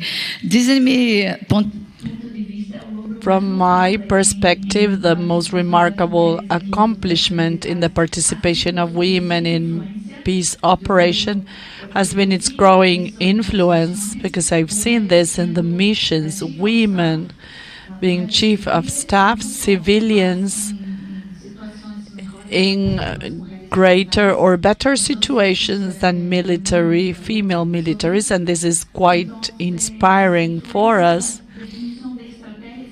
So defining general strategies and policies, women are no longer seen as participants, but as active contributors to the design and actions that prioritize the well-being of communities. This change is a significant progress towards a more holistic approach and effective one in peace operations, one of the main fields in which women have had a great impact in response to specific needs of vulnerable populations in conflict areas as the survivors of gender victims. This situation is quite typical, because I was as a gender official, and what I could see in these patrols is that when there were women in those positions, information was more clear, because women who suffer from this kind of violence do not feel comfortable to speak up about these topics with men. So for this reason, I think that having women is key. A further progress sign has been a chance for women to lead peace missions as chief of staff and other positions. Women in leading positions promote diversity and the processes for the making of decisions. And this has inspired confidence between hierarchies and colleagues, encouraging a greater participation and commitment for Brazilian women in the armed forces. Their contribution to peace contributions stand out their professional nature and commitment. They have been successful in technical positions. They are good in adapting themselves and complex tasks, and this shows that they are essential for these missions. Also, the greater visibility in peace operation has led to a wide social change in the perception of roles of women in security and defense. This not only benefits missions, but also challenges traditional gender regulations and inspires the coming generations to take up careers in the armed forces and participate in the peace missions. The most significant achievement is how this becomes more normal, the participation of women, not as exceptions, but as an essential participants. This has redefined what peace operations may achieve, showing that diverse teams accomplish better results for the missions and the local populations.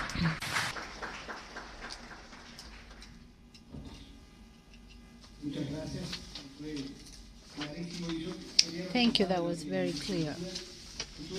I had the opportunity to work with Deputy Millar in the UN HQ, General O'Brien, and I can say that we had the highest level of professionalism, effectiveness, and seriousness to work. So she had all of these skills, and she worked as the most demanding of all men. She had all the skills and professionalism. It was admirable how she worked and how she demanded everything from us. Let's now give the floor to our friend from Brilac. Besides what everyone said, I would just like to add that I am optimistic about the number of men participating in the forces. I'm optimistic that we will have more men and also more women. I think that on one hand, we have this issue that women have to justify their existence, that why it's good that they're there, why they need to be there. But at the same time, I think that that happens in every institution and in all professions. And I wonder, even, that maybe in other ministries or in other institutions, they don't analyze how many women they have in decision-making positions. So maybe this is that the military institutions can even be in a position of collaborating with the other institutions to include women, something that includes something that starts in military institutions and then expands to other institutions. Defense has always had a significant role because they had their structure on one hand, and on the other hand, I think that men also feel to be invited to the discussion. I think that Elsie managed to include men and women. The survey was carried out to both, right? To men and women. And there was this issue of economic support, that men can also apply to receive financial aid. I think that this is when we reform or restore our houses and we decide that we need a certain type of arrangement. And then we decide to, for example, do it outside. If we want to have a barbecue place, we do it outside the house, and we don't think of the impact that it has in the rest of the house. So the same thing happened with women. Women arrived to the institutions after the institutions had been built, and the question is, how can we include more human resources or health institutions or health departments to consider the comprehensive presence of women in the organization of the house itself, let's say. About your question, I think that everybody answered your question. And I kept thinking about the title of this conference, that is, Peace Needs Women. And I think from a political perspective, the contribution of women is to have an impact in this world that is increasingly divided, almost Cold War, with possible military influence, a world that we never thought we would have at this point. And one of the few topics in which everybody still talks about is women, peace, and security. And this for me is really surprising. Everybody talks about this. Everybody agrees with this. There could be. It is amazing how the UN, with the criticism that it has right now and the problems that it has, it still keeps agreement around peace, women, and security, and countries still meet and discuss these issues. In other meetings, they don't even attend. They don't want to talk about other things. They talk about this. So peace needs women, yes. Peace and security has become an area where we can meet, where we can talk, and we can talk about this, and who knows, maybe in those same meetings we can continue to talk about other things. I think this is a great contribution to international security. Thank you very much, Marcela, for your contribution. I agree with your opinion. Let's now give the floor to our youngest member. She's still not in her 30s, Captain Gardela, so that we can hear her opinion. Firstly, I would like to thank you. I would speak to you from my perspective. I just arrived from a mission in Colombia, and compared to my other colleagues, I had to work directly in the HQ of the UN Colombia mission, and I had to leave my comfort zone and not to wear the uniform or anything like that. And most of my contacts were with civilian personnel, in close contact with the observers, because I worked in human resources. And in the Colombia mission, we had a woman chief of staff, and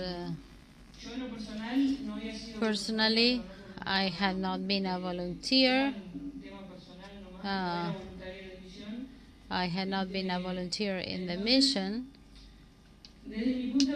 And from my perspective, I think that the armed forces have always had the presence of women, and in the peacekeeping missions as of the 90s, and they did not make a difference with women when they went or when they didn't go to peacekeeping missions. Women are trusted.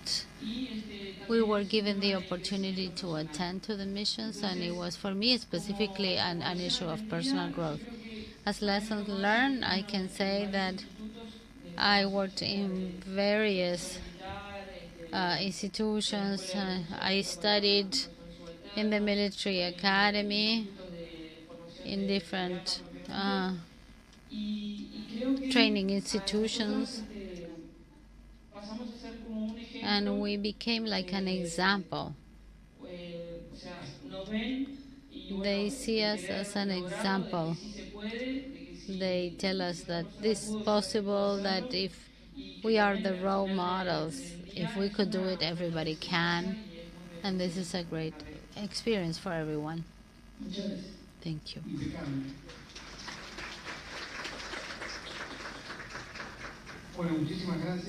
Thank you. This concept is that for us the military is very complex. We We use a uniform and a structure that gives us a comfort zone. That for us, it is a defense, a shield where we feel comfortable. And it is really important to come out of our comfort zone and to face the challenges, these greater challenges that are not professional challenges, that are to be able to confront other realities successfully. I think that this helps us to come out of our comfort zones and to face reality as a whole. A couple of concepts of what you said have to do with capacity building, not to consider women as part of a quota.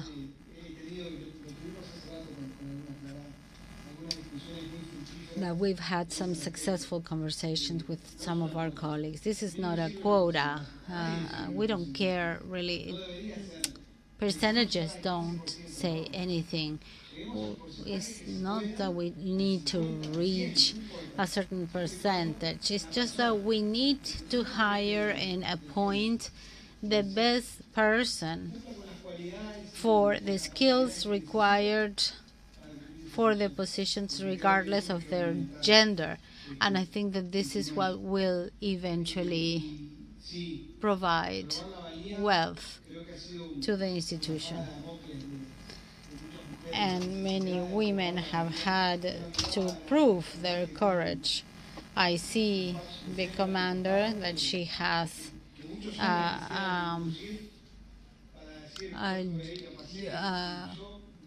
a jungle patch, and I see that probably some men would like to have that as well, and that gives us comfort to see that she was the first Uruguayan officer to take the jungle course, the jungle training course in Colombia. So we see that she is the first officer that has this jungle patch, showing that she completed this training. I know that it's late, and we're all late. I will go directly to the second question, and I will change the order.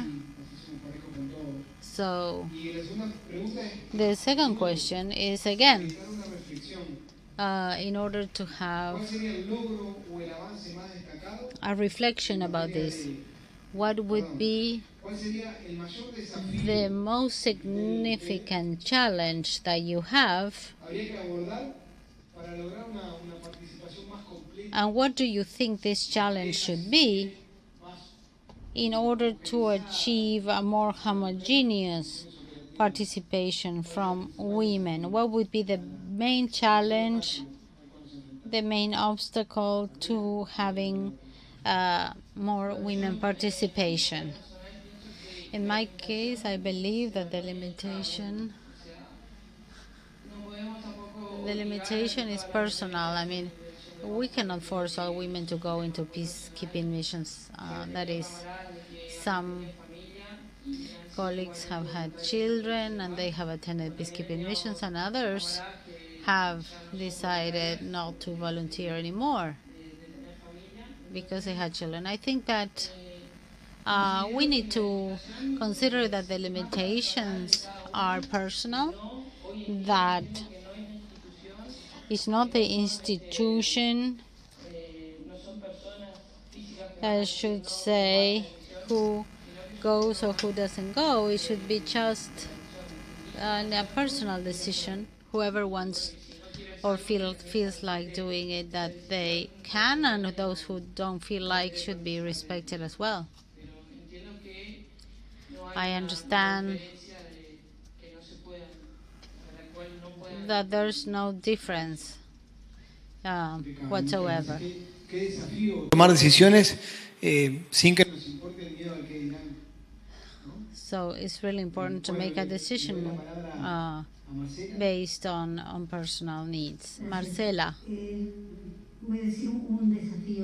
A challenge that I feel there is, I don't know, in Uruguay they go many times. But I think that the transparency in the selection process is important, and communications during the selection process. I've heard that some people don't even know what is needed to apply, when they should apply. They don't know who they should address.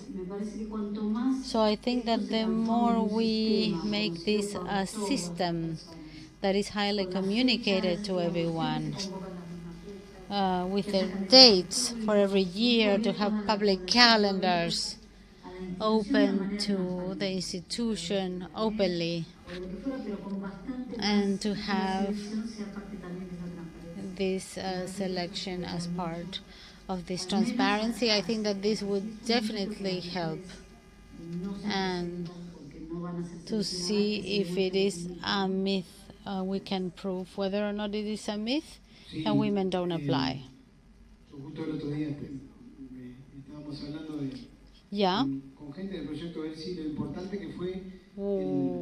I think it's very important that the Elsie project carried out a very significant support in terms of communication, especially in the interior of the country.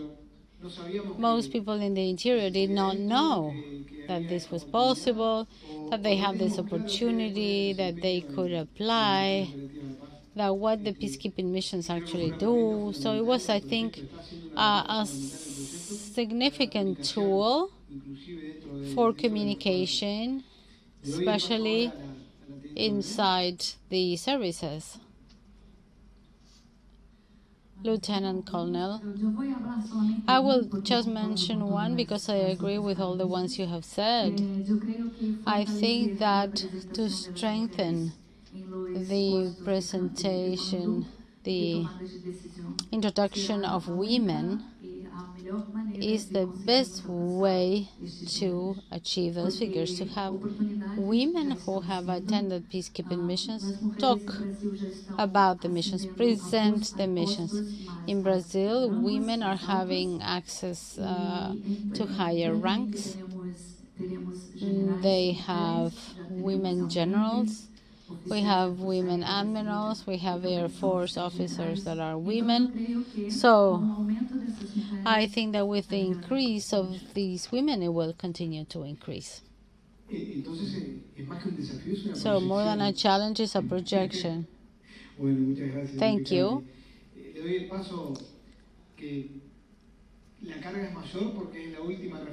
This would be the last reflection on the question about challenges, so I will give the floor to the Ambassador Jacqueline. I agree with what you have said with the three answers.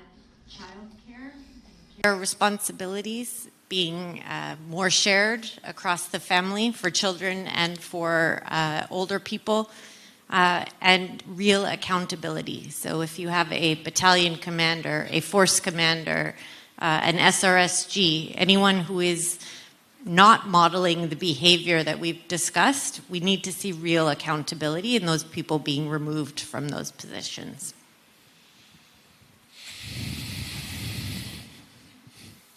Thank you so much. Gracias. Thank you.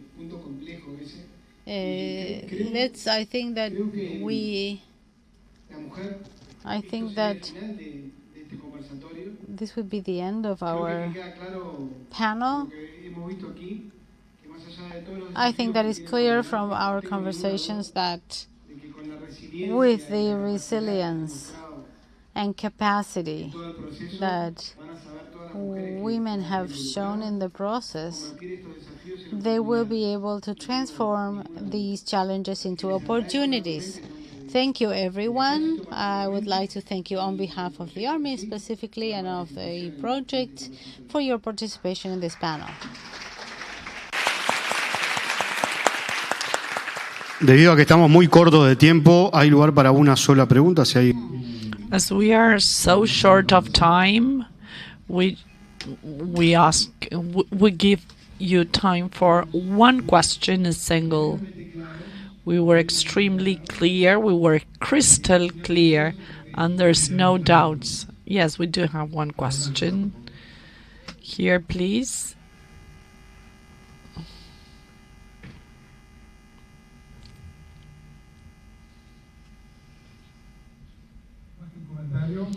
Rather than a comment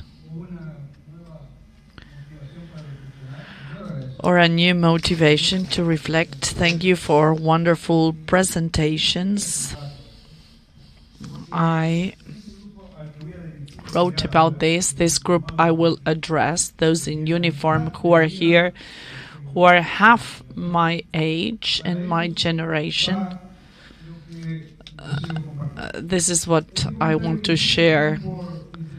My intention is to value the multiplying effect in extension and levels that in a way we are accomplishing today.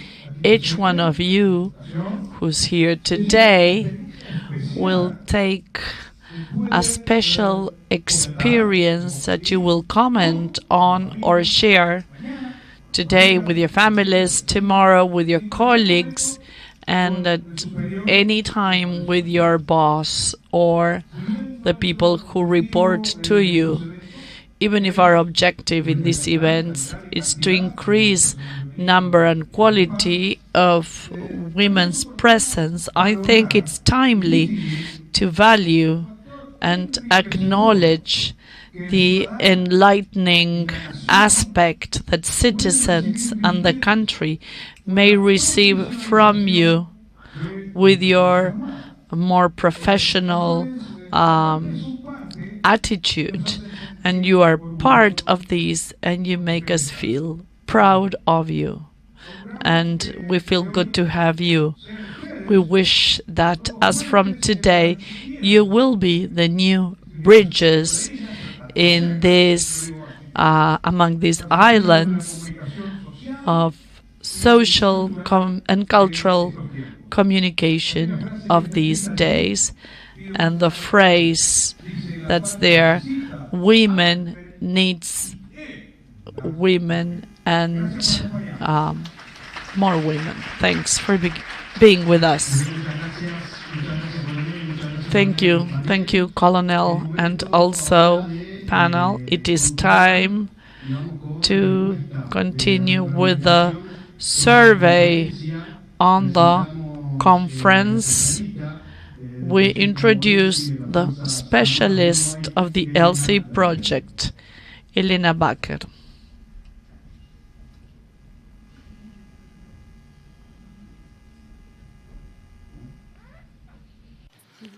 Perdón, nos adelantábamos. Excuse us, we skipped one presentation, perspective for the participation of women in the United Nations space, gender consultant office for the SEA cases of the United Nations.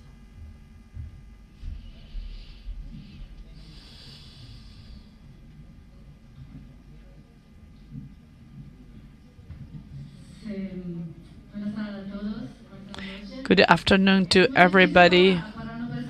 It's hard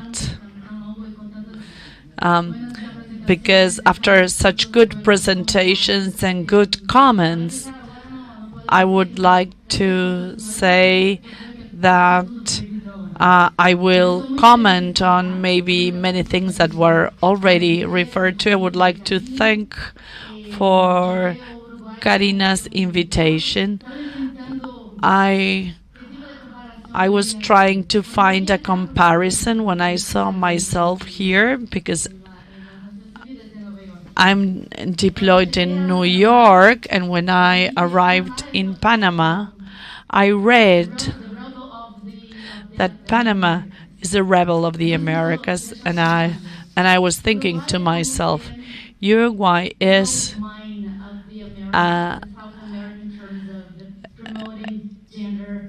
it's very, very important to reinforce this idea here. But just to say that I'm very proud of being here. But before that, Coronel, o senhor não pode nem me ver, que eu sou tão pequena, quase fico do tamanho do... You cannot see me. I would also like to make a comment on a few people. There's different approaches. This is Misadiados are shine with them.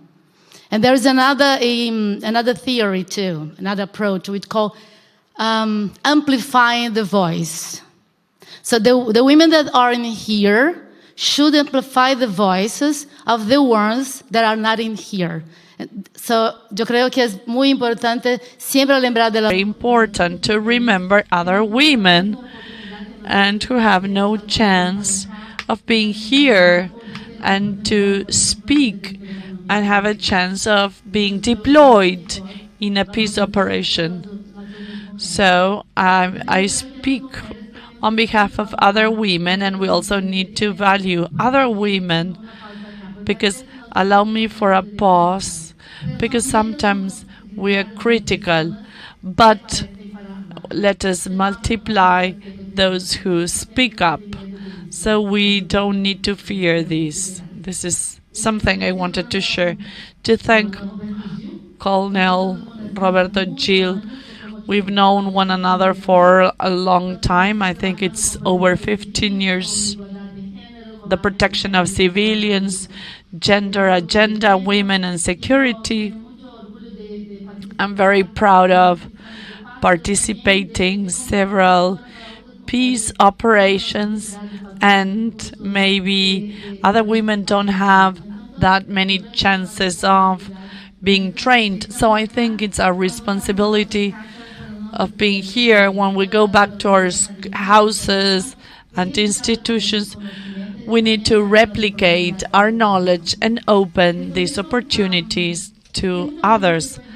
There are many things that were mentioned today, and speaking about the future of the peace operations and the representation of women in peace operations, what I would like to stand out is some of the presenters referred to the role played by women, as for instance in Ghana, the deputy commander. She is now the force commander. Today, the United Nations, they don't have any other woman as a force commander. We have Dana Persicus, and she was the first commander in Cyprus. And they were presented to undertake other women in MONUSCO. And this couldn't be done as the comments, and it's very difficult. It's women who act as women who have helped us. And this has been a challenge to be overcome in the future.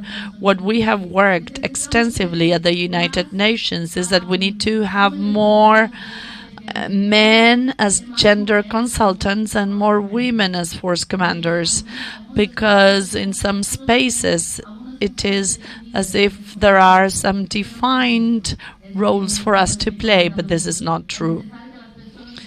We need for women to think and understand what is gender mainstream, what is gender parity. And I think what we need is we always need to prove we are capable. And we are soldiers who have been trained correctly. I think that the discussion is just like the Canadian ambassador was saying. What kind of skill do we want to disseminate among militaries so that they can use in different positions? The kind of roles that we can fulfill was described by several persons here, and there's never a question about the question is always for women, and give us a mission. And it's not because you're a man or a woman. It's just like the captain, as she was saying, there were so many, and I don't want to be seen as a woman. And I think that we are able and we can do it. And we can think about the future. And for instance, it was 25 years. It was so that they can think about the future. And there's the agenda for security with there's 10 years for the Beijing platform, over 30 years in the Belém conference in Brazil. So we're always aiming at more future. The future is now. There's initiatives that are changing. For instance, the accommodation for the peace operations. I had the chance of going to MINUSCA and to see the accommodations of Senegal and Zambia as well. And I had the chance of visiting a TOB's temporary operational base in MINUSCA. I'm about to go to Uminis. I was deployed twice in Haiti. The situation of the contingent is a little different from individual missions in terms of observers or staff. What I think now is that when we decided that we're going to be deployed, as it was mentioned here, it needs to be a personal decision. Nobody can be obliged to go. I work with a group of over 400 women. What I usually say is that sometimes they call me Colonel, I don't want to be deployed now. I have a child. You don't have to go now. The one who's going to make that decision is you, if you have the chance. I'm against this thought in Brazil. We are all in a position to go. But also, what Marcela was mentioning is what we need, and we should reflect upon this. We shouldn't think of in 5 years' time. The future is 2025, 2026. Transparency of selection processes. This is a barrier. A further issue mentioned by the ambassador of Canada is that every time we go out of our house, childcare, entonces, if we analyze this, when we are having a child in general, we need two things to make the embryo. This is biology. Who you're going to have the kid with, who is going, I have two girls, who's going to stay, who's going to look after them. One of them was 4 and the other one was 6. Who's going to look after the girls? My husband. Of course, they're not going to be on their own. Why are you going? Because I'm a professional. Because I want to go, because I think it's important. Same thing today. I'm the first woman in Brazil who is nominated for the general headquarters in United Nations. I think this is very important. This is something new, but I will open the doors to other women. I need to go. Somebody needs to go. But I'm on my own in New York. My family is in Brazil. My 2 girls and my husband, because he also has his professional life. It's better for him to stay in Brazil. So I cannot say I'm not going to New York or anywhere. I want to go. So if I'm married, or this cannot be an obstacle.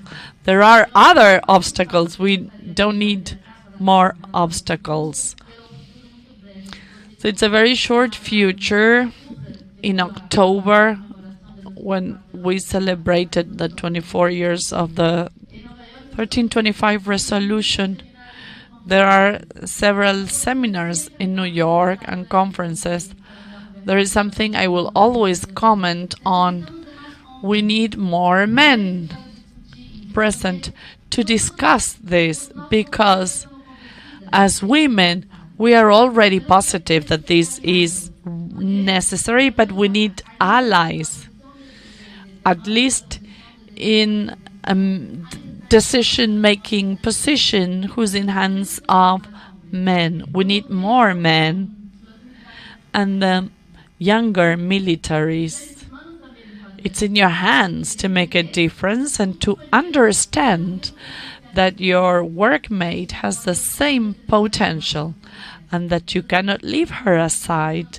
So in this sense, we need to thank all other women who have undergone more difficult positions, and I'm here today to speak up for them in a clear and transparent way.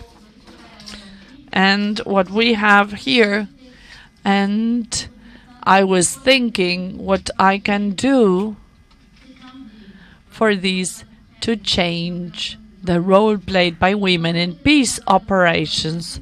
One thing that I have mentioned in the United Nations in New York, this person went to MINUSCA with me, and we are saying it's not about quantity but quality. Several times when I was in the general headquarters in Molucco, I was looking at the number of people who were sitting at the table and how many of them were women. There are no women. Most staff are men. The only woman was a gender consultant because they need to be a woman. And some people were saying, well, this is the only role we play. It's not that I want to say, but I want more women in logistics, in intelligence, operations. Why not? Of course we can. If there's an army, in the different arms, why cannot they be operations officer? And I think it's also important when a woman has a good, performance, we can say, yes, I don't get why we are surprised. Well, she's very good. What her position is, it's quite, everybody's strong, and all of these positions are demanding. Of course, very strong, because she's a woman. So allow me to read what I have here. Excuse me, because I did not print this during the presentation. Many things were changing,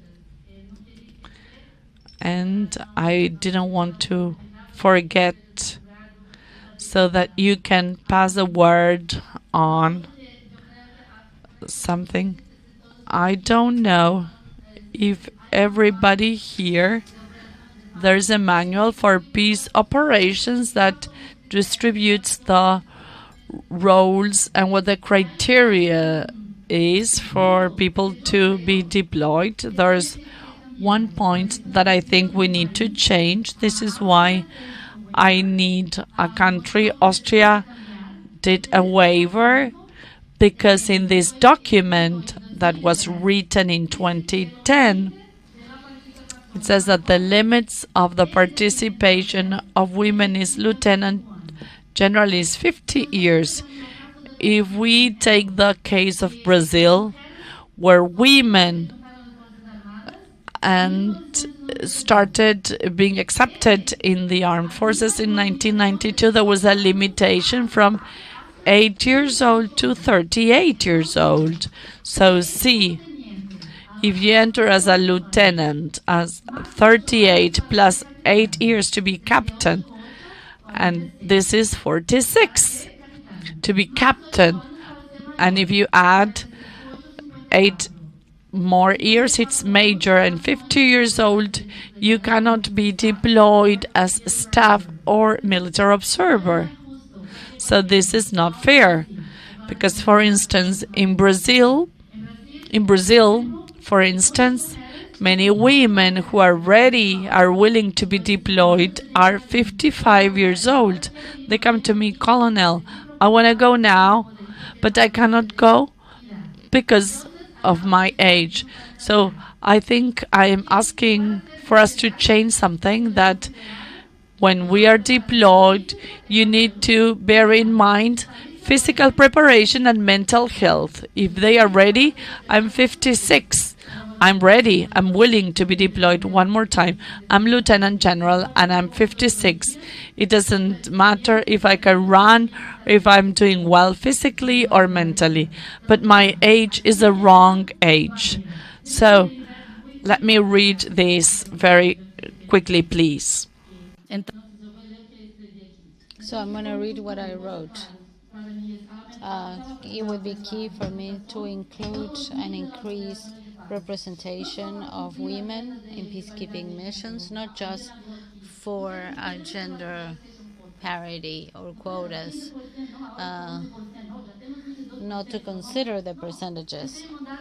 I think that it's important to include women because they are women, and because it is this woman that we need, and to have more role diversification, not just nurses and teachers, to have women who are empowered, who make decisions in the peacekeeping missions.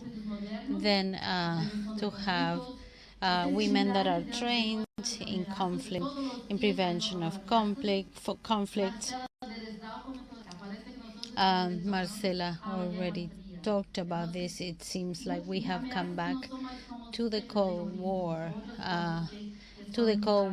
and to how the world operates today in terms of gender, to transform the institutional future of peacekeeping operations, innovation and training, operational courses that can support to improve the operational capacity of women, to foster mentoring.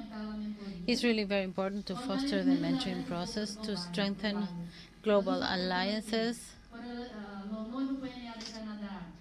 And I was thinking that with the experience of Canada, we need to interchange more experiences with other countries, collaboration with the member states, societies, to build partnerships with the different organizations, to overcome cultural and structural barriers, and to use data to measure the impact and the transparency. And finally, I think that in the peacekeeping mission, to include women is not about equity, it's about a strategic need. So all women participation can improve the strategic capacity of the organizations, and it can legitimize the peacekeeping efforts. So when we focus on this, we can eliminate the barriers, promote leaderships, and foster participation. That can lead transformational change to a more sustainable environment. Uruguay can be a champion in this, as well as in other peacekeeping missions. Strategic organizations, Uruguay could be a leader in participation, in decision making, in the sexual gender preferences as well, especially in exploitation and abuse. Thank you, Karina. Sorry that I had to speak so quickly.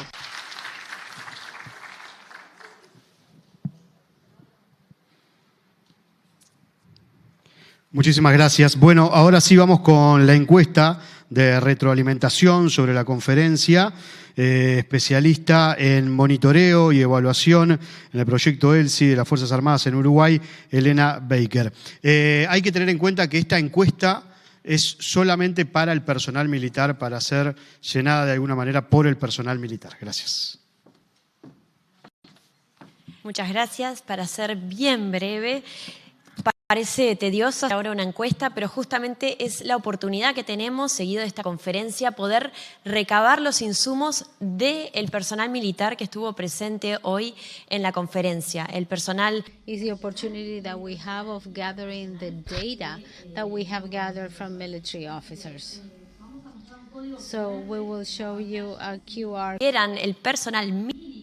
We will show you a QR code, and please answer the survey using this code that is anonymous. So please feel free to answer the questions here.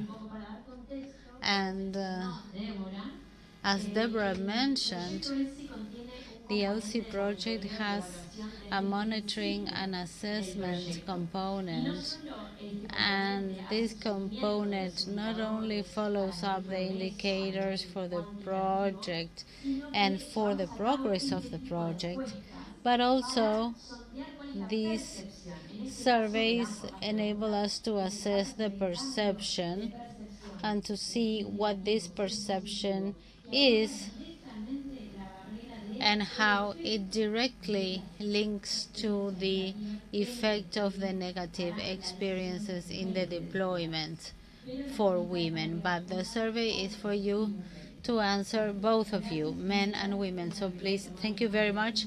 This should not take more than 1 minute, 1 minute 55. Thank you for your information. Muchas gracias. Bueno, vamos con... Thank you. Let's now close the conference. I would like to invite the last 3 people to please close the conference. It will have the words of Magdalena Furtado from UN Women, also the Elsie manager, Deborah Warden-Smith, and the Undersecretary of National Defense, General Marcelo Lipaner.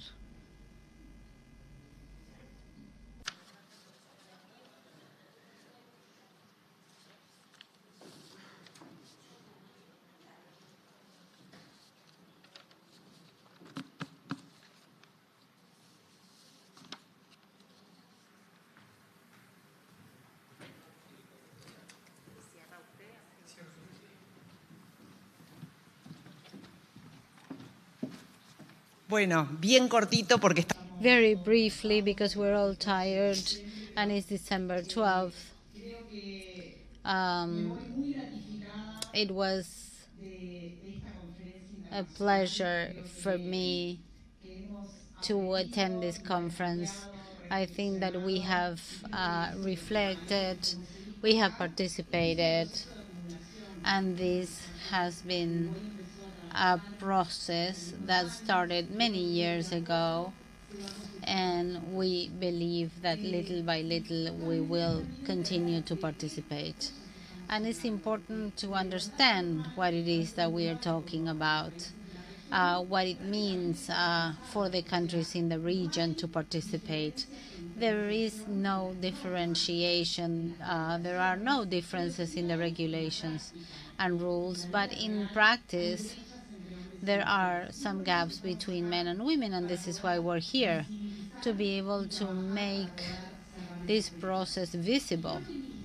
And I think that the Ministry of Defense was very brave when it decided to apply and to use that diagnosis, studying the barriers and analyzing the results. Of course, there are barriers that we still have, that we will continue to use, and of course that there are barriers that culturally could be more difficult to address or to change.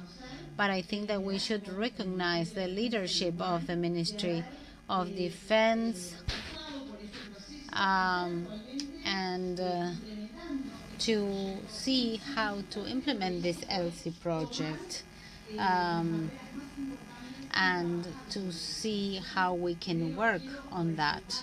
So I would like to mention the leadership of the Ministry of National Defense, to recognize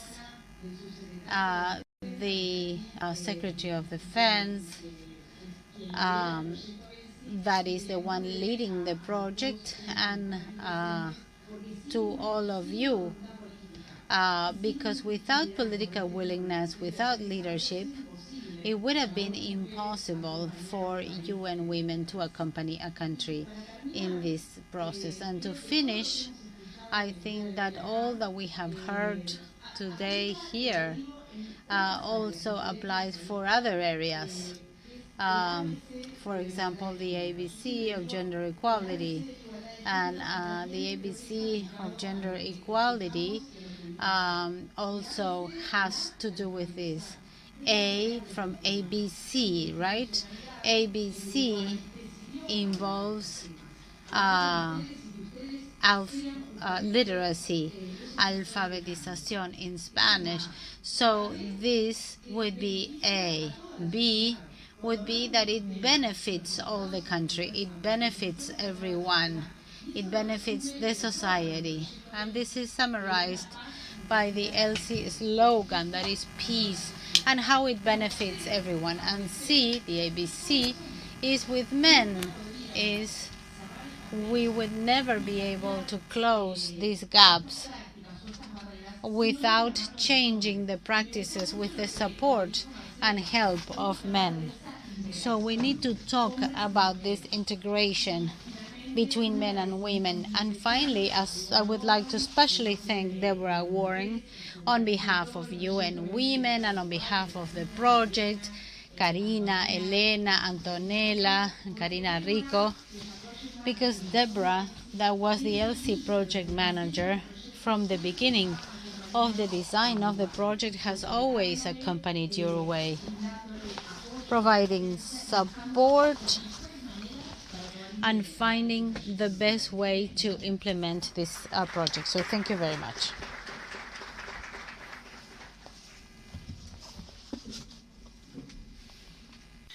Muchas gracias. I will keep my comments very, very short. It has been a long day for everyone.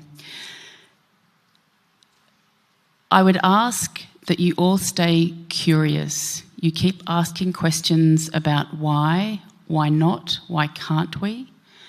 Also think about how, and start right from the strategic level, through the operational level, through the tactical level, when you are thinking about military operations, whether it is peacekeeping, whether it is why we are so persistent and really wanting to drive change, to see more uniformed women in peacekeeping, but also at the civilian level, engage with civil society, keep your mind open, and keep asking why.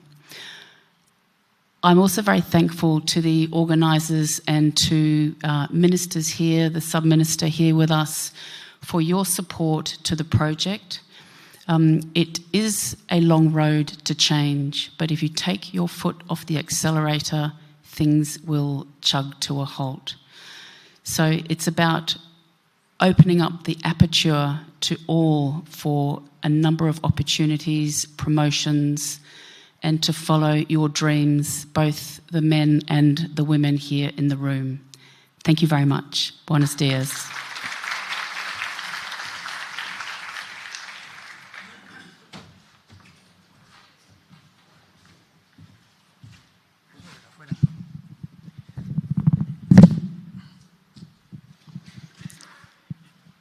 La moto como que me separa de ustedes. Además, yo no soy muy alto, entonces iban a ver muy poco de mí. Poco de que le pasaba a la coronel de Brasil.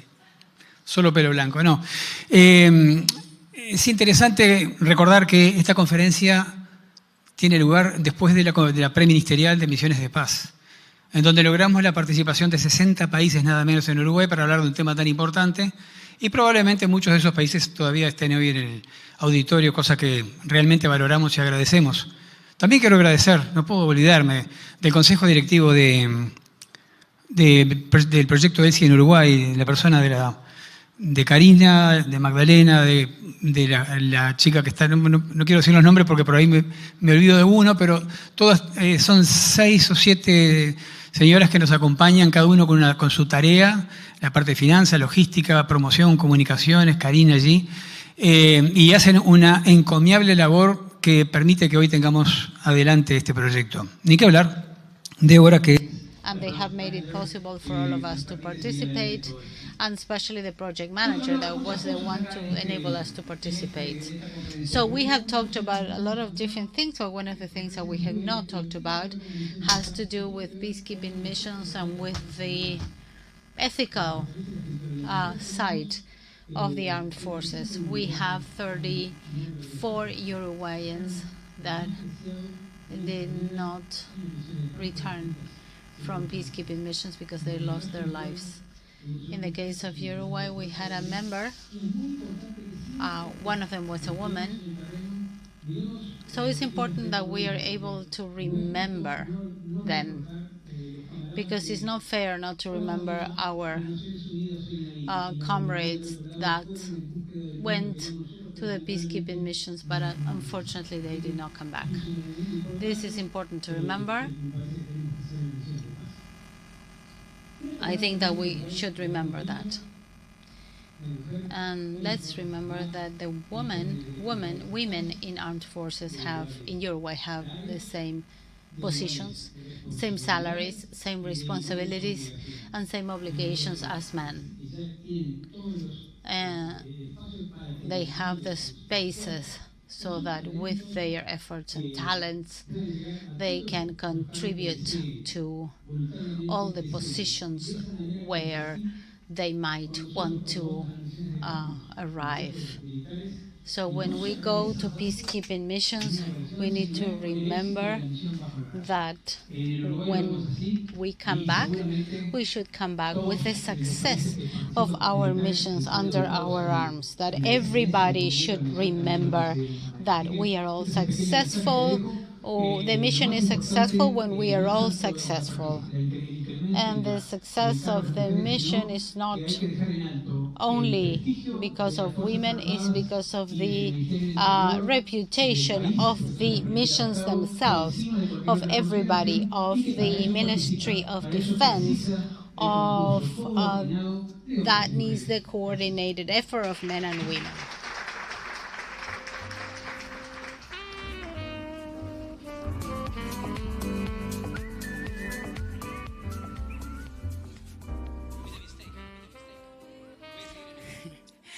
I just have one last comment. Solo un comentario final. Without the genuine drive, passion, and intellect of Karina and her team, who have driven this project since I first came to Uruguay in 2019, December. So my huge thanks to Karina and the gang, but to all of you in this room for your questions and your attention today. But thank you, Karina.